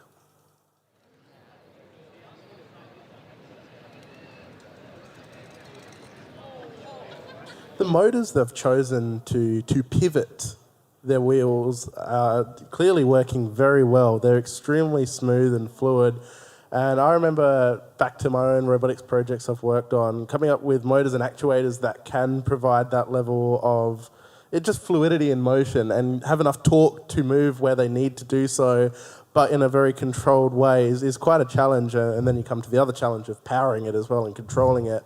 And all of those pieces of that puzzle have clearly come together nicely for the Adelaide Rover team. Yeah, it is a trade-off that you have to make because, these rovers are operating off of batteries in most cases, and the heavier the battery you have, the more weight that you add, but you also don't want to overspec your system. If you've got too much power to deal with, that's very expensive, but you also want to make sure you're choosing actuators that can do the job without drawing too much power, so lots to think about there. Absolutely, and currently working in industry at the moment, one of the big trade-offs that we look at when evaluating a project is cost-benefit analysis.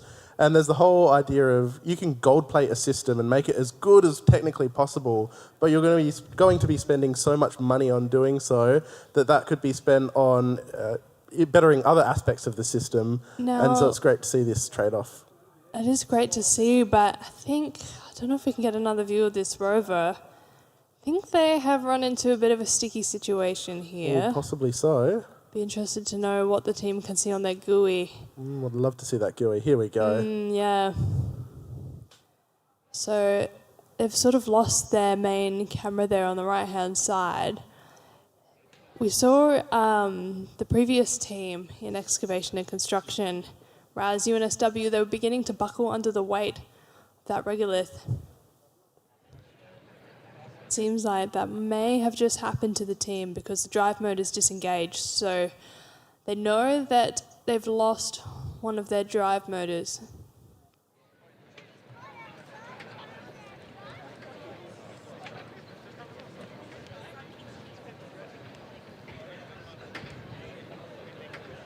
They might still be able to turn this around yet. Wait and see what they do.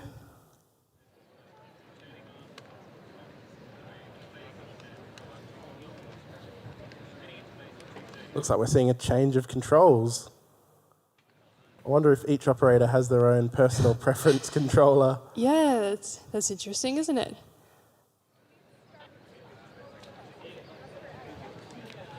Of course, they will be trying to diagnose what's going on there in the base station.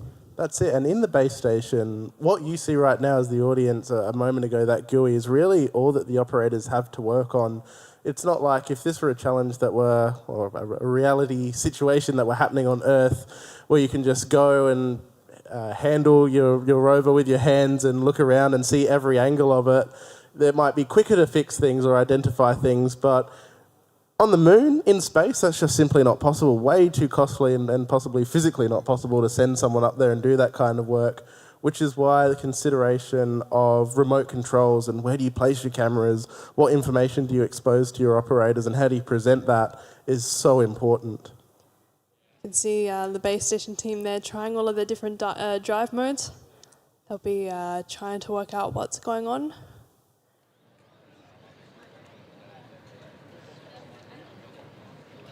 It's slightly concerning because they are going into their final 8 minutes of the task. They were very successful with the rock debris clearing, securing maximum points there. Yeah, they're reaching in for all of the different controllers. Team is working really hard now. I wonder, they possibly think that it's a control issue. Yeah, could be. Again, with that exposure to information, it's hard to identify sometimes what could be the cause of something happening. Yeah, exactly. Looks like we're seeing a third controller come out.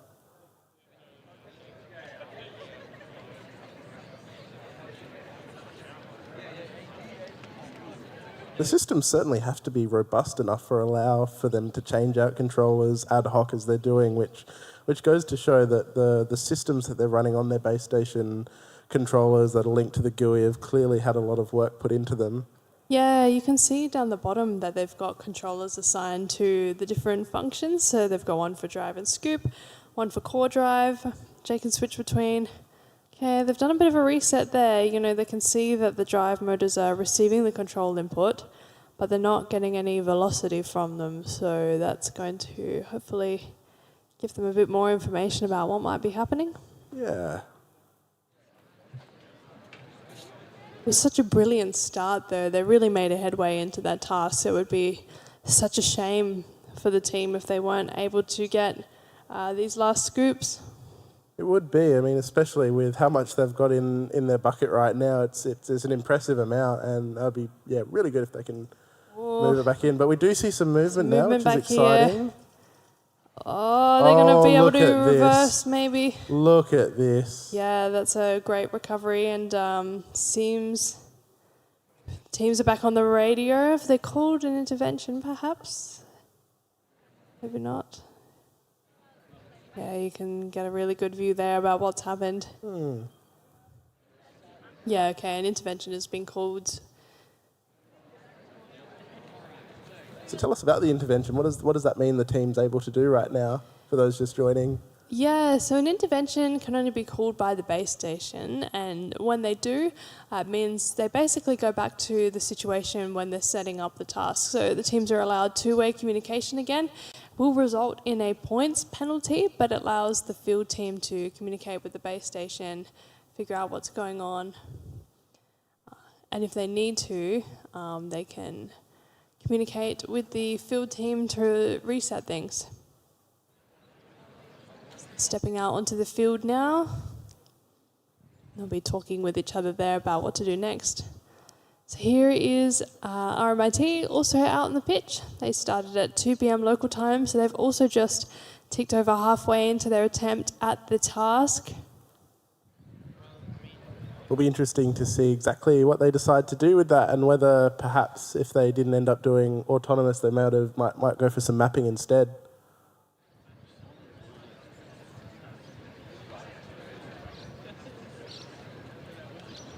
We also think Adelaide might have finished up over on pitch A. Seems like they're doing a power reading on the top of their rover there. Just wait a couple of minutes to confirm. Yeah, the base station team is packing up. So that is the end for Adelaide Rover team in the 2026 Australian Rover Challenge. A valiant effort from the team. Incredible work. Yeah, that was a really unfortunate end. You know, the mechanical system just gave way. There was really nothing that they could do about that. We just saw, you know, that C bracket just snapped.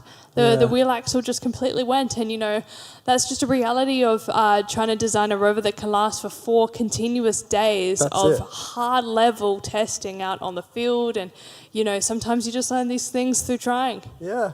I mean, I feel so much pride for the team. I mean, being a student at that university myself, and essentially every day walking past their workshop and seeing the rover be developed and changed and modified and it being out and tested, and then for that to all culminate here in such an incredible performance over the last 4 days, because this isn't just a today thing. This has been 4 days of pretty grueling challenge, and here we are. They've just wrapped up for the 2026 Australian Rover Challenge, and I think they've done an incredible job all in all. You can see that wheel there being held by one of the team members. Yeah. I'd turn that into a trophy if that were me, but... I'd spray paint it gold, personally. Yeah, these are all lessons learned, and... I think it's a real testament to the team that it went out on day 4, right? Like, it lasted a really long time. They're not the first team to have quite literally buckled under the pressure. It lasted right till the end, which is kind of perfect for them in terms of durability. It means, I guess, the system was designed based on the constraints of what they had to handle for this competition. Yeah, that's right. And, they got, we think, maximum points for the rocks. They were able to deposit some regolith, so if they met that minimum 2,000 cubic centimetres, there's another 5 points in for them, and then any extra volume is scaled relative to what the other teams could collect. So, yeah, job well done for Adelaide Rover. I think they would have learned a lot from this year, and they'll be coming back even stronger next year. And hopefully can fix up whatever happened there with that right wheel axle. Yeah, absolutely incredible work from the Adelaide Rover team. I've loved seeing how every year it seems like there's something new they try and something's better, and I just can't wait to see what happens in 2027 with the team. And would you believe with that, we've finished excavation and construction for the challenge. That is incredible. We've seen so many different designs. Georgia, what's your highlight of the excavation and construction challenge over the last few days? Oh, that's a really good question. I think my highlight was the University of Wollongong this morning with their dustpan solution. So they were a bit worried they would not be able to compete, but last night they jerry-rigged together a solution from a hardware store, and it proved really successful for them. I think the most impressive part was when they were able to scoop up the largest pink rock, and it looked like it was going to get wedged in the scoop because it was too big and it had deformed the plastic, so it would, be, I guess, kind of held by friction in the front. But no, they shook it loose, and they were able to get all of the rocks, do some excavating, and it was really fantastic. And on top of that, they attached some metal hooks underneath the dustpan, and they were able to do the paver placement as well. That's perfect. Some multi-purpose hardware store dustpan. That's right, and it probably would have cost about $5. Yeah, there you go. Don't need incredible amounts of budget to get into engineering, that's for certain. Just a bit of smarts about you and you can figure out anything, really. That's right. Might not be exactly space grade, Maybe but not. hey, worked out for them. Absolutely. All eyes still here on RMIT. There'll be about 15 minutes left of their run. Very, very curious to see what happens in these 15 minutes. Yeah, me too. You can see they haven't given up there in the base station. This is very much bringing back memories to a few years ago when I was in the base station trying to get our rover to connect. You were probably there too. Yeah, well, I didn't spend as much time in the base station because I tended to be out on the field because, my mechanical background. Yes. I was really more on the structural side of things, but...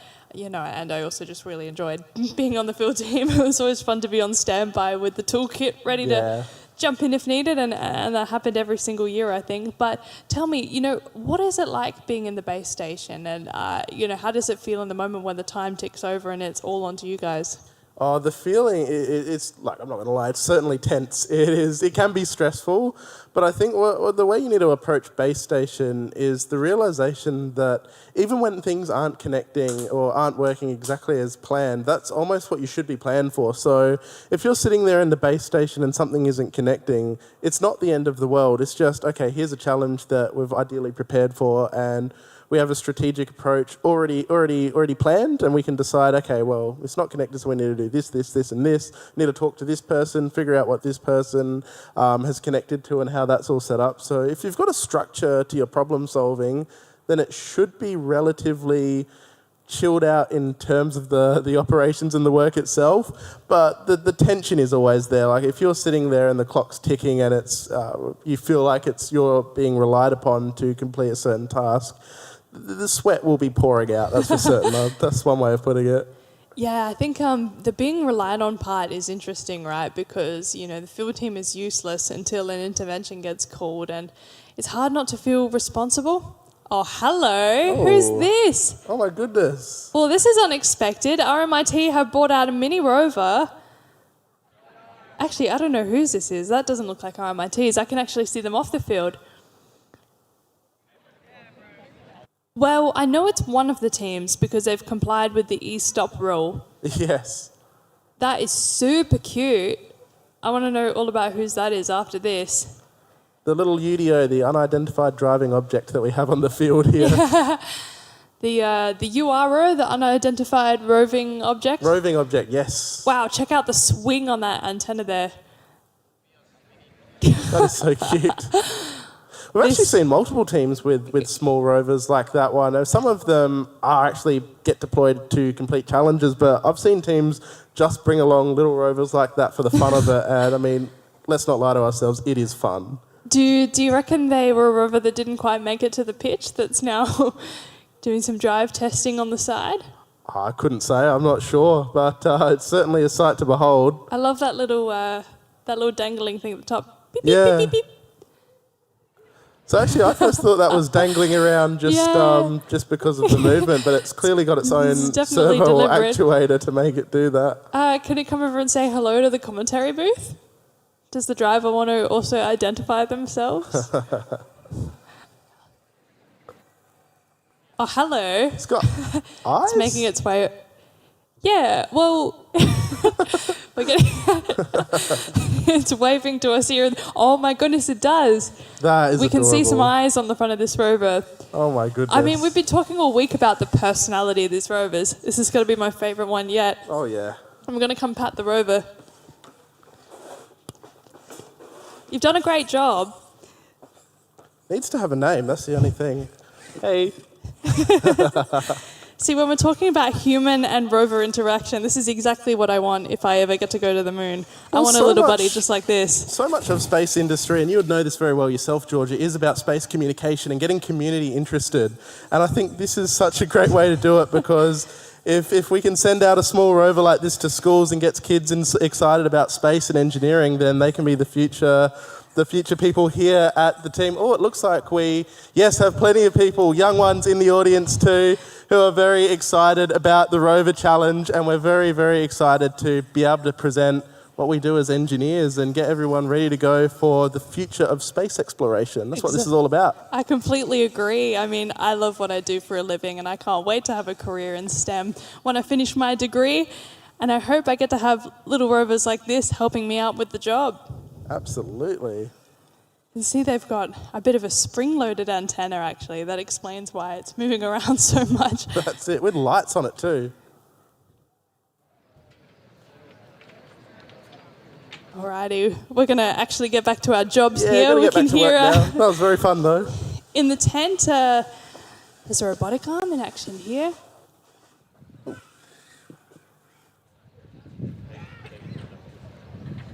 So this is part of Side Quest, which is an exhibit inside the workshop for the students to have fun with in the downtime from competing. So Side Quest is developed by Albert, who's one of the PhD students with the Andy Thomas Centre for Space Resources. So they're using robotic vision to be able to do construction of structures. You can see, not too dissimilar to the mapping and autonomous task, the robotic arm can identify each of the symbols on those blocks there and stack them one by one to create a tower. So there's a virtual reality challenge that students can be part of where they pop on a headset and it transports them into space inside a lunar habitat. And then they have to be able to control the robotic arm to do this stacking exercise. The person that does it in the fastest time, I believe, gets to win one of those very cool trophies that you see spray painted in gold there. So we're watching that stacking action happen at the moment, which is very, very cool.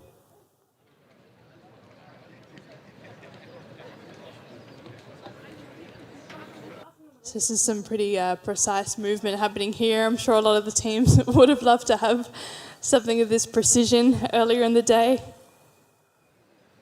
Absolutely, and I mean, the thing about controlling robots is it's not as simple as saying, go here, go there, but there's so much work to be involved in the control elements of, well, do you want to define a distance instead of a place, and then how does that distance map to a time, and then how do you use feedback from the actuators themselves? I believe we use things like encoders and that I know you've worked with quite a bit, Georgia, in order to allow for precise control of robots, because it's a very important thing. So this is a great example of that, because it will show people and participants of how robots can be designed to be controlled precisely.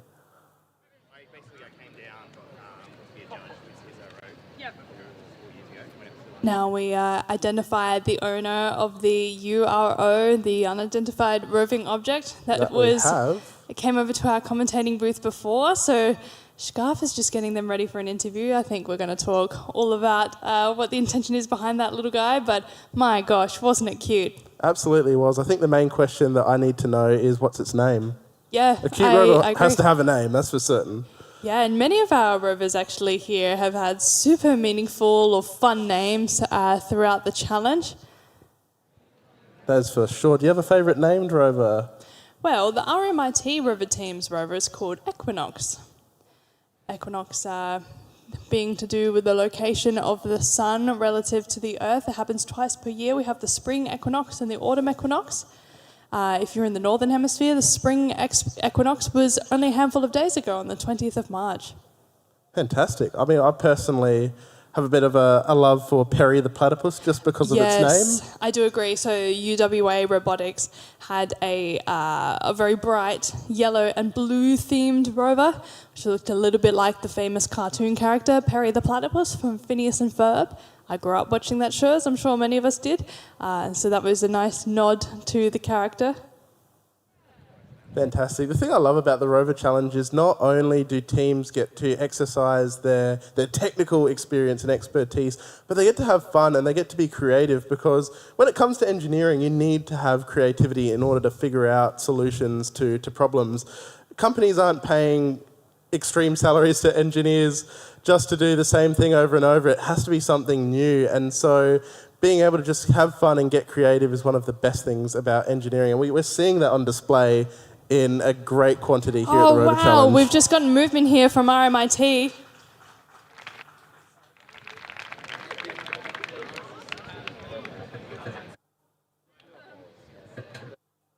All right, so a last-minute save by RMIT. They're in just the final 6 minutes of their attempt of mapping an autonomy, and they've got movement. Caleb, what are you reading on that GUI there? What I'm seeing is their SLAM system. This is what we'll call SLAM, so simultaneous localization and mapping, whereby the two things are happening. Number one, the robot's getting a picture of its environment, and we can see that towards the bottom right. So in the middle of the screen, it looks like they're having raw readings off of their sensors, and then they're using software to generate a model of their environment in the bottom right there. And at the same time, that model is informing most likely the movements of the rover. So it sort of knows what's around it, but it also knows what it doesn't know and what it needs to explore. And so that's where it will be making decisions about where to go to widen its map and keep it up to date. Wow, so you're telling me that they're in the throes of an autonomous attempt? Most certainly could be the case. If not, they could be driving it manually and generating a map that way. However, the part that definitely is fully automated is the generation of that map. Like, there's no way they're sitting there pinpointing exactly where every grain of sand is. That part is certainly happening autonomously, even if it's being driven manually. Okay, so was that image that I think we had on the GUI, there was sort of that fuzzy greyness that it was appearing in the bottom right corner as it was getting a bit of a topology map? Yeah, exactly. You're seeing a visualization. Yeah, just on the right-hand side there. Yeah, absolutely. It looks like they've got some 2D and 3D elements, which is really useful because perhaps the colours could be representing like topology, height of the sand or blocked areas, and they have other pieces of information, like I would assume that the areas in purple might be unexplored, and so maybe that's where they want to look next with their robot. There's so much telemetry on that screen there. They were getting the linear and angular velocity of their drive motors as well, I assume. So it's hard not to feel overloaded by that information. So if they want to be able to problem solve and diagnose on the fly, they're going to have a pretty good understanding of all of those windows. That's the thing, and it all again comes to trade-offs. I mean, really, for me, engineering is just a game of creativity and trade-offs. But comparing their GUI to what we saw with the Adelaide Rover team, where Adelaide Rover team looked really clean and simplified, looked easy to operate, but perhaps there might be some information that the team would have liked to have that wasn't available. Whereas here with RMIT's Rover, they have so much information at their disposal, possibly everything that they could want, but perhaps for an untrained operator, it might be significantly more difficult to use, and it's all just those trade-offs. Yeah, trade-off is really the word here.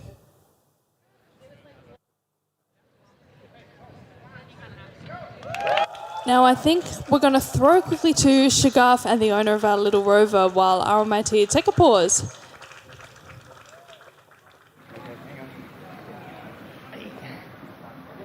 Over to you, All right, Shagaf. everyone, welcome back to the workshop. We're here with the person behind the adorable little rover you may have seen around the pitches. Now, tell us your name and how you're involved with the competition.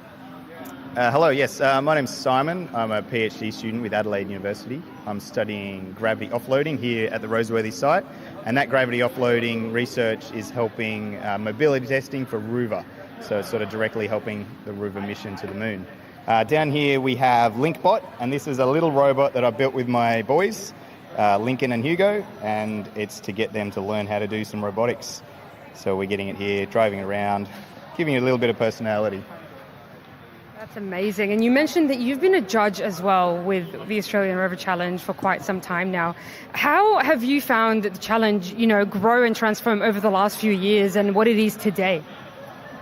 Yeah, so the challenge has definitely improved. The calibre of all the teams has gotten better and better every year, and you just see the improvements each year and year. So it's really exciting to see these teams come along, develop, and get their ideas progressing. Yeah.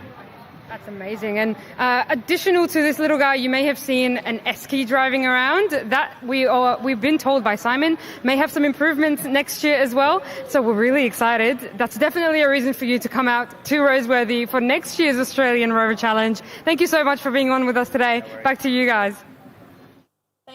Thank you, Shagaf and Simon. Now, of course, Simon is part of the amazing team here at Adelaide University and the Andy Thomas Centre for Space Resources. We're so grateful for all of the contributions that him and everybody else have made to making this challenge possible and for providing that entertainment. That is so amazing to hear that he's getting his kids involved with the LinkBot early in robotics, and sure does have a personality that was absolutely adorable. And what an amazing way to engage the next generation in STEM. That it most certainly does. And I mean, just to mention this facility here, the X-Terrace facility at Roseworthy, as I mentioned, is being used for real research that is actually going to impact an actual mission going to space. And how does that feel to know that being here with this Australian Rover Challenge on a facility that will be used in a real-world mission? It's just incredible, isn't it? And, Simon talked about how his research was in gravity offloading. This is a major challenge going forward for trying to test your spacecraft or your rovers before going to a place like the moon, because the lunar surface has 1/6 of the gravity that Earth has. So everything behaves differently once you put it under lunar gravity. And so being able to develop a system that can apply gravity offload while you're testing your rover is going to be exceptionally useful for understanding how your system will behave, particularly when it comes to driving. I feel like that's one of the big challenges, is how you will get the same kind of treading and drive system effectiveness. Absolutely. Is that something that you've been learning about quite a bit now recently? I understand you're doing a master's in some space engineering? Yeah, that's right. So I've been over in Europe studying a master's of aerospace engineering. I got to the end of my bachelor's degree and I said, how about more study? So I've been over there studying space systems engineering, and we've really gotten a great overview of all different types of space systems, and there's a lot of excitement there at the moment about the upcoming Artemis 2 mission and all of the changes, I suppose, in where the future's headed with lunar habitation. Like, we're really focusing now on a sustained human presence, and with that we've got a lot of foundational services that we need to think about, and that's really exciting to be a part of there. Now, the base station team look like they're packing it in, so you know what? They did not give in. They could have thrown in the towel halfway through and said, you know what, we can't get the system working. But it seems like they did have a bit of an autonomous attempt at the end there. Seemed like they had a map, that's for certain, and that's a big part of this challenge, being able to develop a map of the area. So even if there weren't any autonomous motions, perhaps there still could be some good opportunities for this team in terms of a map that they might be presenting to judges soon. Yeah, and so next up we'll have the University of Melbourne at 2:45, so in just 4 minutes' time, and that will bring us to the end of the challenge. Absolutely crazy how quickly this time has flown by.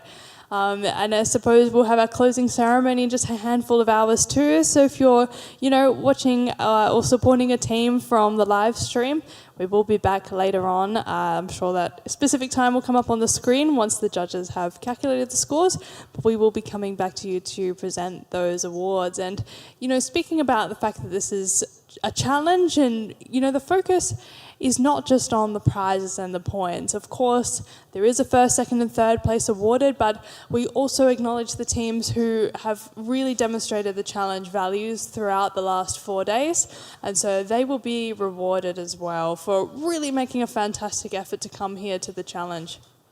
That's the thing, there's so much to this challenge that there's just the level of camaraderie and getting together and sharing ideas and helping other teams is so intense here at the challenge. So this morning when I was in the tent, in the workshop, I was watching just so many teams gathering together, banding together, talking about their rovers.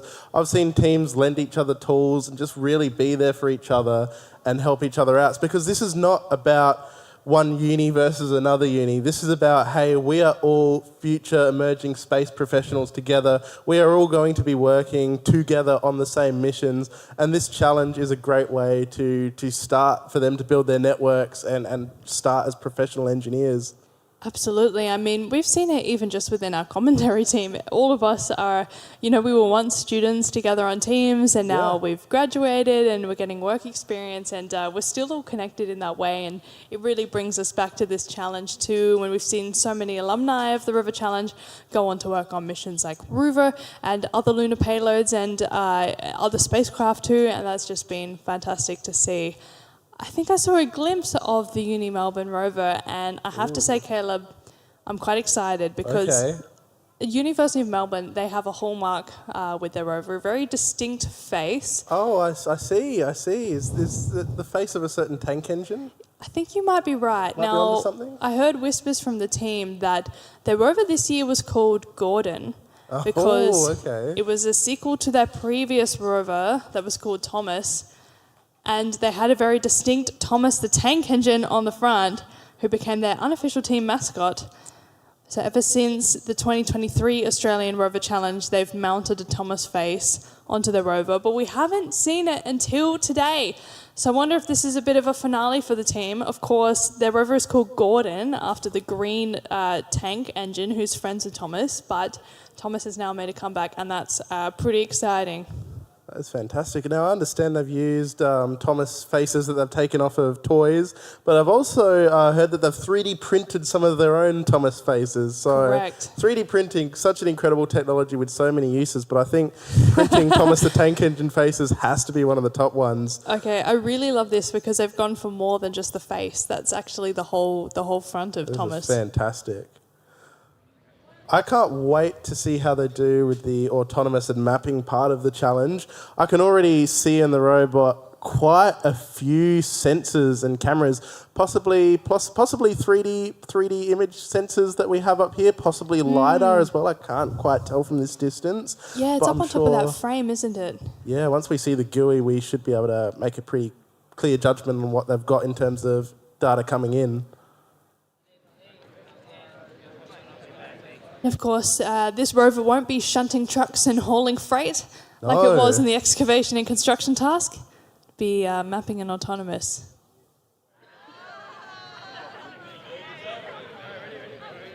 Very curious to see how long it takes the team to get their connection established and to hit the start button on the autonomous task.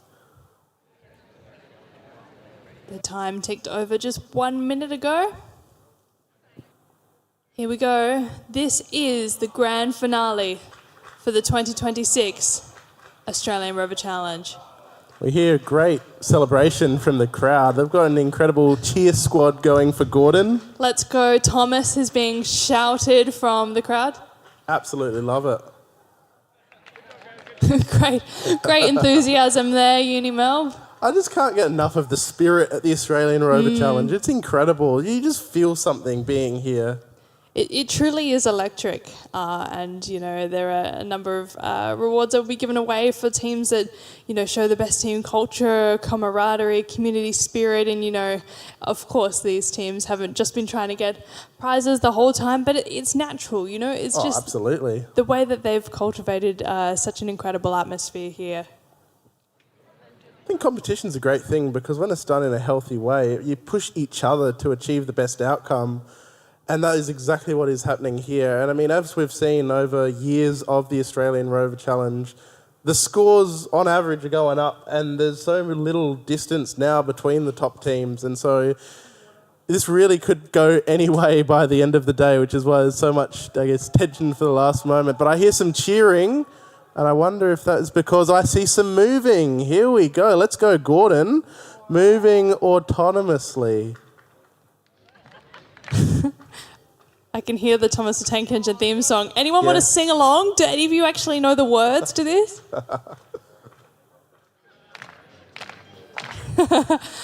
This is so good. This is a great way to wrap up the 2026 Australian Rover Challenge. It most certainly is.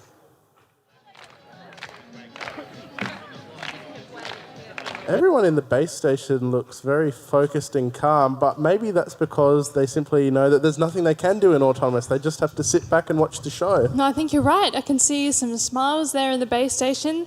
Absolutely. They'll be pretty proud right now because their rover is indeed moving away from the start gate autonomously. It's moving so calmly and collectively. Like, they know that when they've designed what they want to do, they would obviously be under the understanding that, there could be anything out in the field that could happen. And so taking it slow and simple is probably the best way to do it. And having a look at what they've got in their GUI there, their multiple cameras, it looks like they've got one that seems to be doing a pivoting motion so they can get a full picture of the field. Yeah. And given the speed the rover's going, that's probably quite adequate in order to sense what they need to do.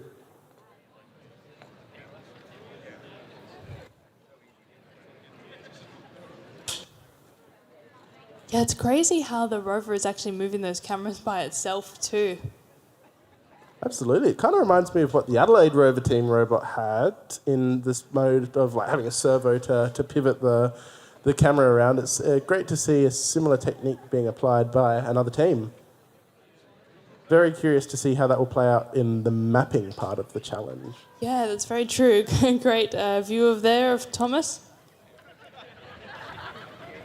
My only complaint is, and I might be speaking out of turn because they could be having one, but not having cameras in Thomas's eyes. Yeah, come on, guys. Where are the cameras? Absolutely. Next year, I want Thomas Cam. That's a request from the commentary box. That it is.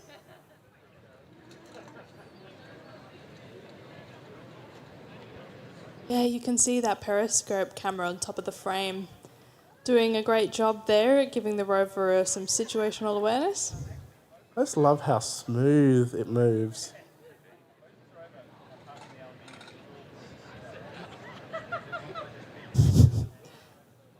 That face is quite something, isn't it, Caleb? It really is. It's given us something to look at, that's for sure.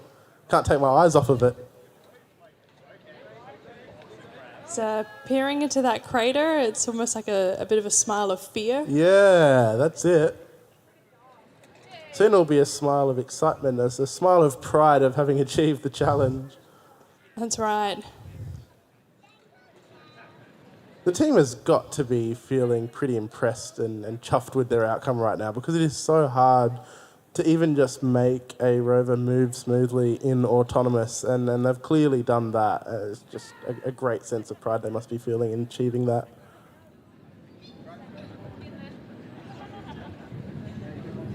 And they got started so quickly too. We've seen over the last 2 days that, pretty much 99% of the autonomous attempts have eaten into their task time significantly, taking somewhere between 10 to 15 minutes to get started. Yeah.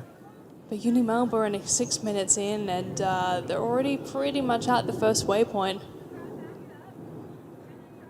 Even watching it go up that sort of hill structure there is so smooth, because I'll be assuming that the motors would be programmed to operate based on a given torque rather than a speed, because if it was purely based on speed, then they might end up slipping down the platform there. But if they're basing it off of movement or torque or something like that, they're able to have a consistent amount of drive no matter what sort of angle they're going at. It's a very nice aircraft there. I wish we had Shagaf, our aerospace engineer, who can identify planes very effectively. We should.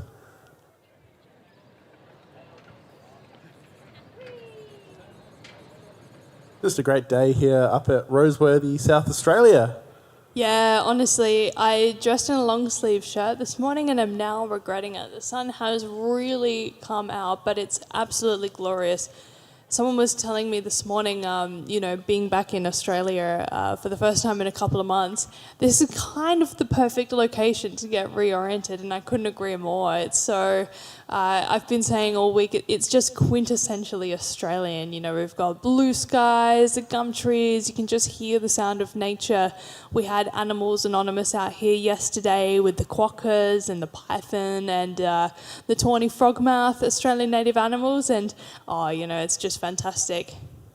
Absolutely. How are you finding being back here, the weather, compared to being over in Europe? Oh yeah, it's a little bit colder over there at the moment. There was some snow in my my hometown university town, so that was pretty crazy. But to come here to some summer, I'm going to take it while it lasts. Absolutely. What a perfect location for the Australian Rover Challenge, being at the Roseworthy campus with Xteris, having this lunar simulant available, and also having many labs and research facilities right here on site, again, contributing to real-world missions. Yeah, and the teams have actually had an additional opportunity throughout the week to test their rovers inside the Xteris Crater facility. It's a facility that has this really awesome simulant test bed that mimics accurate lighting on the lunar south pole. So the teams got to do a bit of an excavation and construction style task in that regolith. They could nominate to test their rovers out in that. And that was another great opportunity to make use of all the facilities while they're out here at Roseworthy, and not only just test them outdoors, but also test them indoors and across 2 different types of simulant, which is very cool. Great to have those opportunities for testing, because what we've noticed with most teams, I'd say, here at the Rover Challenge is it's not a new rover being built every year for the challenge. It's gradual improvements. It's having a rover and realising, this thing might need improvement, and so they improve it and bring it back next year rather than starting from scratch all the time. And so that's why being presented with the opportunity to do testing of that technical depth on their rover is so valuable, because all of the knowledge that they gather from that will be able to be brought across and applied in next year's challenge, or if they were to compete in other rover challenges, as we've heard multiple teams have been doing. Yeah, and I think that's why we've just seen such massive strides from all of the teams, particularly in these last 3 years that we've been out here at Roseworthy. There's less and less teams that are beginning from scratch with a whole new rover every single year. A lot of them have gotten their core systems ready, and now they're sort of doing that incremental development with payloads each year, which is just fantastic and makes me so excited for 2027. I think a few teams were missing robotic arms, so that would be amazing to see next year for one.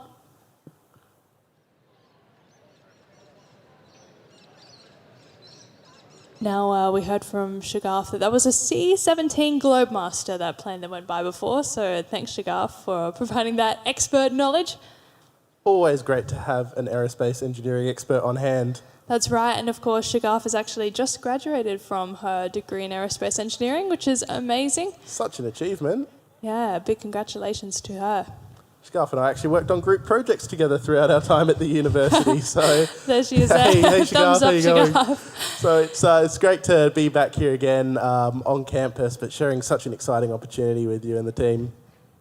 Oh, 100%. Shagaf and I were lucky enough to work together too. Lot 14 at the Australian Space Discovery Centre, who of course are our official viewing partner for the Australian Rover Challenge in Adelaide. So if you've been by over the weekend at Lot 14 to pop in and watch in the Mission Control Theaterette, we thank you so much for supporting us. And also a big hello to everybody who is watching from the centre at the moment. Oh, okay, Caleb. We've got another GUI for you to analyse. Oh, that we do. What are you seeing? Great. Okay, what are we seeing? Well, we're seeing information coming in the middle. It looks like, so they've got their encoders and velocity information in that sort of middle panel, which is showing what the rover understands or showing what the rover interprets how it interprets its understanding of its physical situation, and so what it thinks about where the wheels are, and also how fast it's moving, and what current the motors might be drawing. Looks like they're getting some timeouts on the left, perhaps. Looks like they're SSHing into something, and perhaps trying to connect to another system or try something. So tell me what SSHing is. Yeah, SSHing or secure shell is a technique whereby a remote operator can, using their computer, connect to a computer connected to the same network. So that might be, like in this case, through their wireless network that they have for the robot. Basically allows them to be part of a computer on a robot and operate it in a way that is like it was their own computer. Okay, so it's sort of like tunneling into another person's computer, and like even though you're operating from the base station, you're then suddenly inside the rover from a computer standard view. Yeah, that's exactly right. You can run commands, get information off of it. The only drawback with SSH, though, is it's typically only terminal, so you can only send text commands to the rover and get text commands back, which is why we've seen teams create their graphical user interfaces or GUIs where they can have nice buttons and screens and readouts that you can't get via pure SSH, as well as their camera feeds as well coming through. GStreamer is a tool that multiple teams are using, and we are quite familiar with it, being on the comms and control team of the Adelaide Rover team a few years ago ourselves. I remember for us, from memory, we had to SSH a lot into the main onboard computer of our rover to play around with the camera feeds. Yes. Because they were all connected via USB to the onboard rover computer, if I'm not wrong. I believe that's correct. And yeah, using SSH to run commands to configure those cameras to actually be on, or streaming data to a certain IP address and port that we can access on the remote computer. Gosh, it's just multiple layers of difficulties that the teams have to overcome, and just all of them have had really good working camera feeds, which is something that was quite a rarity only a handful of years ago. Yeah, we didn't see much of it at all in the day. It was almost like if a team did get a camera feed, it was like, oh my gosh, it's a huge achievement. You've got cameras.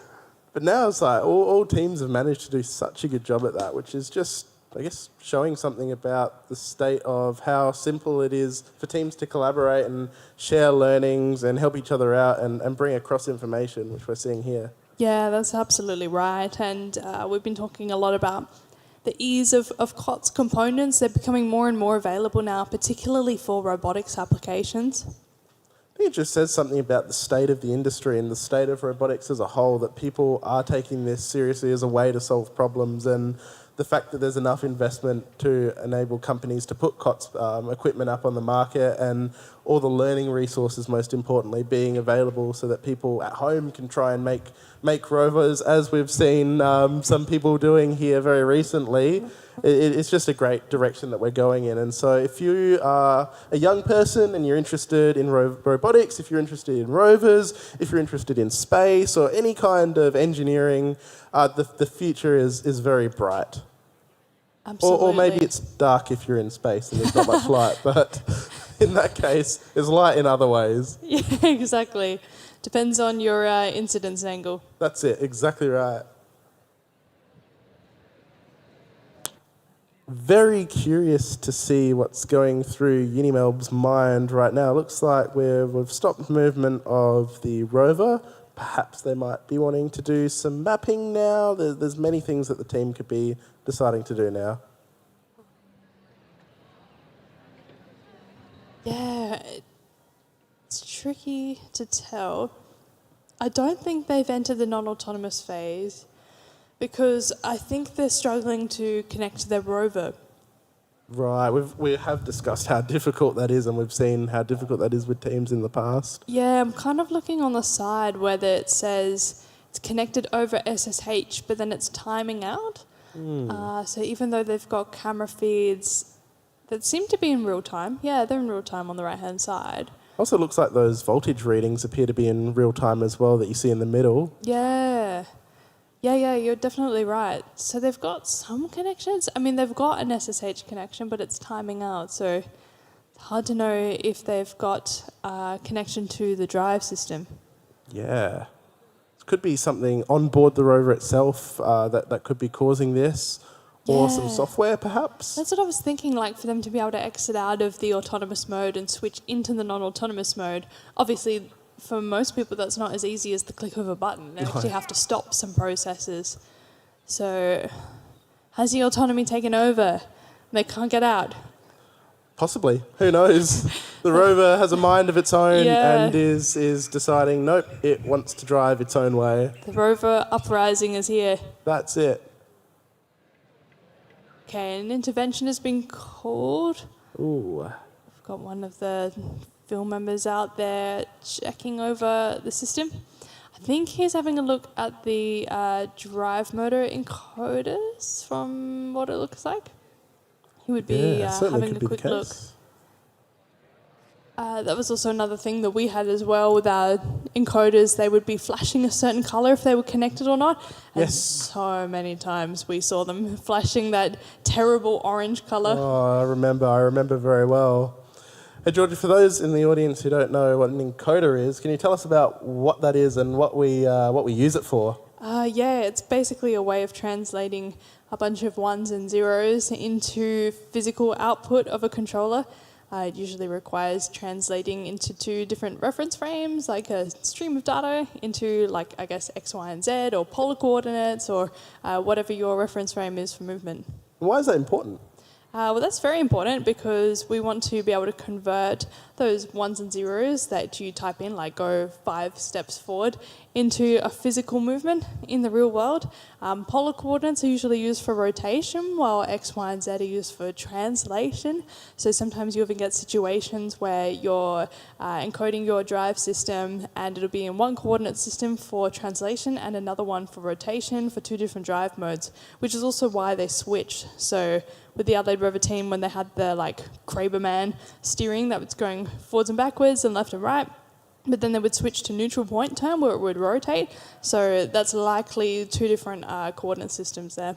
So you're essentially saying that we have these encoders so we can know physically what's happening with the position of the wheels rather than just relying on perhaps applying a voltage and then trusting that, even though that could change dependent on the angle the rover's going at or anything to do with that? Yeah, that's right. I mean, I'm certainly not an expert on this area, but when we were in the team, that was definitely how we use them. Absolutely. Now, we've heard that we've got another interview with Shagaf in the workshop, so maybe we'll throw to you, Shagaf, while the team's out here. Welcome back to the workshop. I'm here with our MIT.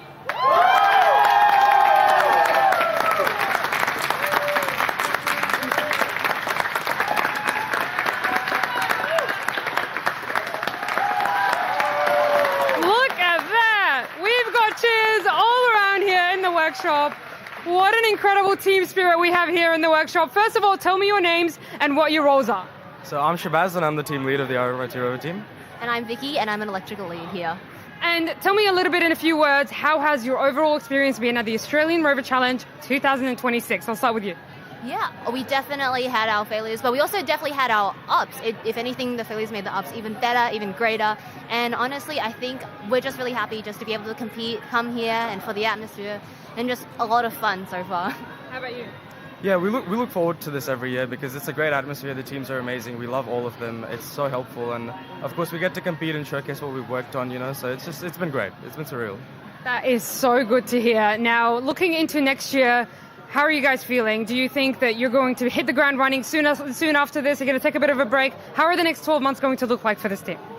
I think everyone wants to hit the ground running straight after because we had the teeniest issues during our competitions. So I think everyone's just keen to get them fixed and then maybe simulate the tasks again back at home on our sandpit. So yeah, I think we'll be getting straight into it. Amazing. And one last thing, what has been your favourite moment or moments so far in this challenge? Ooh, I've got to love the Australian animals, just seeing them up close and just making us feel sort of home, even though we're a little far from our actual home. It feels good just to see them. That's amazing. And coming all the way out here from Victoria, right? Yeah. Amazing work. Well done, everyone. You should be proud of yourselves. And good luck for the award ceremony. Back to you guys. Awesome work there with Shagaf and RMIT and all the others who joined in to cheer them on. That was just super special to see.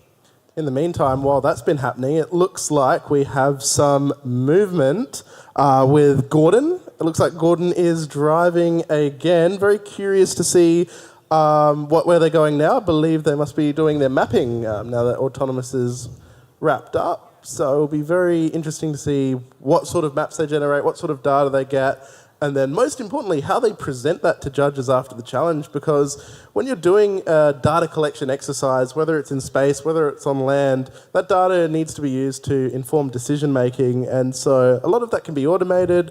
As we've seen with Autonomous, they get data in and they use that data to decide where the robot needs to drive. But for bigger picture issues such as where should they send a crew, where should they invest in, that information needs to be conveyed to other humans to help make those decisions. Need to engage the stakeholders, which is why part of the challenge then involves going and presenting the data gathered in the mapping task to a panel of judges to not just test the team on how well they can make a robot, but on how well they can make a robot that can be useful to collect data and present it to people and actually influence real-world decisions. See here, the GUI again. It's not entirely clear if they've got a camera feed anymore, but they're definitely getting some more information on the motors that they're initialised. There we go. There's a camera feed. You can hear some chanting from the crowd again. You can hear the Thomas theme song in the background. Very nice. Cheering on their team as we round out the final minutes of the Australian Rover Challenge 2026. Absolutely. Cannot believe how fast today and the last few days have been going. Yeah, it's absolutely flown by. There's no exaggeration there. It's truly been, in the blink of an eye, we've gone from day 1 to day 4, and we've just seen so much progression from the teams. We've seen teams that didn't get off the ground on day 1 or day 2 have a massive comeback on day 3 and 4. Huge comebacks we've seen. Favourite little buddy link box there. There we go. There in the workshop. Entertaining the teams as they also celebrate. What an incredible way to end the challenge. Everyone has so much energy and excitement and enthusiasm, and I can't wait to see how things go. I think that little guy is just such a great example of the possibilities we have here with human-robot or human-rover collaboration in the not-too-distant future. No. Once you give a rover a personality, it just makes that massive difference in terms of the isolation that you might feel on another celestial body or another planet. With the interactions we've seen just there, people just absolutely loving it. Most certainly. I mean, who couldn't possibly love Thomas as well? Yeah, I completely agree. Talking about personality. Yeah, so they are back in non-autonomous mode. Driving and making a map. Incredible work. I always also like comparing teams' choices of controller. So we've seen teams with joysticks, we've seen teams like we see right now with Xbox controllers, we've seen teams with pink Xbox controllers, and I'm wondering if the colour makes much of a difference in the control of the robot. I mean, if it was me, I would be colouring it red because red goes faster. That's very true, that's very true. But pink is close to red, so probably that's very true. Here we go. What I can tell is that is the 3D printed Thomas face. Looks like they've glued on the front there as well. Absolutely.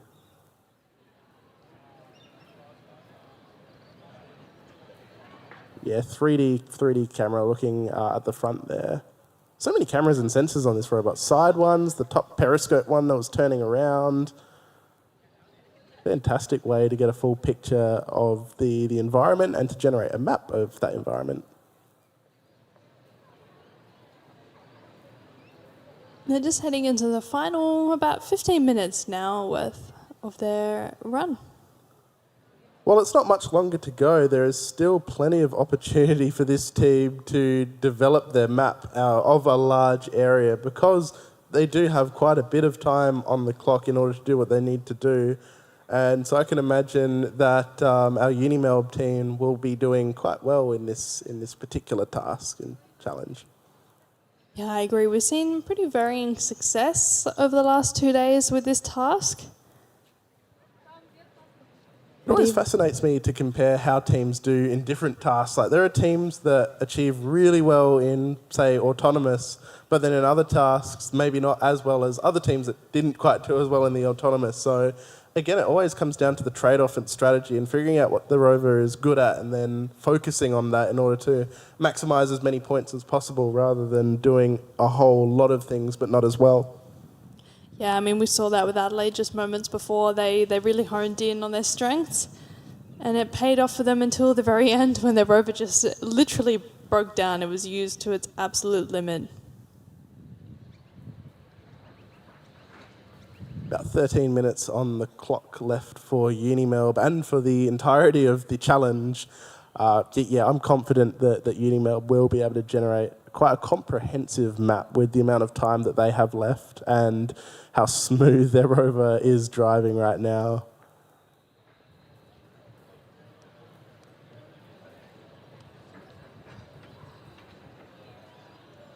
Love seeing how calm and collected everyone in the control room looks. It's really, really nice to see.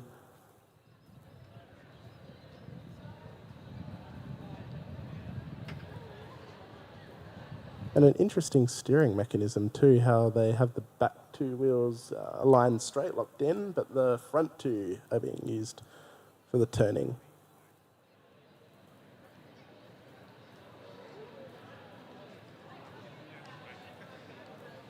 Now, Caleb, as we head towards the final 10 minutes of the Rover Challenge, what do you think is your highlight from today? Honestly, my highlight probably happened off of the field.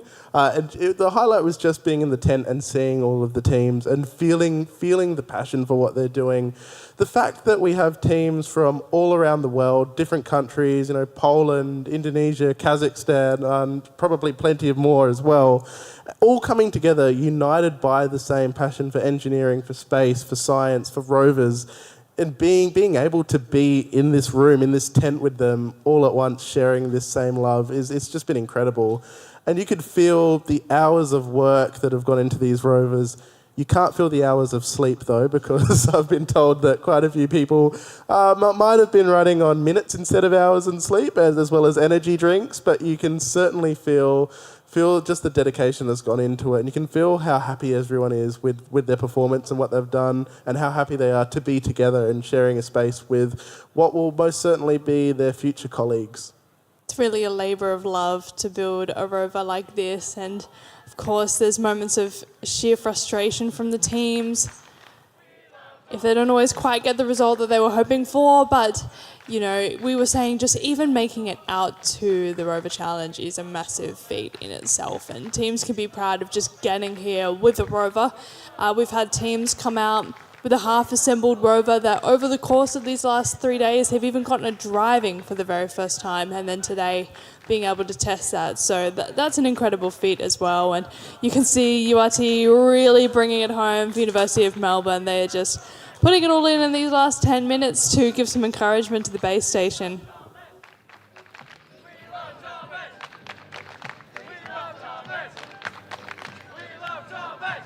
I'm hearing the We Love Thomas chant to the background theme of the Thomas the Tank music, while we have Gordon the rover on the pitch doing its mapping and doing an incredible job of that.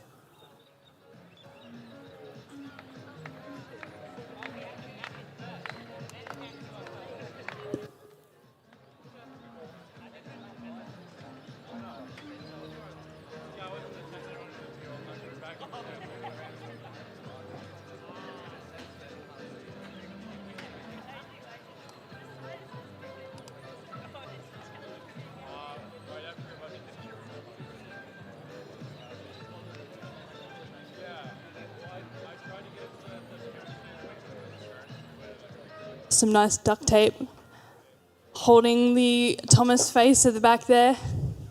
We've seen a lot of duct tape throughout the Australian Rover Challenge. It's always great for those last-minute fixes. Though it wouldn't quite work in space, as we've talked about. You would need something a little more robust to the temperature variations and the radiation.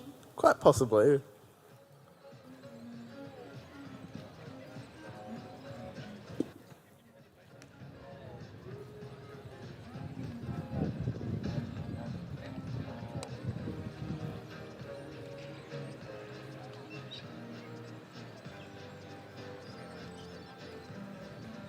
There's nothing but a Thomas and a wide, wide lunar surface, is there?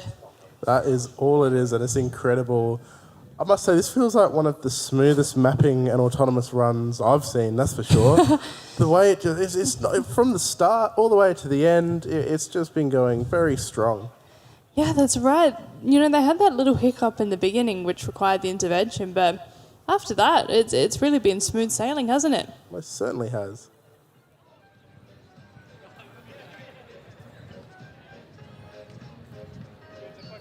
Again, seeing a different drive setup being used. I recall at the start they had the back wheels locked and the front two being used to turn.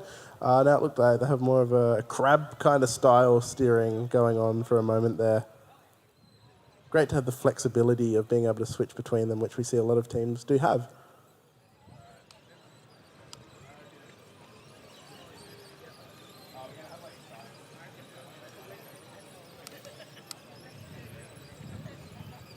I think there's just been a huge shake-up to the leaderboard today that we saw this morning. There's been really unexpected performances from every single team compared to the previous days. That's the thing. I mean, the leaderboard is such a dynamic list happening at the moment. There's no way you can look at the leaderboard and say, oh, this team's in the lead, this team is going to win. That's absolutely not the kind of leaderboard we have right now. We have the kind of leaderboard that shows, oh, this team did really well on this challenge, but how is it all going to eventuate and pan out at the end once everything's been finally added up and confirmed by the judges? Well, that's something that we only can wait and see. Yeah, I mean, there was only about 20 points separating first and second place, which was legendary Rover team Monash Nova Rover when we last checked in, but of course each task is worth 100 points plus 25 for the efficiency multiplier, so 20 points is really not a lot of lead in the grand scheme of things. No, certainly nothing that can't be recovered from. That's right. We've got Shagaf back at the desk too. Shagaf, you were there when the atmosphere was very, very joyous, happy in the workshop. Can you tell us what that was like before? Oh, it was incredible. You should have been there. I mean, we were, having RMIT with an interview, and then the entire workshop, before you know it, started cheering for them as well. The team spirit we've seen here at the Australian Rover Challenge is nothing like I've ever seen anywhere else before. It's been incredible. We can still hear the audience in the stands there chanting for the Thomas, or no, not Thomas anymore now. It's Gordon, isn't it? Rover over there on the pitch, and the last and final performance we're seeing here as we enter the final minutes of the challenge. Don't go anywhere. We will be having an awards ceremony, or the closing ceremony, at 4:30 p.m. local time.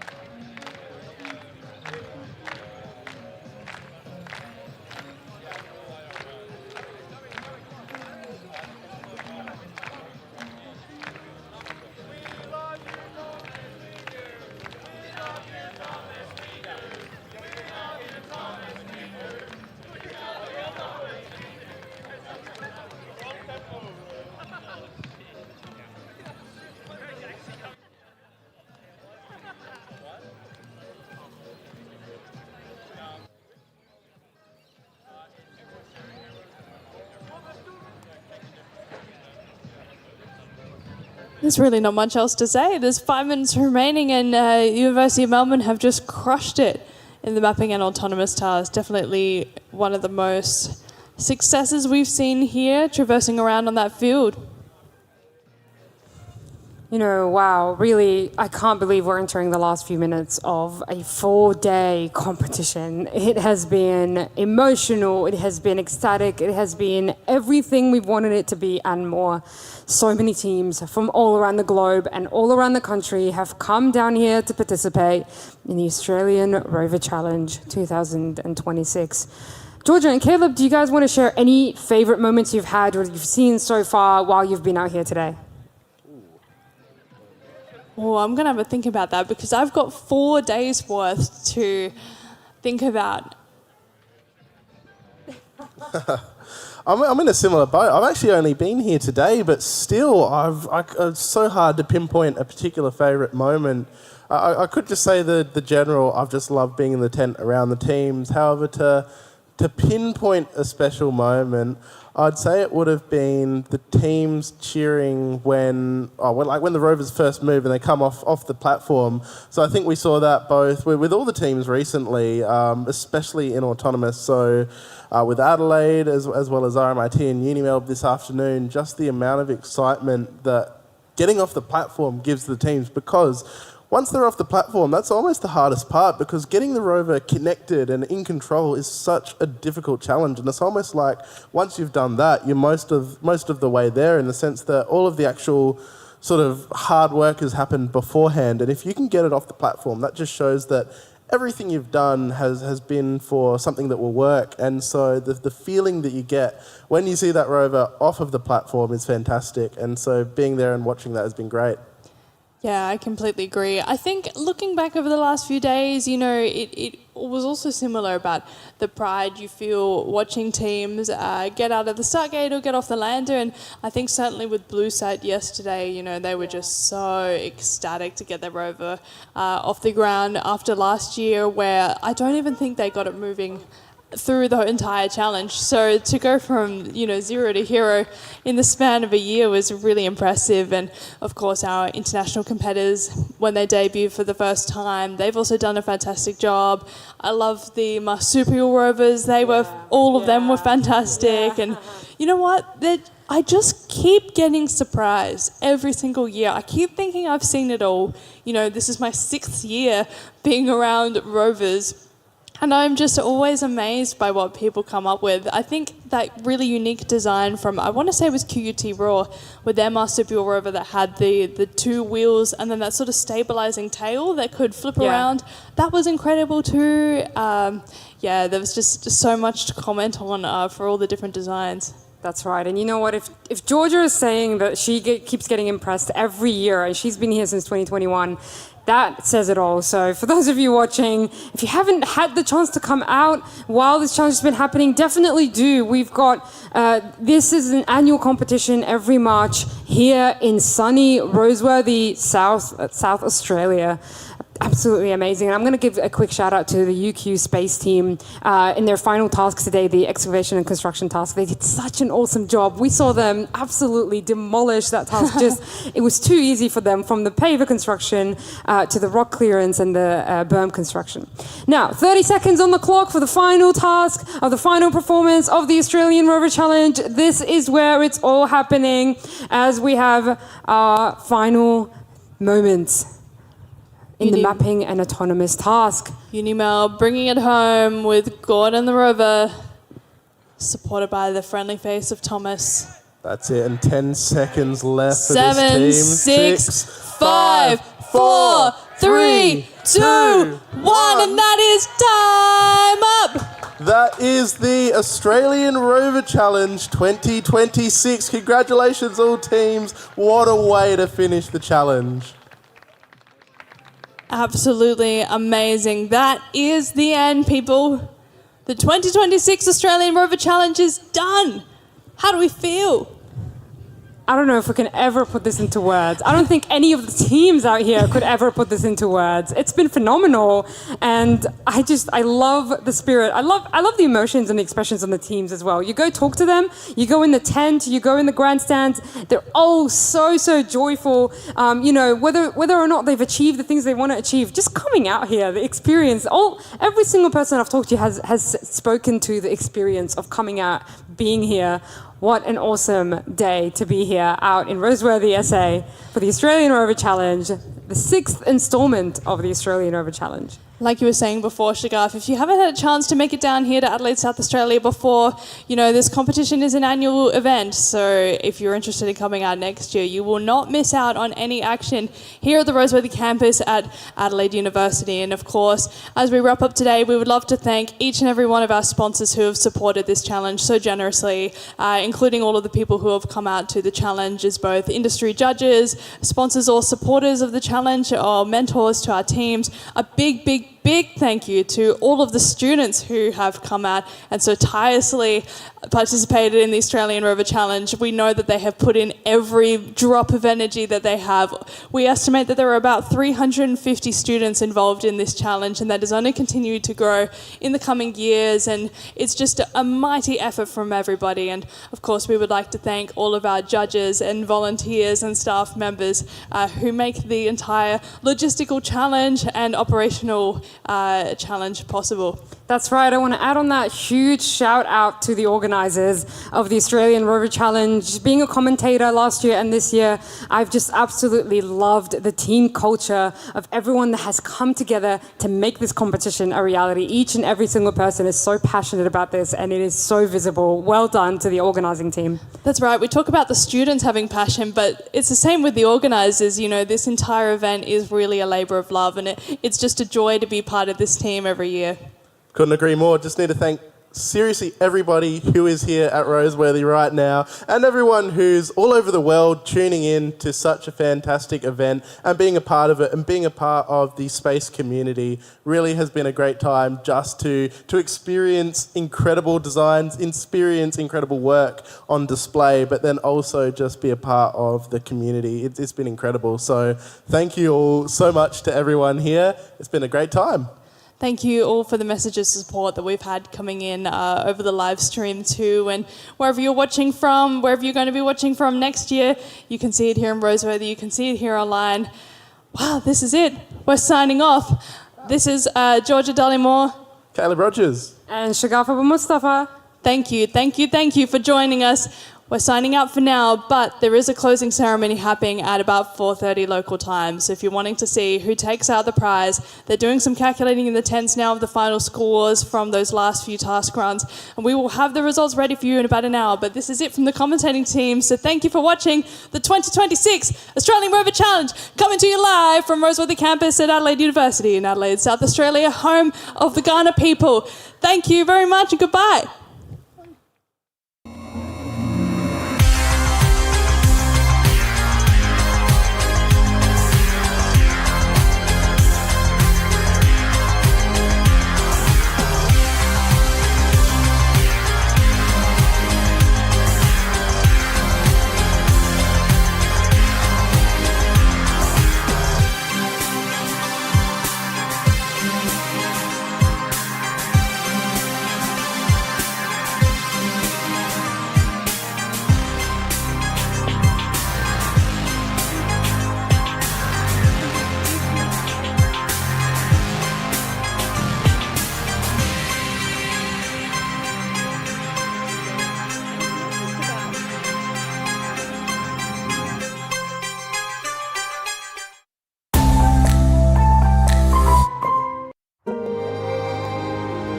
What if the next space race took off from our state?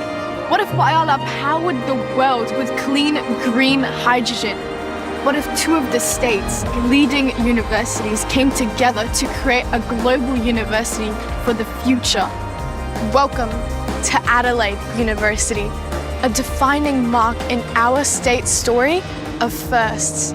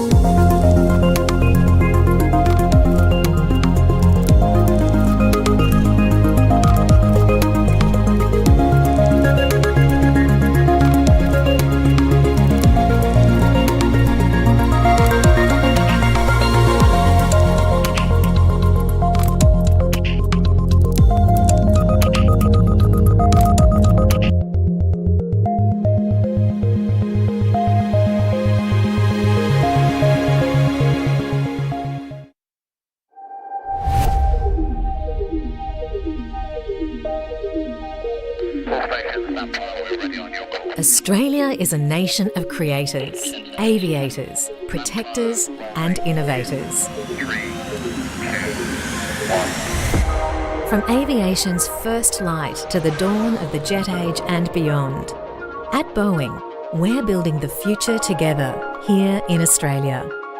Inspiring those in pursuit of new frontiers, connecting, protecting and exploring our region and the world. Home to the broadest aerospace portfolio in Australian industry, powered by talented, dedicated and diverse teammates. Delivering manufacturing excellence, building composite aircraft parts for the world's most efficient airplanes, using advanced robotics, materials and digital technologies. Never compromising on safety or quality, always focused on sustainability. Solving tomorrow's problems today with Australia's leading researchers, scientists and universities. Developing new military platforms and communications networks and helping ensure they are always mission ready. Keeping customers airborne by providing the services they require.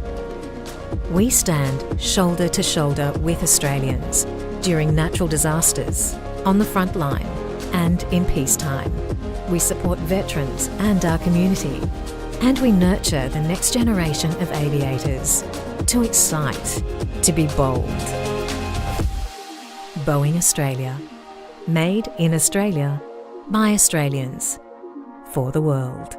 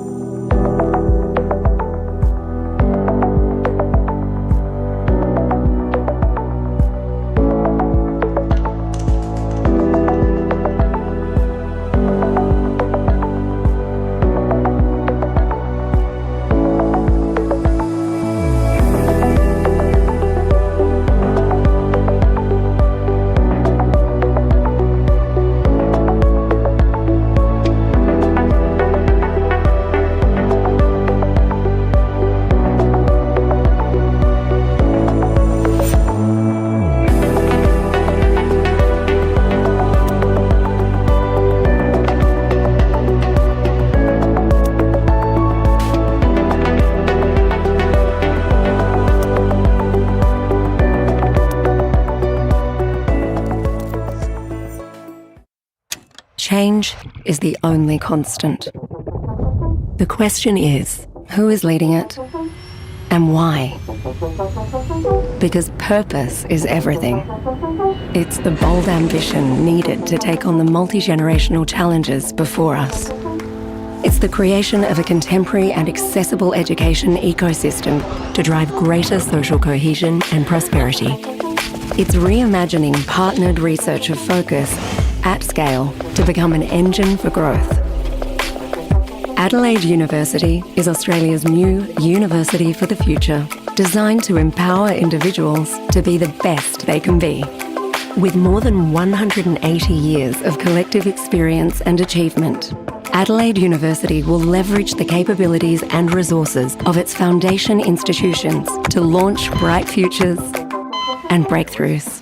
We're transforming teaching and learning by co-designing degrees with future employers. Our students will be equipped with an entrepreneurial mindset and will be ready to take on an AI world. Ethical leaders who do what is right over what is easy.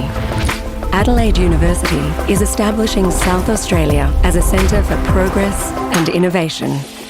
As a group of 8 university, we're combining the investment and infrastructure needed to accelerate future-making research that is nation-critical and globally relevant across defence and national security, creative and culture, food, agriculture and wine, personal and societal health, and sustainable green transition. From society to seas to space, we're partnering with industry, communities and regions to create impact that transcends borders and time. As an exemplar for excellence and equity, we bring together the esteemed and enterprising to prepare a diverse next-generation workforce that's adaptable and ready to respond to an ever-evolving world. To provide a nation-leading student experience that unlocks individual potential and passions. To connect an inspiring global community of over 400,000 alumni. To contribute an estimated $4.7 billion a year to our national economy. And to deliver value across the full chain, from research translation to commercialisation. Adelaide University is a force for positive change. Together, we'll shape what's next for a better Australia and a better world.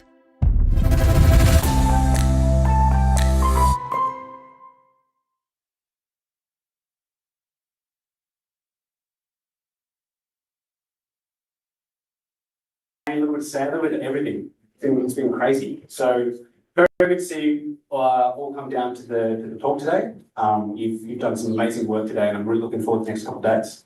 So, hello everyone. My name is Daniel Ricardo. I'm a postdoctoral fellow and space robotics research engineer at Queensland University. I'm also one of the head judges here at the Australian Rover Challenge. Firstly, I'd just like to acknowledge the Kaurna people and the lands on which we're talking and we were able to do the Rover Challenge today. And I just want to bring attention to one of the concepts that I really love is the idea of being custodians of the land.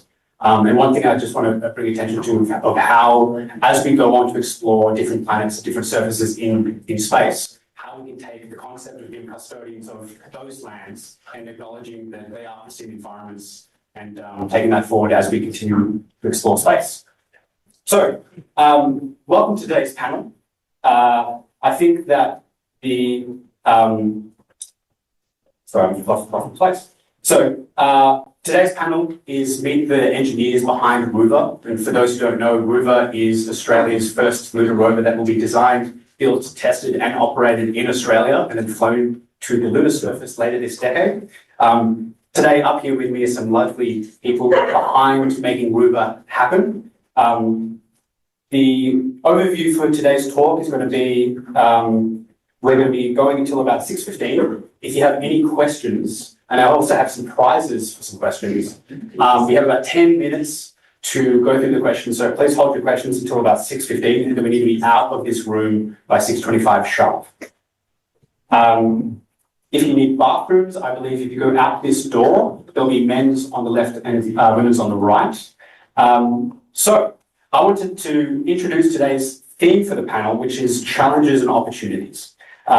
Because building a lunar rover is really, really hard. And building Australia's first lunar rovers is even more difficult because there's no precedent, there's no playbook to go by, And space is a really challenging environment. It's trying to destroy your baby the entire way as it's trying to get to your target destination. So these sorts of challenges range from big and small. It can range from, a homemade rover that you and your friends have built and tested and are now, playing with out on some sand pits in Adelaide, all the way to operating a lunar rover about 400,000 kilometres away on the lunar surface. So to give us a little bit of perspective of that side of the story, I'd like to introduce today's panel.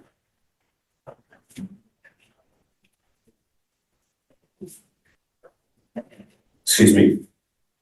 So on my right here is Jack Rintle, who is the Assistant Director of the Space Programs at the Australian Space Agency and also the project lead for Rover.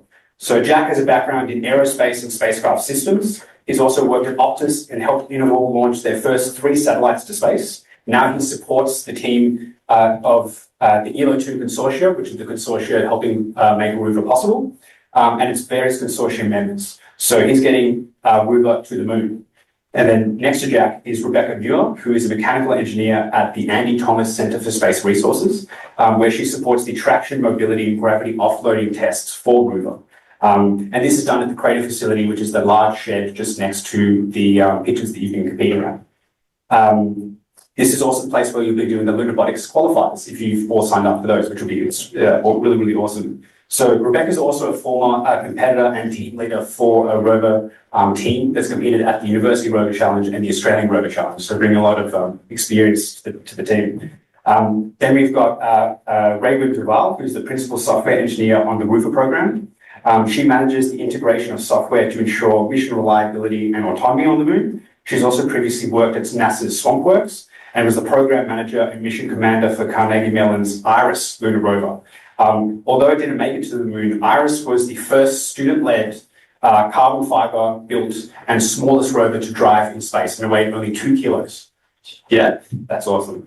And then at the end is Sammy Rains, who's the senior software engineer for the Rover program, where she leads the development of Rover's cameras and imaging systems for the lunar surface. So she's grown up in rural Queensland. She holds a master's in computer science, is a certified scuba diver instructor, and in the past several years has undertaken astronaut training and is now a commercial astronaut candidate.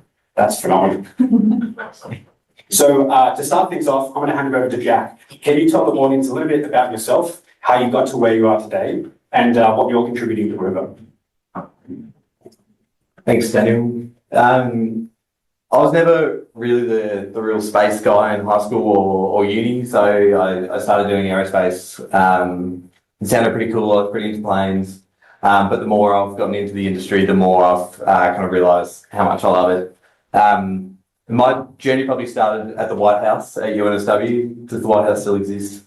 There's some blank stares, but... Someone exists, so... I see. Yeah, someone. Tough.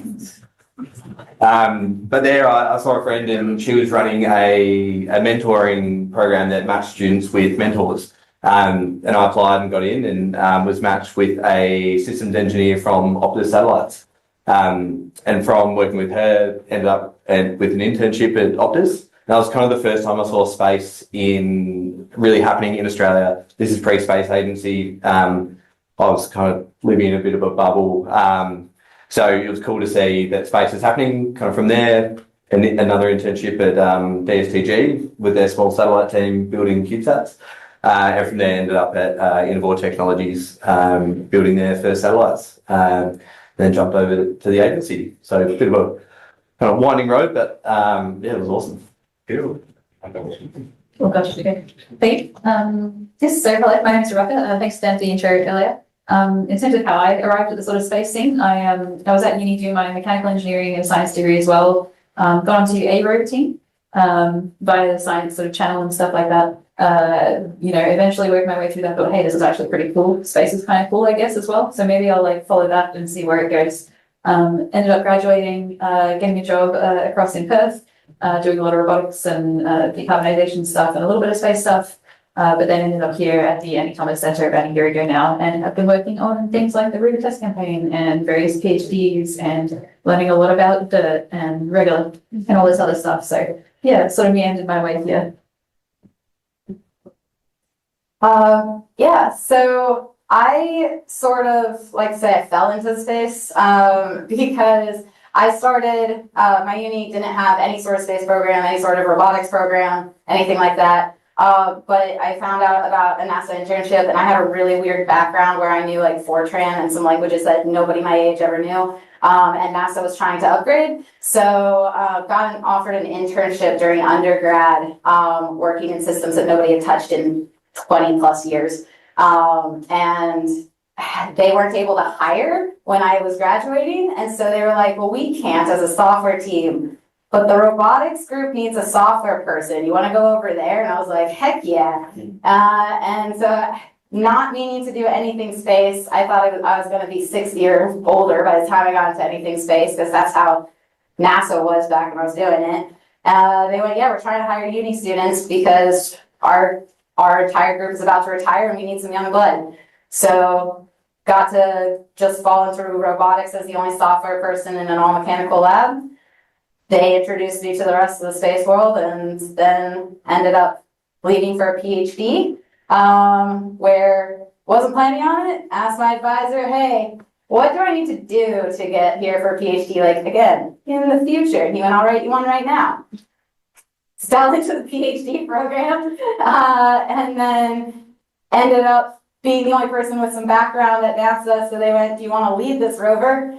And so suddenly I was leading the first American lunar rover to be going to space, because weirdly the US skipped rovers. And it was a completely student project because I was PhD, and so everybody I led was students. So if you want to know anything about undergraduates, 99% of that team are undergraduates building a space rover. It is possible. We flew.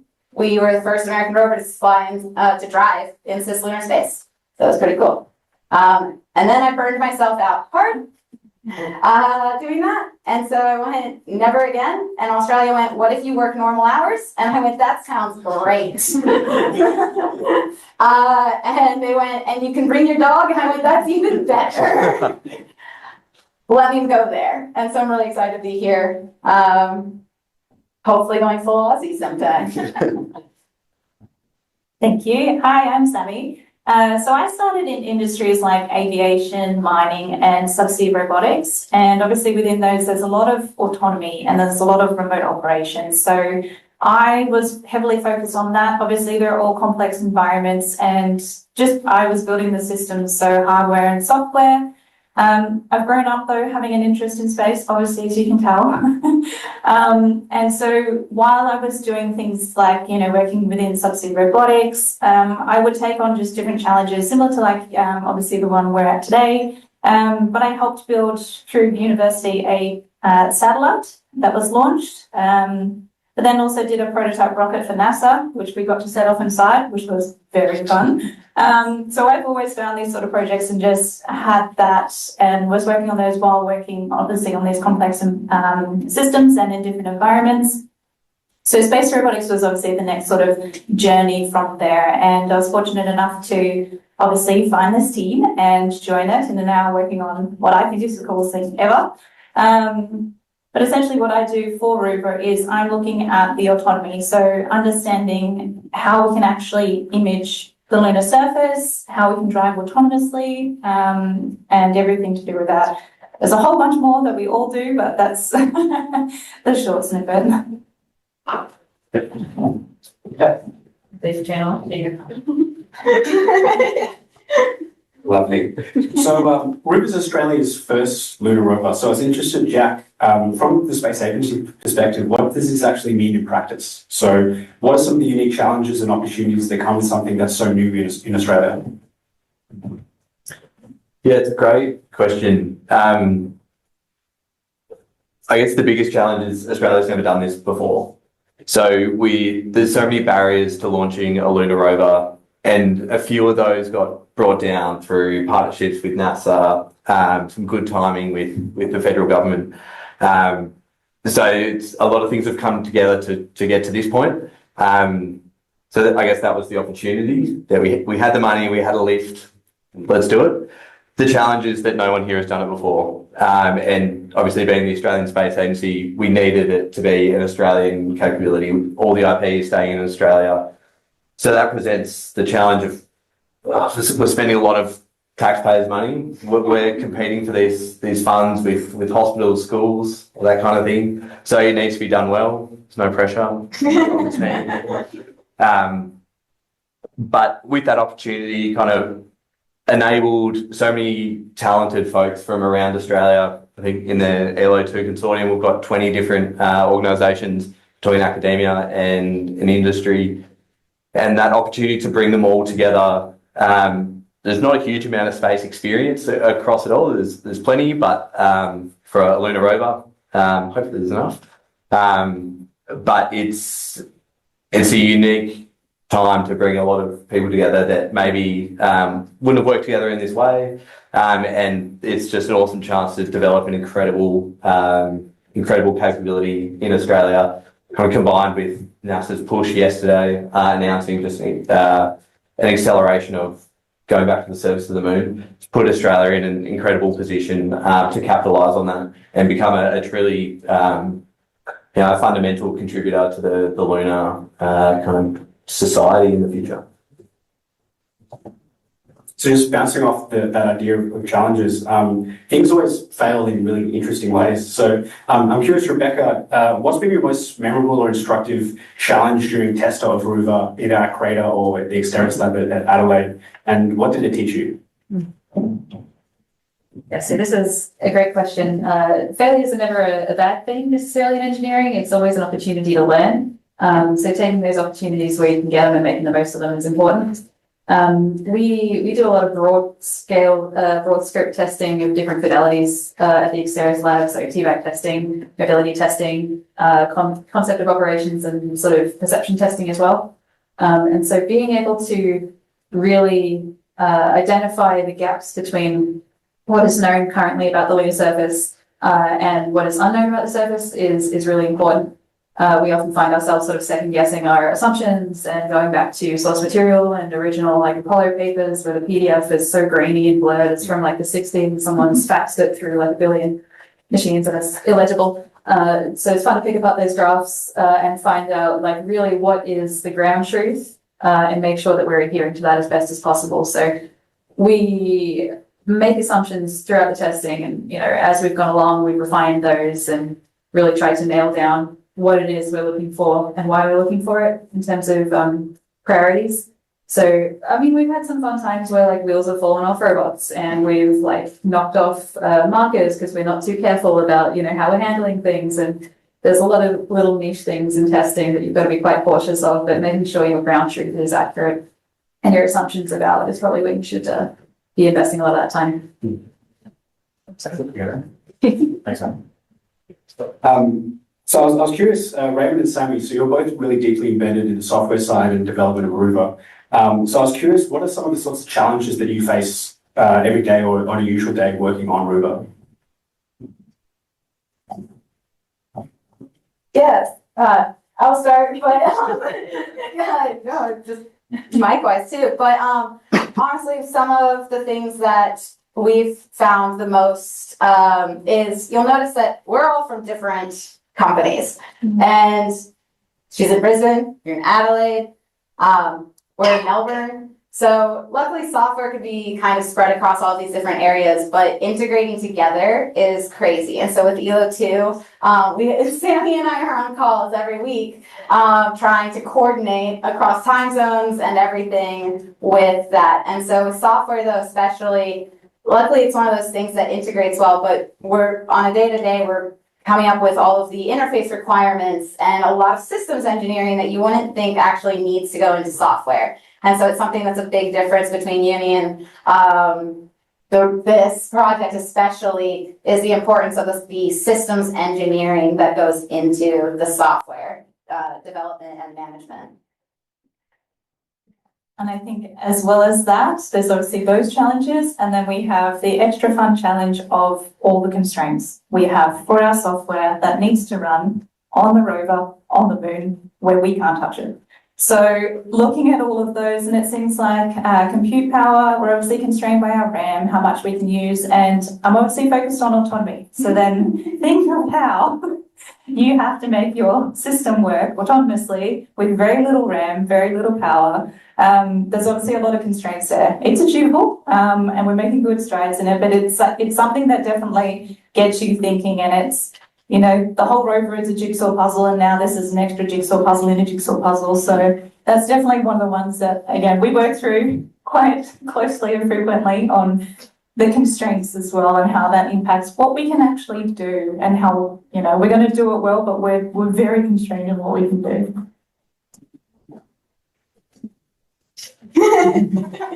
Thank you very much. Now, I've got a little crowd interactive. Can I get a quick vibe check? How many people here, put your hands up if you're doing mechanical, electrical, or software engineering?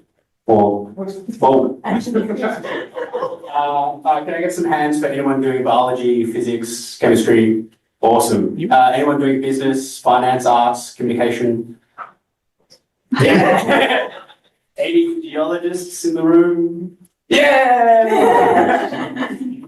So I just wanted to do that just to highlight how interdisciplinary teams are. Like, I'm sure all of you have experienced just within your team alone, how often you can have people from completely different faculties. Like, I remember when I was on the Rover team, we had a member from every faculty, and the university loved it. So I think that's just really important to realize when you're doing university-related projects, when you're doing national-level projects, that you need someone from every background and perspective to provide a different perspective you haven't thought of. So I just wanted to bring attention to that, to highlight how rovers don't get built by one type of person. They're built by interdisciplinary groups of people with different specialties, workflows, and often, like you said, time zones. I will start from the beginning. So I was curious, Sammy, you've done astronaut training alongside your engineering work. How has that shaped the way that you think about risk and teamwork? We're getting better. Thank you. I obviously approach risk very differently now. So one of the things that my training has taught me is that you can break the risks and the challenges down and identify those and work on them as smaller problems. So that's something that I'm obviously able to then translate and bring back to engineering as well. And in terms of, I guess, the team aspect as well, like I always say, space is a team sport, and that is very evident in everything that we do. It takes so many people to put one system together, and you need to have the trust and the faith in your team and in your systems, that it all comes together. So I definitely see, risk can be mitigated. There's obviously different things.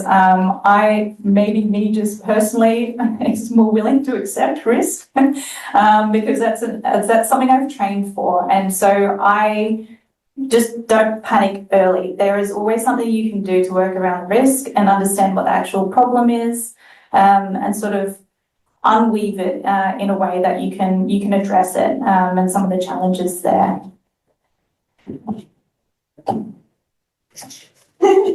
Thank you. I'll be passing it back. Raymond, you've moved from the US to Australia to work on Rover. Having previously worked at NASA and on the IRIS project, what was the motivation behind that move? Yeah, so I kind of touched on it at the beginning, but there's a huge difference in work. I don't want to say ethics, but work push between the US and Australia. One of the things Australia government makes is that 40-hour work weeks, right? There are laws in place to protect the employees. One example that happened before is, I've heard of a friend who, when he was actually doing some other things outside of work, was asked by his manager, hey, I noticed you've only worked 45 hours this week. Is everything okay? And that was when I realized, yep, that does not sound great. And I said that working 80 to 100-hour work weeks during that time. So I burned out really hard. And the US sees that as a positive. And honestly, you burn out fast that way. You don't have life outside of work that way. It becomes your entire personality, basically. And I think that that's something that with Australia, what I've noticed with my team, they kick me out if I start working too long. But I come back still excited the next day rather than just, oh God, okay, I have to go in. There's all these things. I can turn off on the weekends. I know, somebody may have noticed on the weekends, I used to just talk about work on the weekends, and now I can actually be like, I have a personality outside of this. And so it's something to really see here. And as you said, the different disciplines, you can have something outside of engineering here. So. Thanks, so Rebecca, you were a team lead in a student competition context, and now you're working in a professional environment. What surprised you the most about transitioning from the competition environment to the, building a rover going to the moon? What was the insights you learned along the way? So I guess the surprising thing about transitioning from sort of student life to work life is honestly how similar it can be. You're still dealing with people, you're still dealing with, a pretty hard slog for study versus work, you're still learning new things every day. The technical aspects, obviously you will learn more niche material as you transition into your career. It's not quite so general as it is at uni. So as I mentioned before, I've had to learn a lot about Regolith and a lot about the lunar environment, and that's very particular to this kind of role. So learning a lot in that sense. But at the end of the day, you're still trying to, get a project done, you're working to a budget, you've got project deadlines, you've got a plan, and you're making sort of progress as a unit in a team. As we mentioned before, it's very much a team sport, much like the Rover Challenge is. So there are a lot of similarities. There are a few differences. You've obviously, depending on the institution you're working for, got to deal with bosses and management and procurement processes that are different, and they're always fun. And then you've got, particularly in the university context, overheads from different sources and things like that. So there is a bit of a difference, but ultimately it's a similar process, really.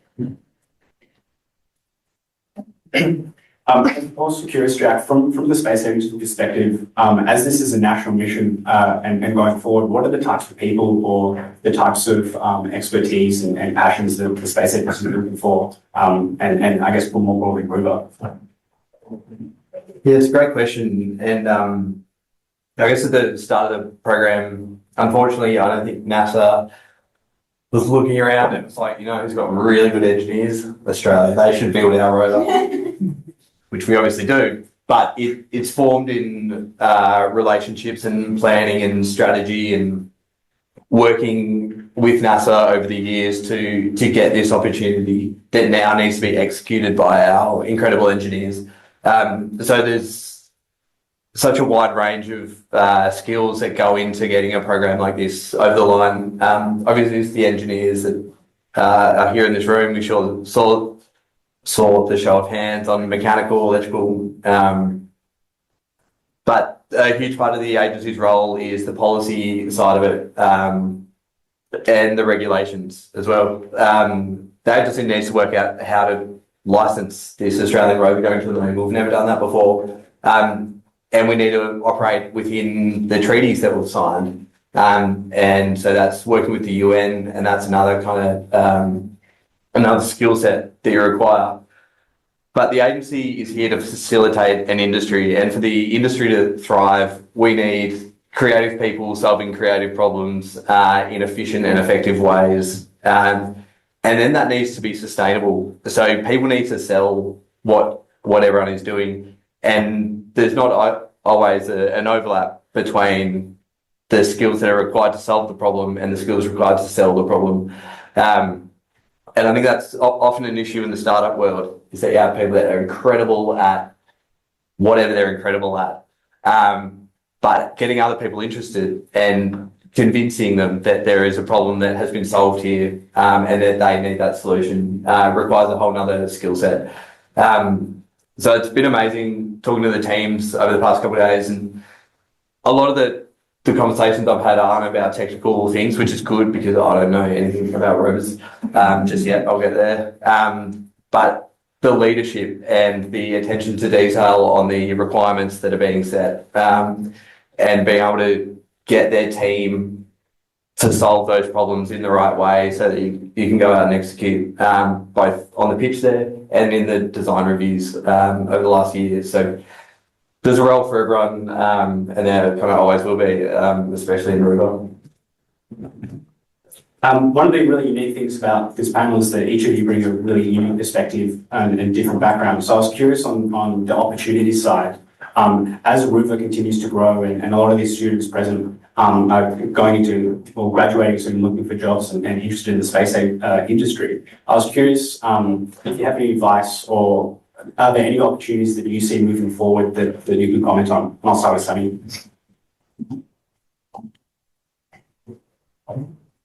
I think one thing I have noticed is like you will get different opportunities and just grab what you can and run with it. So similar to what you're doing now, you won't know initially how an opportunity will benefit you in the future. And that's one of the things that I've loved even with just my own journey, looking back and being like, wow, that really helped. I had no idea that was going to. And so just, seeing what there is out there, reaching out to people. It might not make sense initially. You could get involved in something completely outside of your field, but I guarantee in future, it's something that will help you and will help with your skills that do allow you to work on something like this as well. There's obviously, like we've mentioned, so many skill sets and just different things that come into play when you're building something in space. And so whatever it is, you might not be able to see it right now, but go for it because I guarantee it will help in some way going forward. Yeah, kind of to build off what Sammy was saying, one of the things, like I said, I kind of fell into space, and it was because I was just doing things that I was excited about. An opportunity came for me to learn Fortran for computational physics. And I was like, I don't know what computational physics is. Let's go try it. And my philosophy was always, do something that makes you excited, because if you die tomorrow, do you really want to be doing something that gets you somewhere, or you want to just be doing something fun today, right? Like, don't be doing something towards, oh, I eventually want to be this type of person, so I'll do this thing that's, until then. And I've noticed that for me, because I'm so excited about what I do at each point, it really opens doors to where you want to be in the future anyways, no matter what that background is. I wrote short stories for sci-fi, like sci-fi short stories for my college admissions essays, which I guess y'all don't have here, but I got into engineering writing sci-fi short stories and then got into NASA by pulling on that. So like, do what makes you happy that day, and if you're excited about it and passionate about it, it teaches you skills that you never thought would be useful, and people see it and open doors. So just follow what's fun. Follow the dopamine is what a lot of people say. That makes absolute sense. I guess building on that as well is try and be flexible with what you end up doing. You might not get your first choice of anything, but oftentimes in your career you get opportunities to shape and mold what you're doing to your own certain ends. So you might be working your job in a particular field, but you might let a pitch, oh, have we looked into expanding into this? Have we thought about applying this to a different situation? A lot of the stuff we do in the labs is civil engineering based. And we get a lot of civil engineers in who don't necessarily know a lot about the space side of things, but they'll come in and be like, hey, how do we make bricks in space? And we'd be like, I don't know, let's try some stuff.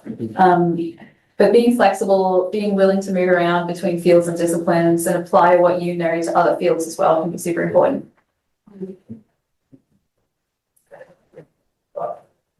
Tricky one because you all know more about rovers than me. I think for me, I had out of uni, I had one job offer, and then that was a 12-month placement, and then from there I had one job offer, so I did that, and then I was 6 years out of uni and hadn't really made a choice. I hadn't had the ability to make a choice about what I wanted to do, probably because I hadn't had that choice. So once I was in it, I was like, all right, I've got to hold on to this. But then I kind of realised, oh, maybe I do have a choice now. So I encourage you to stop and think every now and again about what you're doing, what you might want to be doing, and you don't have to stay doing what you're doing. Most of you are doing engineering. You don't have to be engineers. You'll learn a lot of skills. Make sure you pause and reflect, and as Roman said, you might die tomorrow. But you want to be doing what you're doing, and you all have the choice. you've all chosen to be here, which is awesome. You don't have to do this. But it's incredible seeing what you've all achieved through kind of, you know, the extracurriculars. So stop, pause, reflect, and do what you want to do. I'll also add my 2 cents. Don't second guess yourself. I think one thing that I definitely suffered through when I graduated and then got my first full-time job was imposter syndrome, like thinking that you're not doing good enough, or even second guessing yourself from even applying for a job. Like, you're all incredible individuals. You're extremely talented. Like Jack was saying, you're here. You're doing incredible things. So, and also don't second guess yourself in terms of changing careers. Like, my background was in geology, and then now I'm doing geotechnical engineering. And like 5 weeks ago, I didn't know how to use a voltmeter, and now I'm building high voltage electrostatics. Like, just follow the dopamine. Like, I love learning, and that has been a catalyst for me to jump disciplines. And I think that the enabler to that is I never thought I couldn't do something. I just knew I knew I didn't know enough at the time. And then, yeah, just keep following your passion. And if something's hard, like, keep pushing through. It just takes a little bit of time, which I'm sure all of you guys know. Like, if the rover isn't working, just, you know, drink a Red Bull and make sure you sleep tonight. Please sleep and eat. Oh, goodness. So I'm trying to pivot like 180 a little bit and talk about some of the challenges. I'm curious, and this is really a unique opportunity to go behind the scenes with Rover. What's a challenge, or what's one thing that keeps you up at night about the mission? This is a once in a generation opportunity. There's a fairly small team that's responsible for delivering it, and we don't want to get it wrong. So it's about just doing whatever we can do. You know, backing yourself in. No one here has done it before, so there's no wrong answer. Yeah, just don't want to get it wrong. It's not great advice, but That's definitely part of it. I guess for me, one of the main things I like thinking about is particularly when I'm looking at like South Pole missions and regions on the moon that we've not really explored before, is like, what if it's different? Like, what if these assumptions that we've made are completely unfounded? What if it's all frozen? What if it's really rocky? What if there's too many craters? What if there's not enough craters? What if it's like, you know, that Wallace and Gromit thing where the moon's made of cheese and you slice into it? Like, you know, just going through the motions of like, what are we missing? What can we learn? How can we apply that? And yeah, it's exciting as well as kind of like, oh God, what do we do if we encounter that kind of thing? So yeah. But this wasn't going to be my original answer, but I kind of have to play off of it because this actually did keep me up one night. Is landing on the wrong side pole of the moon, because I didn't know that the moon is upside down here. And when I was looking up in the south pole of the moon, really waked me out that it was at the top of the moon. So being upside down on Earth is a weird situation for me, and it did keep me up one night trying to figure out the physics of this. So I'm changing my answer to that. I think my answer is actually pretty simple. What keeps me up at night? We're going to the moon. There is so much excitement with that. We're going to the moon. You can look out, and it's up now, and you'll see it. The side effect of working on this, by the way, is you're working where the moon is. But it does keep me up at night too, and it's for all the same reasons that we've said is, oh my God, we're leaving Earth, we're going to the moon. Is this going to work? Have we done enough? Have we tested? What haven't we tested? What haven't we found? What didn't we include? Did we include too much of something? Have we done it wrong? There's a lot of thoughts that will go through your head, but it's definitely exciting. So as much as it's scary at times, and it does keep you up, it's also very exciting. Yeah, the excitement is really what keeps us up, let's be real. I think just continuing off the theme of challenges, I'm curious so we've heard a little bit about what keeps you up about for Rover, and I was curious in terms of the parallels between the Rover competitions here and other like student-led Rover projects. Do you see a lot of parallels in the challenges that the teams face? Maybe I'll let the experienced folks start there. Rover challenge.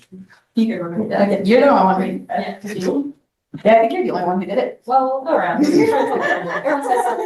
guess one of the things that's picked up today that's been one of the major challenges is communication. Obviously radio and Wi-Fi communication, but also communication between each other. And, you know, when you're in your base station and you're really, really under the pump and stuff like that, it's a stressful situation.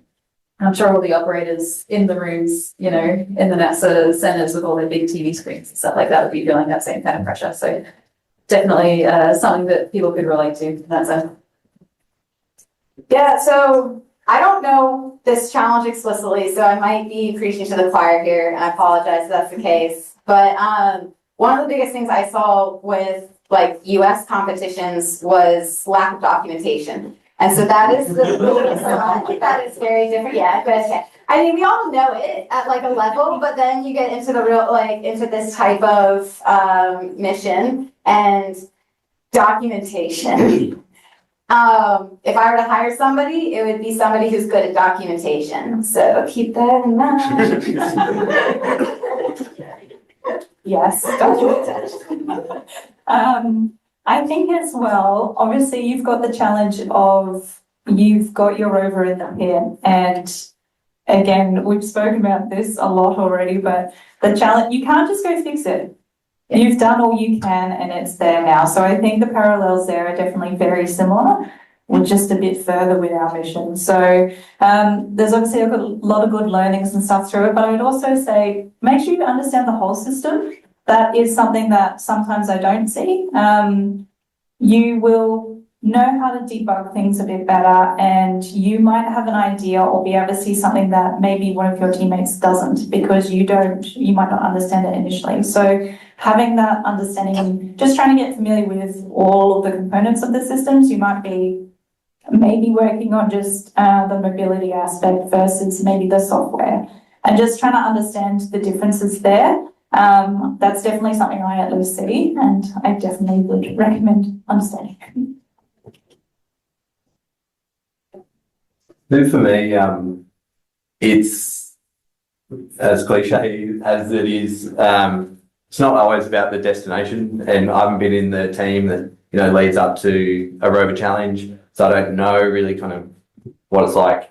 A year out to 6 months out to 2 days out, but on kind of satellite missions I've worked, you go through this process, and there's always something at the end, and you're always kind of looking at that, and you're like, what happens if this happens? And you're kind of working so hard for an end goal, and then it launches. It probably works for a little while, it might work for a long time, but the things that have stuck for me are the design reviews or working a certain problem for hours and hours. And then at the end of the mission, you're on to the next. So if you're not enjoying the process, then it's going to end, and that's sad. We're heading rapidly to the end of the session, so I thought we'd wrap up with some fun rapid fire questions. I was curious, like you mentioned, Jack, that you've worked on a lot of the satellite mission with Innova and now with the Space Agency. I always hear, have you tried turning it on and off again? And I was curious, has that ever applied in any of the work that you've worked on?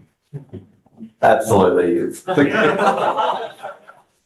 The golden rule is to have everything covered by watchdogs. I don't know if you've got watchdogs on the rovers, but if anything goes wrong, turn it off immediately. You can't die if you're already dead. Yeah. So if in doubt, turn it off and hope it turns back on. I remember when we first built our first rover, and I can see some of the familiar faces, our electrical battery box, I had no idea. I think electricity is like pixies in a box. And the electrical lead, every time something went wrong, hit it with a hammer and it would just work. So it was like the electrical hammer. Rebecca, you spend a lot of time in the Queensland facility doing a lot of the testing and preparation for Rover. And if you get the chance, please sign up for Lunabotics and go and do a qualifier. I'm curious what tool you can't live without. Well, if you wouldn't be saying myself, but I feel like that's kind of but you always got to have your inflow Allen key. is what I'll say. It's like the number one thing that I go for, and the one that's missing from all the toolkits in our labs, because people take them with, because everyone needs an M4 key in their life, I feel. Yeah. Raymond, I was curious as well. I see a lot of competitions with, like boating with boat face and different things of how different objects would wear pants or skirts. I was curious if Rover wore pants or a skirt, would it wear it from the wheels up or from the back to the front? Back to the front, just like a dog. Or kangaroo. Yeah. Sammy, you've worked a lot on the camera systems, and I was curious, like you said, looking up at the moon every day makes the Rover mission real. As Rover touches down and takes its first wheel treads, I was curious, what's that image that you're really looking forward to? So I think something I would really love to see is an image that captures the environment and the perspective. We're going to the lunar South Pole, which again, as we know, is the top from down here. But where we're landing or aiming to, we should be able to see Earth as well. And I just think showing that environment, so showing the dark shadows of where we are, showing the environment and the harshness of it while being able to see Earth. I just think that is something that will be hopefully a really great image that, Australia can resonate with as well. And it shows this is where we are. We've built something. Look at like what we can see. We've built that and we are here.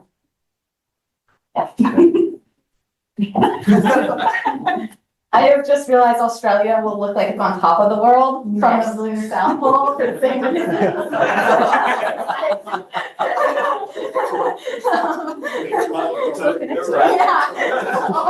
That about wraps it up. I'm just conscious of time as well. I was really hoping for Rover with the selfie stick. I think that'd be full of selfie sticks. So I have some prizes. You've all been very, very lovely audience. Are there any questions for our lovely panel? I'll go.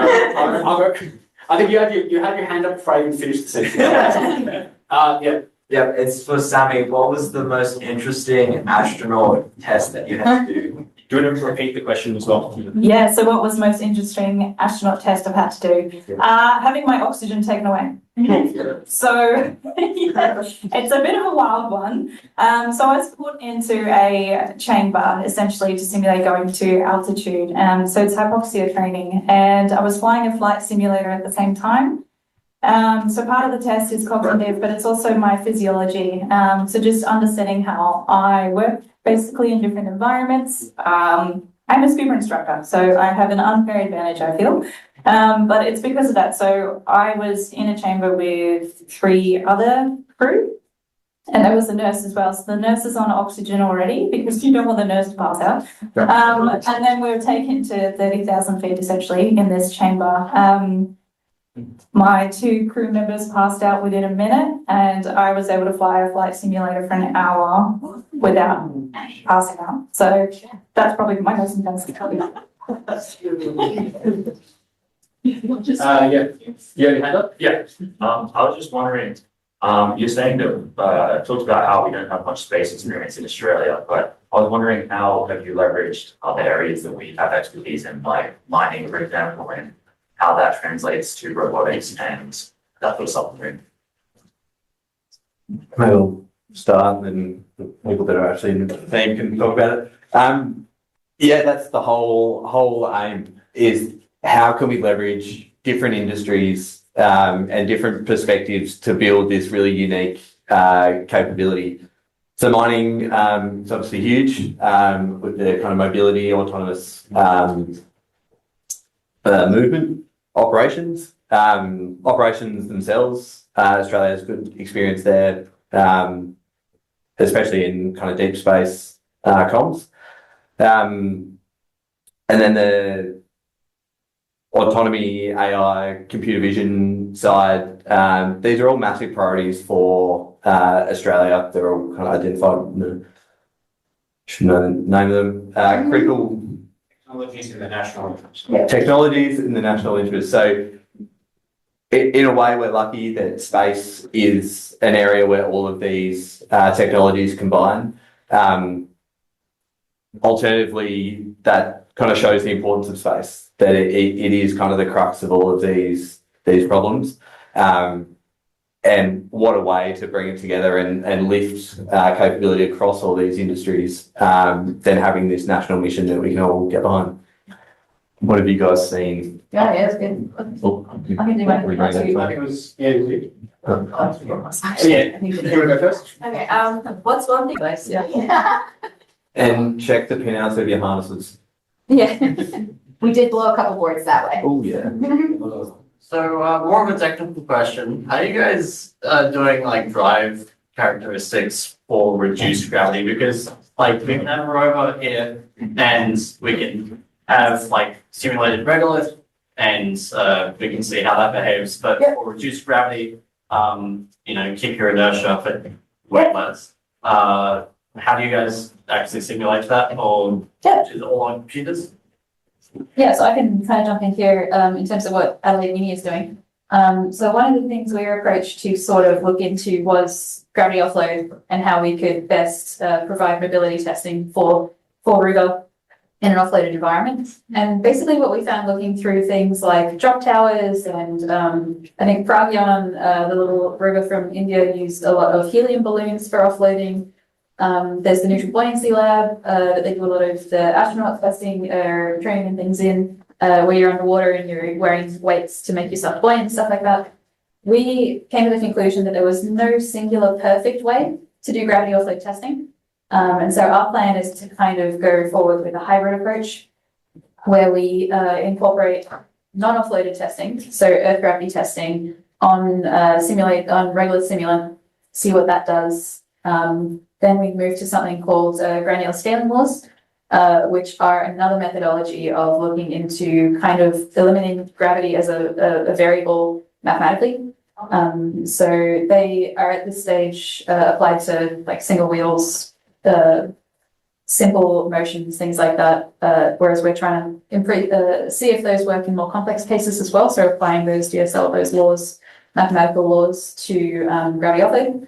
And then, of course, if you get a chance to look at our creative facility, we are developing a mass suspension gravity offload rig.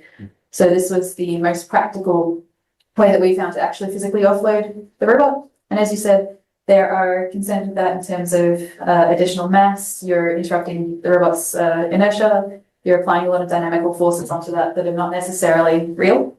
But by using that combination of cases and then plugging in all of our results from that into computer simulation, we approach an envelope of reality of what we might see. And so using all of those various techniques, combining them all, coming up with some sort of simulated prediction of what will actually occur on the moon is kind of the approach we're trying to take. I'll just quickly add as well, Adelaide's been developing a low density simulant, which is, yes. So we're rapidly running out of time. There's a few questions. How quick can they be? Mine's. Oh, go ahead. Please. Please. It's very exciting because we never see a majority female panel in technology conversations, so this is great. I do have a question because it's really nice to see that you're both in like high leadership positions. You're amazing as well, but you know, I actually get the advice of like not second guessing yourself. But what if everyone else around you is second guessing your leadership? What do you do then? That's honestly a great point. I've dealt with this directly in some way, in a lot of ways. Honestly, you hold your ground and you prove them wrong. Yeah, just keep going. You unfortunately get used to it. And you do become more familiar with it, but yeah, hold your own, just go and do your thing anyways. There's also something to be said to pretend, I don't know what I'm doing, please help. And honestly, people sometimes respond to that even better. So you kind of just learn to like roll with the punches of people underestimating you, and you prove them wrong. And then when you prove them wrong, it's even sometimes of more respect than if they come in assuming you know what you're talking about, because they get way more. There's a lot more like, oh, yeah, okay, well, thank you. Yeah. And I think, I don't know who's first. Yeah, so it's quick? Yeah, sure. You have a history with satellites, but now working with Rover. Do you have a little bit, what you mentioned imposter syndrome? Was there any imposter syndrome moving over from one type of space system to another? Are there any funny stories that came out of that? Ooh. I guess my role across the different satellites, I was in there with the testing, very much kind of hands-on technical role, working very closely with the real engineering teams, software, mech, elec. But a lot of it is that relationship stuff. So I was kind of the one going to the customer, convincing them that we've met their requirements, and coming up with a way of communicating with them, depending on the customer, how they like to communicate, that kind of thing. And the role is kind of the same now, where, rather than convincing the customer we've done the right job, I am the customer being convinced that these guys have done the right job, and it's that communication as well. All the funny things happen in hardware. So it's plugging in the wrong harness, mixing two parts of the same epoxy, two-part A does not go well when you're assembling flight solar panels. That was a shame. But the safety is key. As long as you don't hurt yourself, it's okay if you've broken something else. Someone might be mad, but money will fix it, and that's usually not your problem. So. More good luck. Thank you all very much. I would like to just wrap up today's session, and can you please give a round of applause? Okay, well, it doesn't work for the pictures. Yeah, sorry, man. That's all right, we've got 26. They're finished now.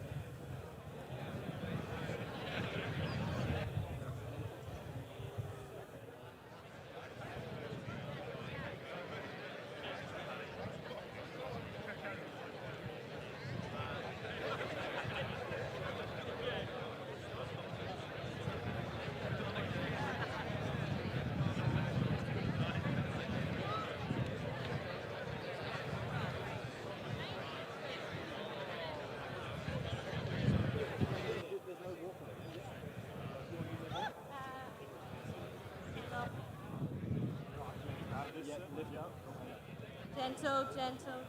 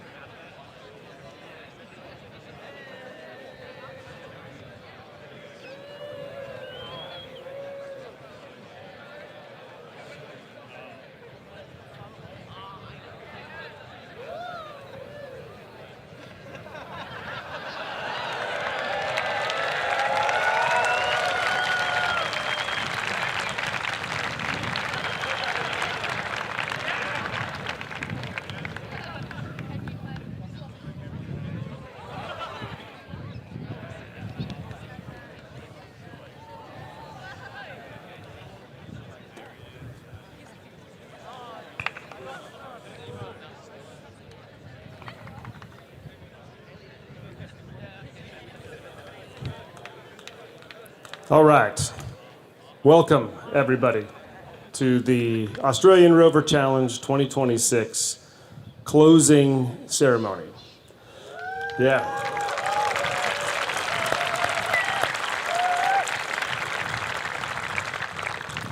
Dig deep and keep up the energy because you're going to be doing a lot of clapping here in the next little bit.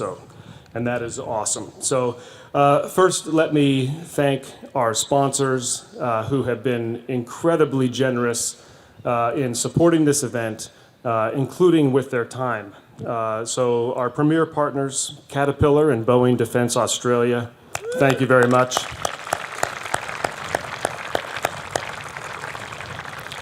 I'm seeing a lot of cat hats out there looking at the stands. Yeah. All right, major partners, iSpace and Rover. Thank you very much for being here with us. And supporting partners, South Australia Space Industry Centre, NTEX, Interstellar Innovation, and Enigmanaut Labs. Thank you.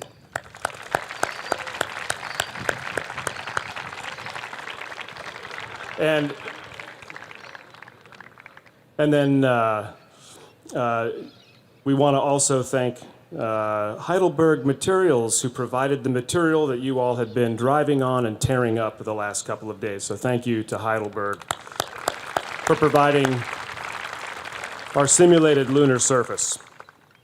All right, so I'd like to, of course, acknowledge the country that we're celebrating on today. So we respectfully acknowledge the Kaurna, Boandik, and Barngarla First Nations peoples and their elders past, present, and emerging, who are the traditional owners of the lands that are home to our campuses across Adelaide and South Australia. So thank you very much.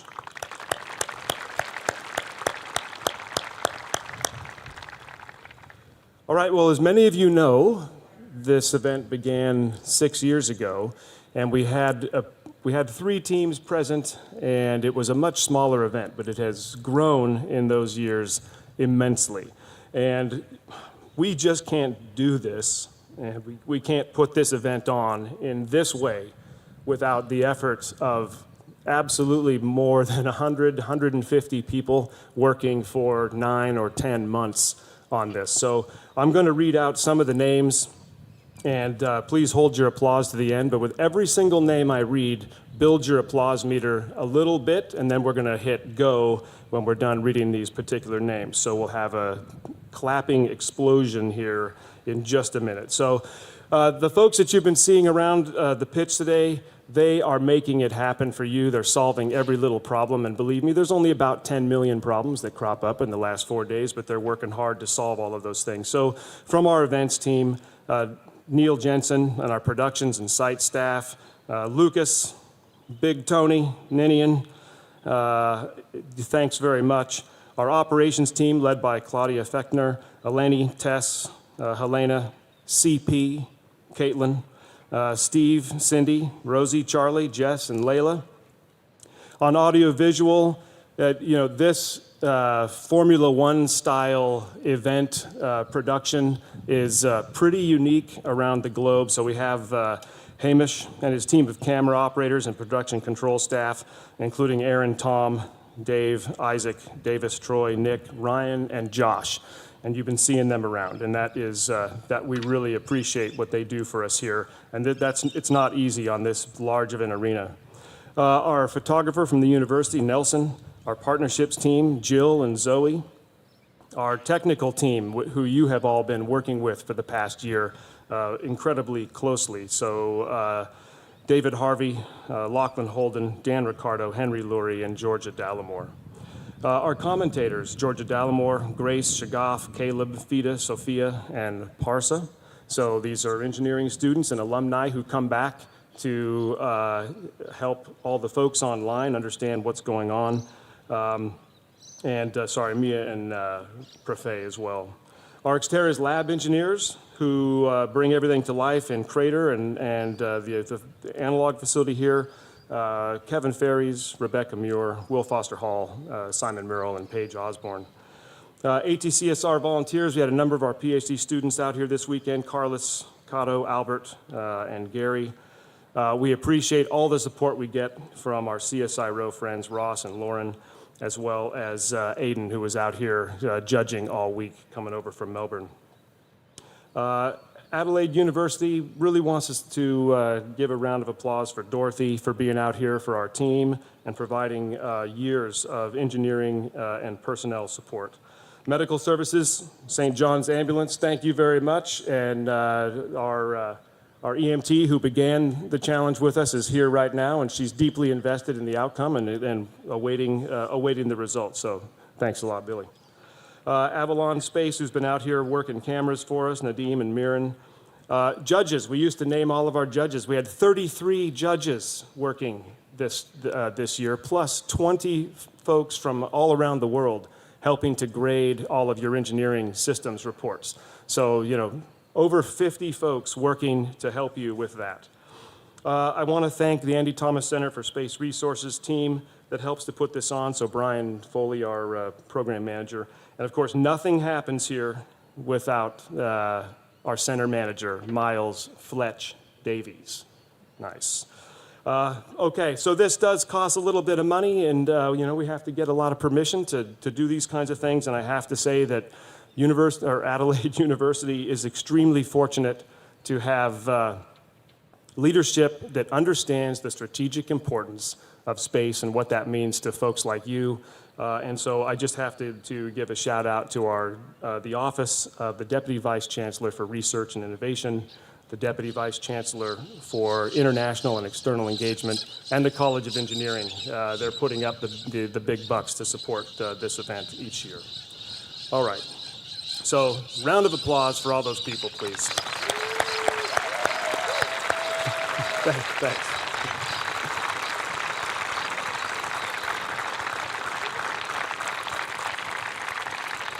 Okay. Now maybe this one will be even larger, because right there, after thanking all of the folks who've been working behind the scenes for this, I have an arrow that says, now let's all clap for the teams.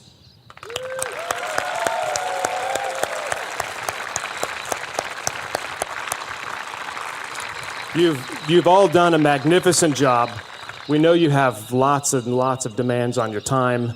You're all adults, you're working jobs, you have families and parents and studies evidently as well. And you're also building these incredible machines and evidently not really sleeping very much. So we could not do this without you, and we deeply appreciate your commitment to this effort and getting out here for the competition each year. We are so grateful to you for that. Okay, so we're going to get on with the awards presentations. A lot of these are going to include pictures of you, because that you can go home and show somebody that you were actually at a competition in South Australia. We want you to do that. So what we're going to do, because we have so many, I'm just going to provide some quick instructions here. You should all be spring-loaded to get out of your seat and come down here onto the pitch again. So what we're going to do is, when we announce, different winners, we'd like that team or that person to come down here. We've helpfully have dug a little line in the sand right here. We'd like, say it's a team, stand along the line. You're going to face Nelson, our awesome photographer. There's a little rock in the middle of the line, and that's where our presenter and the trophy and your team captain or whoever's who's accepting the award can kind of stand near that rock. And we'll face Nelson and get a team picture done there. All right. So that's what we would like to happen. So let's practice by beginning the awards. So I'd like to invite one of our PhD students, Albert Rajkumar from SideQuest, up to present the SideQuest Challenge Awards. Albert, come on up.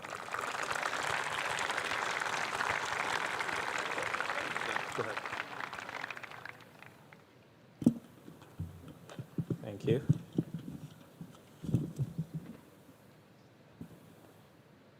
All right, thank you, John. Hi, everyone. My name is Albert. I'm a PhD student here at the Andy Thomas Center for Space Resources and the Lunar Architecture Research Group. What will actual construction on the moon look like in the future? And to answer that question, We're looking into how humans and robots will work together to build infrastructure on the moon, and how extended reality can help make that possible. Now, as robotics and AI continue to advance, we are seeing this trend where humans are increasingly shifting from this mode of being direct operators to supervisors of robotic teams, right? And so when humans and robots are far apart, as we simulate here every year, we often rely on cameras and flat screens to understand what's happening remotely. But extended reality, I believe, offers something more, that it can greatly increase the situational awareness of these remote human operators, or supervisors rather. So combine that with more intuitive ways of communicating with the robot, like voice and gesture, you can now start interacting with robots in a high-level commands like dig a trench from here to there, or pick this up and place this over there, you know? And so this is the future that we want to help prepare for, and that's the future that SideQuest is hoping to demonstrate. And so many of you put on a VR headset, you stepped into a simulated lunar construction environment, and collaborated with a real robot to stack blocks in the fastest time possible. And so a fantastic amount of number came out and participated in this challenge. And so without further ado, I would like to celebrate our winners. In third place, stacking all 7 blocks in just 2 minutes, 15.3 seconds, the third prize for SideQuest goes to Alexander Foster from UNSW. Oh yeah. Okay.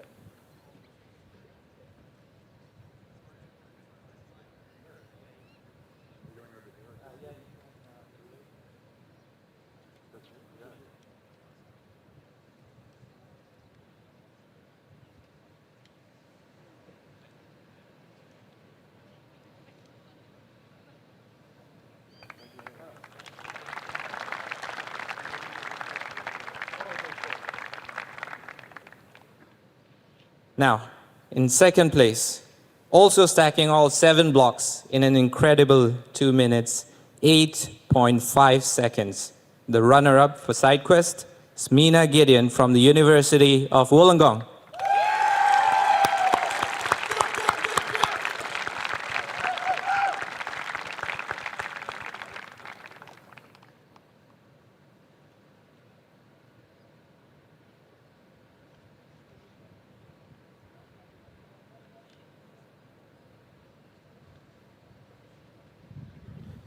All right, finally, the SideQuest 2026 champion. Only 1/10 of a second faster, with 2 minutes, 8.4 seconds, Sebastian Velasco from the University of Wollongong.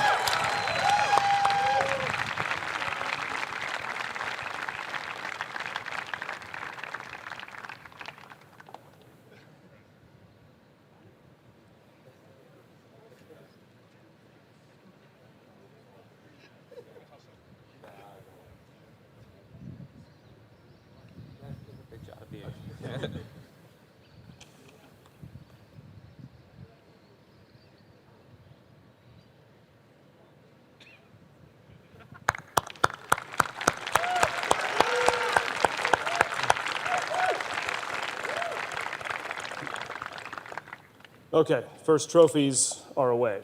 Awesome. Thanks, Albert, for that.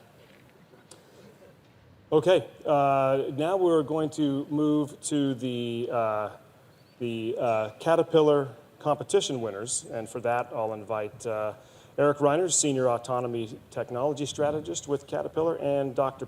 Ben Peacock, Autonomy Engineer. And Ben just was conferred his PhD last week, so that's deserving of an extra applause. Thanks, John.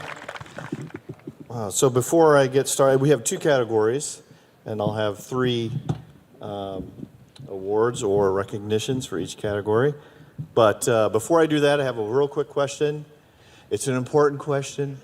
I think you all know what it is, because I've been asking it the whole time. So I expect a big response. Did you have fun? And so did we, all the staff, the judges, the sponsors. I think we all had a great time as well watching you all succeed in your efforts from a whole academic year of effort. So the first category or award area is for the social media challenge that we had. And third place, though this is a team effort. And so I'm not sure if you want the whole team to come or not, but this is BlueSat's team post with 122 likes. Come on down.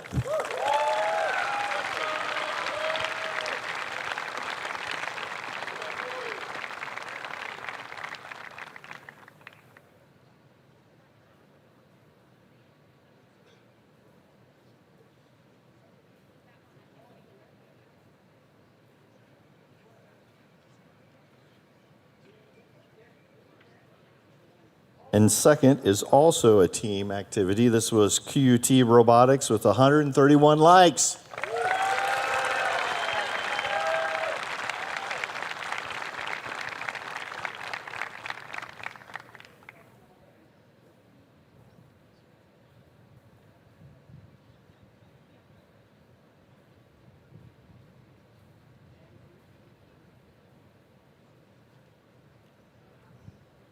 And finally, this was a solo with 162 likes, Matthew Carl Keys from UNSW. Oh, you?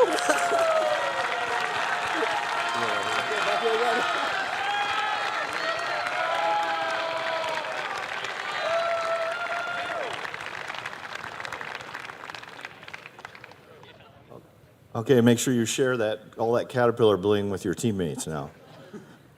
Okay, our next category is for those of you that entered into our talent community raffle. There were over 220 students who entered into that, so that's a significant number of you here, which we greatly appreciate that. And so the third place of that raffle goes to Celine Tan, Adelaide Uni.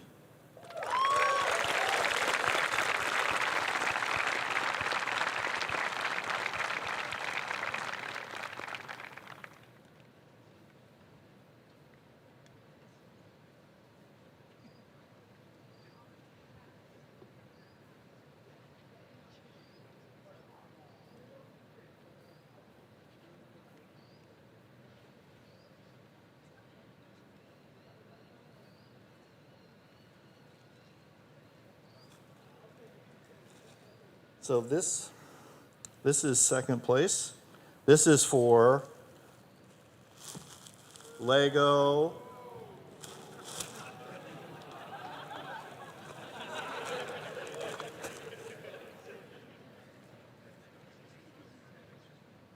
Isaiah Watts.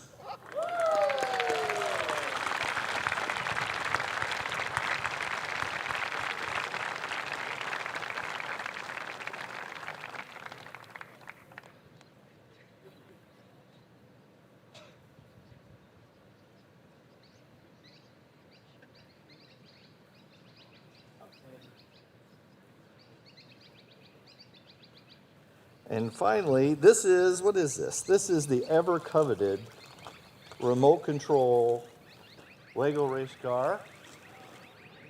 Ooh. And the winner is Aiden Graham Monash.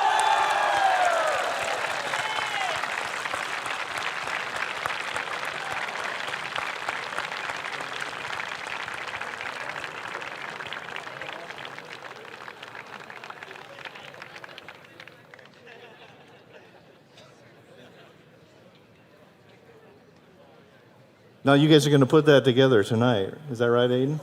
Send me a picture.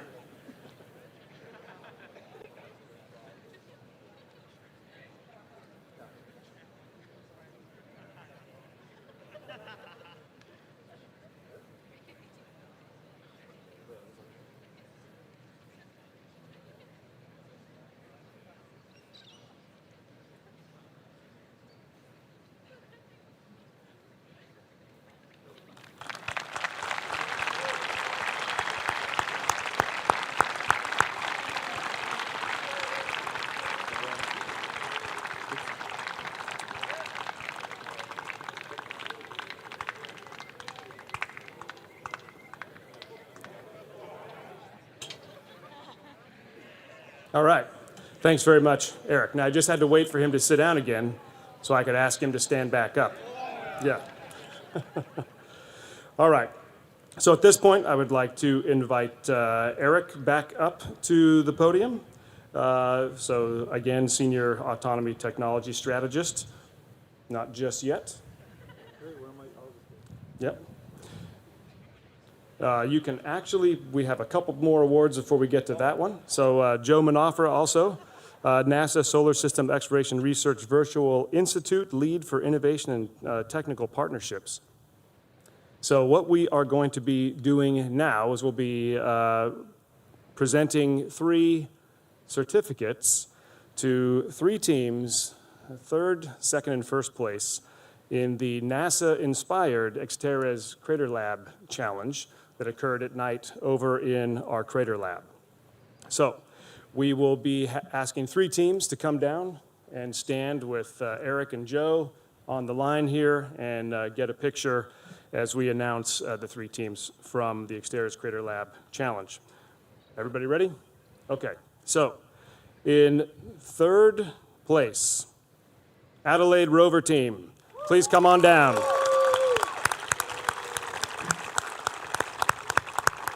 Adelaide Rover team, are you here? Are you, yes, Adelaide Rover team. Adelaide Rover team, come down to the pitch, please.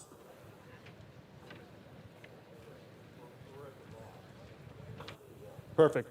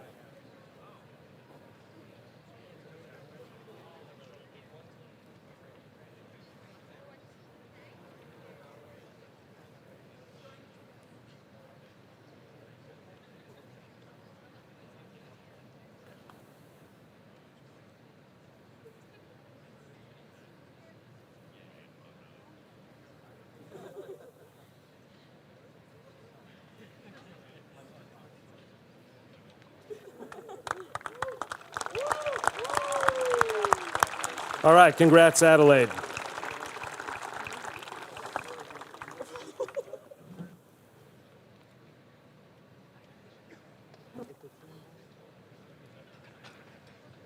All right, in 2nd place, Remote Off-World Autonomous Robotics, QUT. Come on down.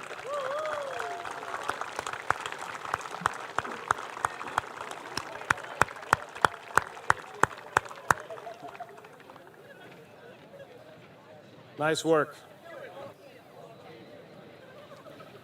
I'm so excited, and I just can't hide it.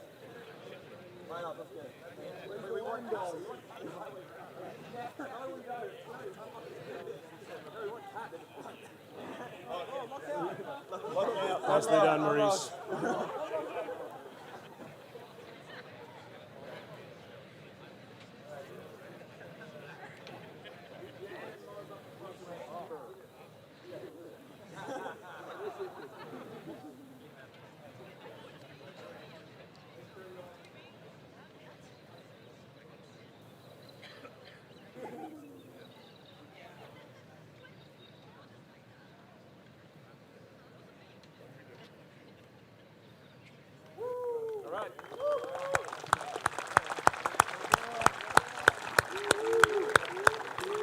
Great work.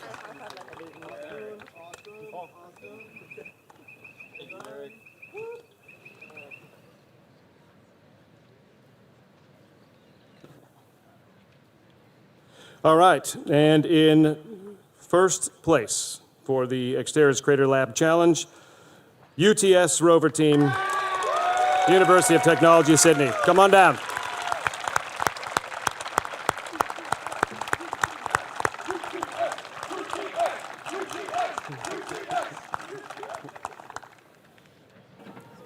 Come on over. Nice work.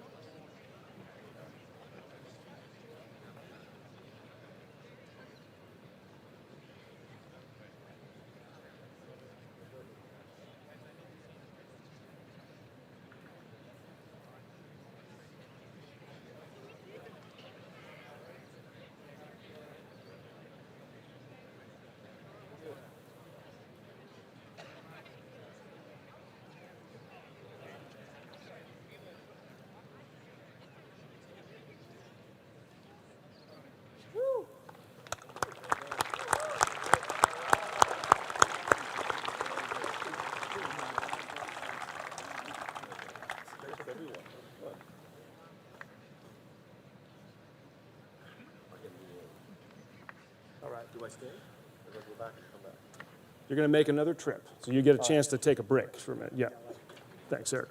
So thanks, Joe and Eric, for joining us for that. And thanks to all the teams that competed in the Crater Lab, doing some extra work and taking some extra risk using your rovers. We very much appreciate it. Okay, so at this point, I would like to invite our technical team, so Associate Professor David Harvey, Lachlan Holden, Dr. Daniel Ricardo, and Georgia Dallimore to please come up to present the technical team awards. Over to you.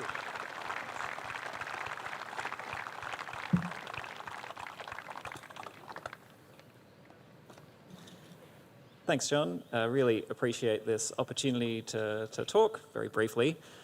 First up, I want to thank the amazing technical team who helps make this happen kind of year round. We have 3 members here, and we have Henry Lowry, who had to go home a day early this year. Without them, this just would not happen. So I would love another round of applause for these people here.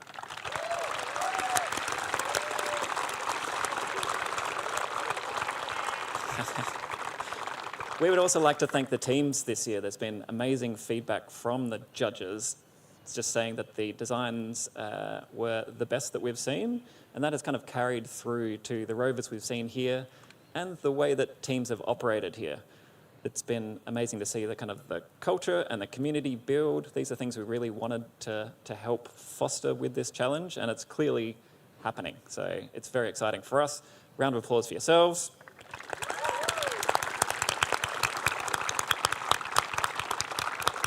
All right, so as the technical team, we have a few awards to present before we get to third, second, first. These are, again, designed to kind of foster and reward the things that we're looking for. The first one is the Community Spirit Award. So that's kind of reaching out beyond your team, trying to connect with other teams, trying to build the sort of collaborative co-opetition approach. We had a number of nominations. It was quite difficult for us to decide, but this year we have gone for UNSW Robotics and Autonomous System from UNSW Canberra as the winner of that award. They did some amazing work.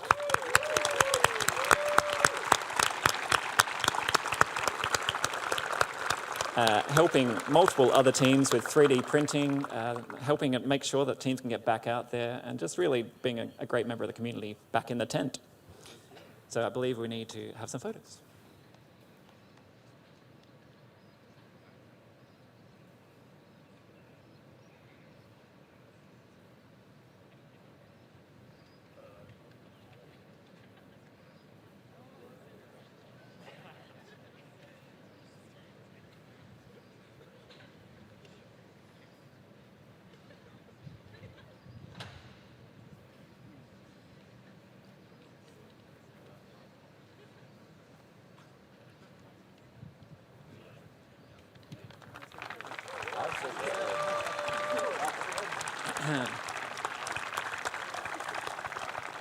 So next up is the Best Team Culture Award. This one looks a little bit more kind of inwards at how you're supporting each other in your team, how you're developing sort of traditions, ways of getting out of the downward spirals that always happen with these late night, high stress technical competitions. This one was even harder to award. We had maybe 6 sort of finalists, and we have decided to go with Deakin Rover team from Deakin University.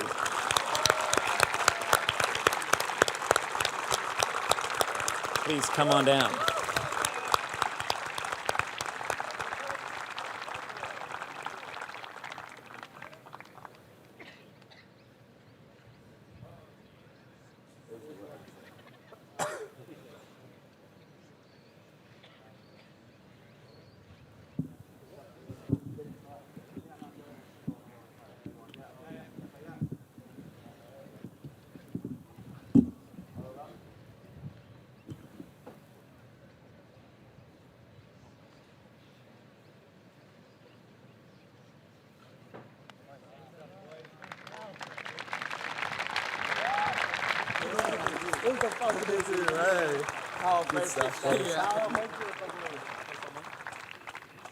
Thank you. The next award actually was decided before we got to the challenge, and it was for the best design before we got here. That award sort of captures the CDR and SAR marks, so it is well known that that one goes to our good friends from Monash Nova Rover. Please come on down. Excellent work this year.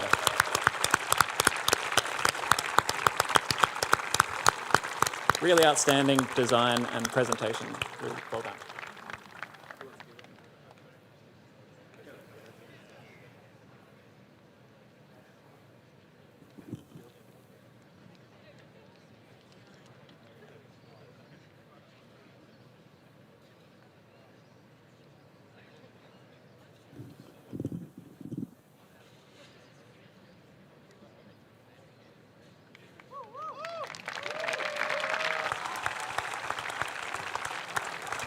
Closer.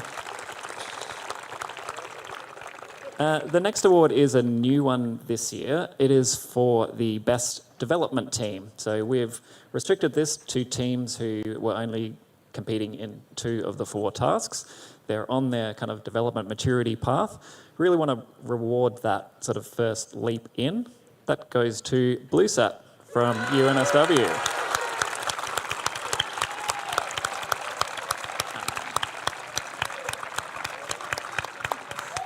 Has everyone had a present yet? Georgia?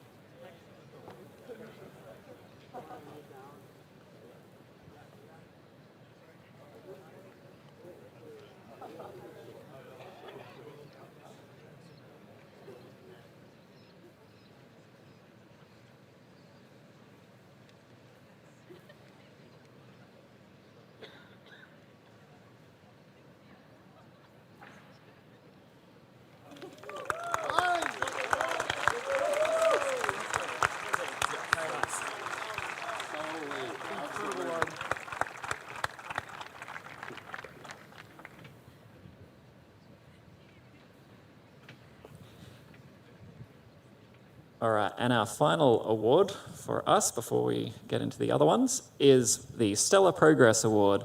This one rewards the team who's had the biggest improvement from last year to this year's challenge. So even if you're not fighting it out for first, second and third, you certainly can be pushing towards that achievement of improvement. And that goes to UTS Rocky the Rover from University of Technology, Sydney.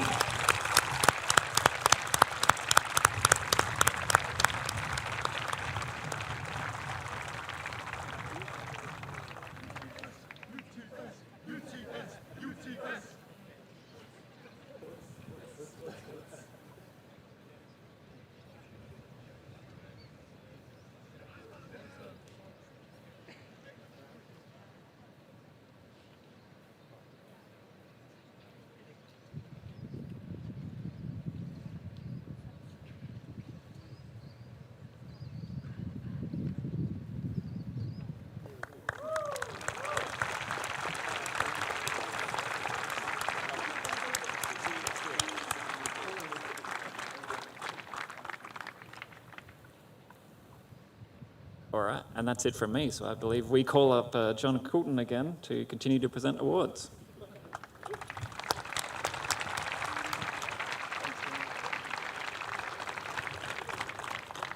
Thanks again, David, Lachlan, Dan, and Georgia for all the hard work throughout the year, shepherding the teams and the designs through this process. It's really amazing. So thank you very much for that. Okay, so all the awards that we have given out so far, every single one of them is important, and every single one of them is meaningful. But now we're down to the last three, the ones here on the table in front of us. So these will be presented for the overall top three place finishes in the Australian Rover Challenge.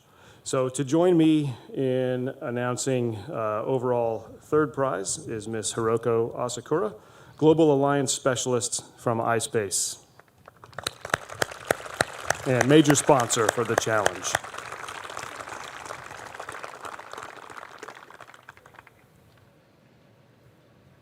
Okay, again, when we call the team name, please come down and line up here, and we'll get a picture to commemorate your win here. All right, so third prize for the Australian Rover Challenge 2026 goes to Monash Nova Rover. Come on down, Monash.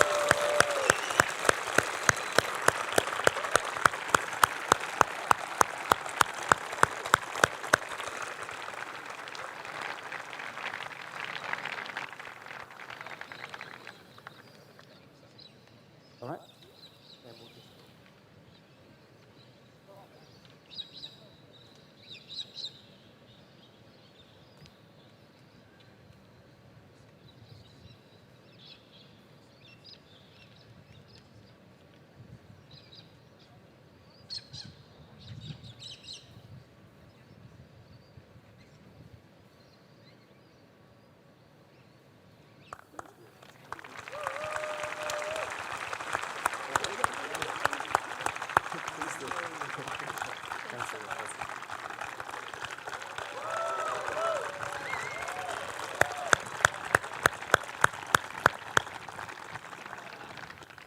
Thanks very much. And to help me present the second prize, I'd like to introduce from Boeing Defence Australia, Matthew Gilchrist, Senior Technical Artist, Interactive and Immersive Tech. So, Matthew, thanks.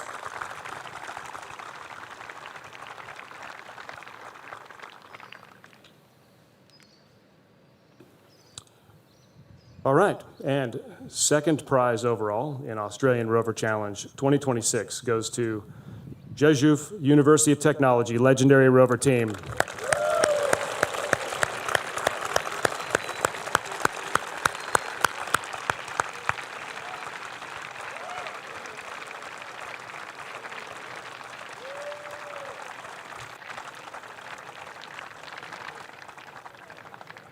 Congratulations, fantastic job.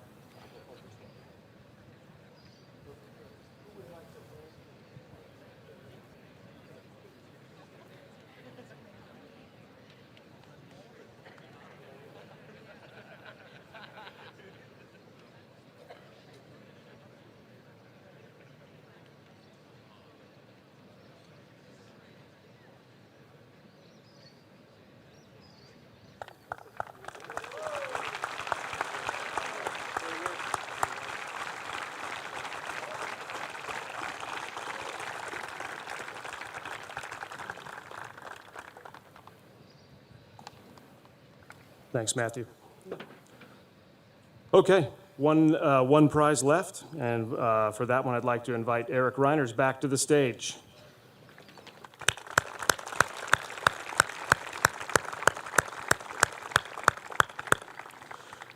Okay, first prize for the Australian Rover Challenge 2026 goes to UQ Space, University of Queensland.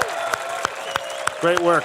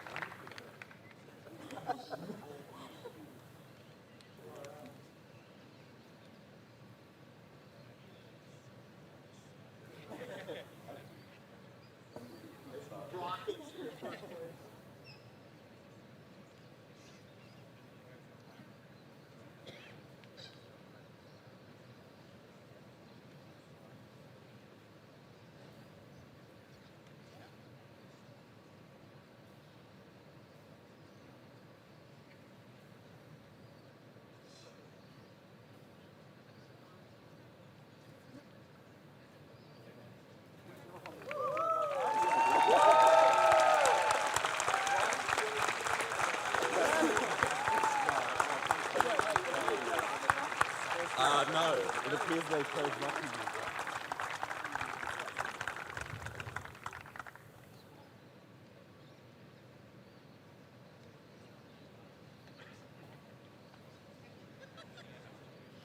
Fantastic work. And thank you, Eric, for all your trips up to the stage today.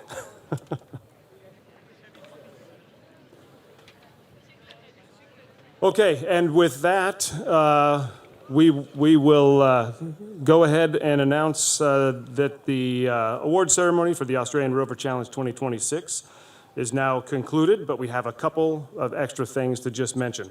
First off, once we finish here, we'd like to start off with a group photo.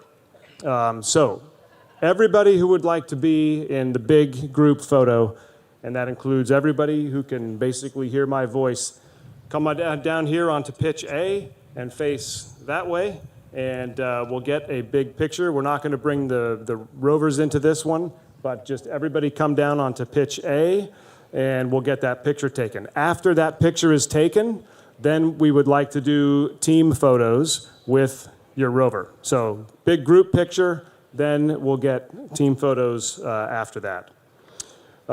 So once again, congratulations to all the teams. Thank you very much. Come on down for an awesome photo. Thanks, everybody.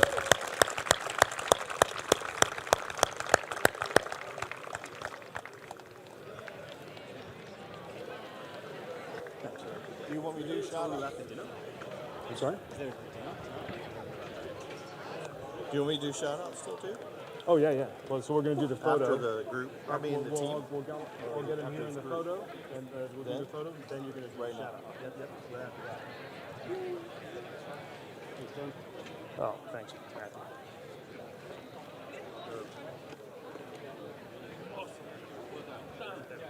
But it's not.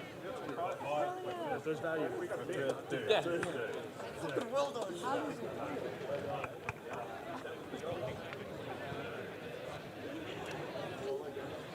Congrats. Well done. Is this funny? This is good. Yeah, I guess I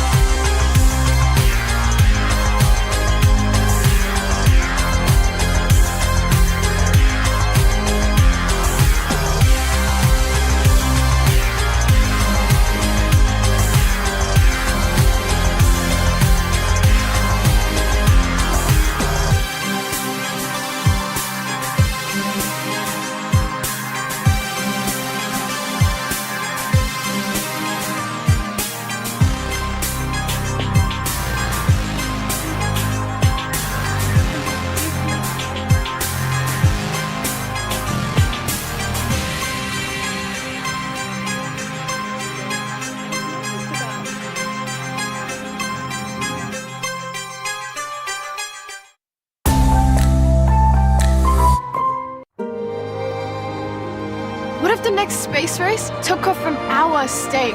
What if Whyalla powered the world with clean, green hydrogen? What if two of the state's leading universities came together to create a global university for the future? Welcome to Adelaide University, a defining mark in our state's story of firsts.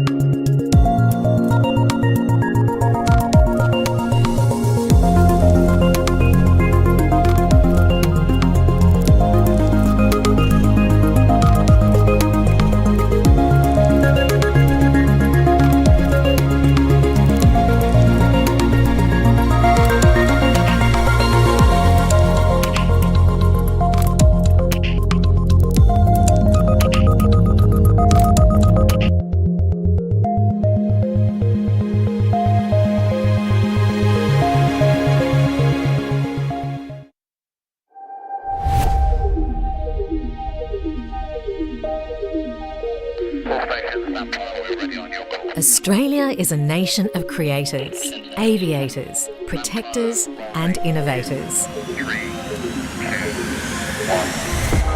From aviation's first light to the dawn of the jet age and beyond, at Boeing, we're building the future together here in Australia.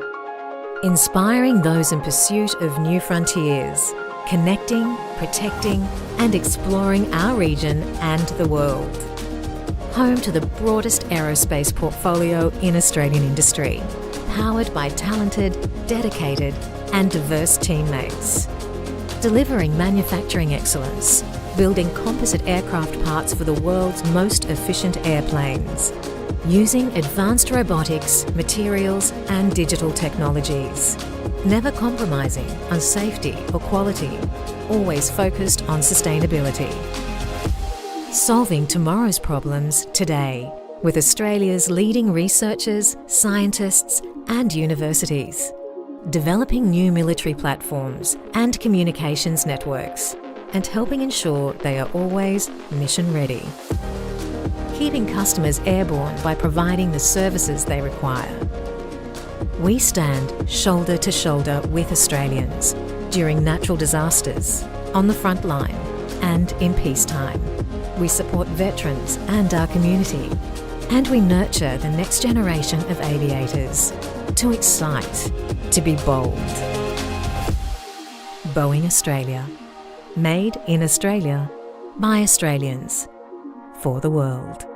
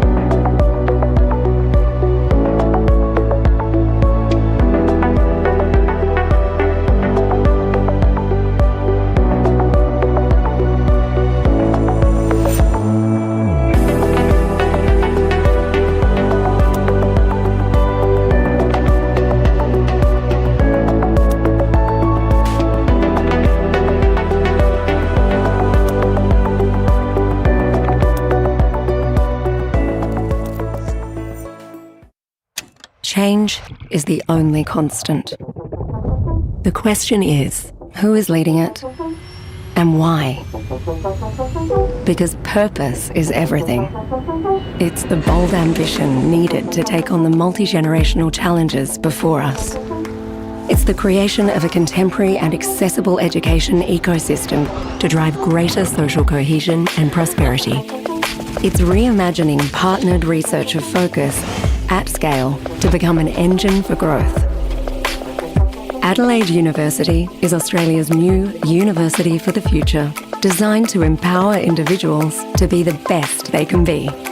With more than 180 years of collective experience and achievement, Adelaide University will leverage the capabilities and resources of its foundation institutions to launch bright futures and breakthroughs. We're transforming teaching and learning by co-designing degrees with future employers. Our students will be equipped with an entrepreneurial mindset and will be ready to take on an AI world. Ethical leaders who do what is right over what is easy. Adelaide University is establishing South Australia as a centre for progress and innovation. As a group of 8 university, we're combining the investment and infrastructure needed to accelerate future-making research that is nation-critical and globally relevant across defence and national security, creative and culture, food, agriculture and wine, personal and societal health, and sustainable green transition. From society to seas to space. We're partnering with industry, communities and regions to create impact that transcends borders and time. As an exemplar for excellence and equity, we bring together the esteemed and enterprising to prepare a diverse next-generation workforce that's adaptable and ready to respond to an ever-evolving world. To provide a nation-leading student experience that unlocks individual potential and passions. To connect an inspiring global community of over 400,000 alumni. To contribute an estimated $4.7 billion a year to our national economy. And to deliver value across the full chain, from research translation to commercialisation. Adelaide University is a force for positive change. Together, we'll shape what's next for a better Australia and a better world.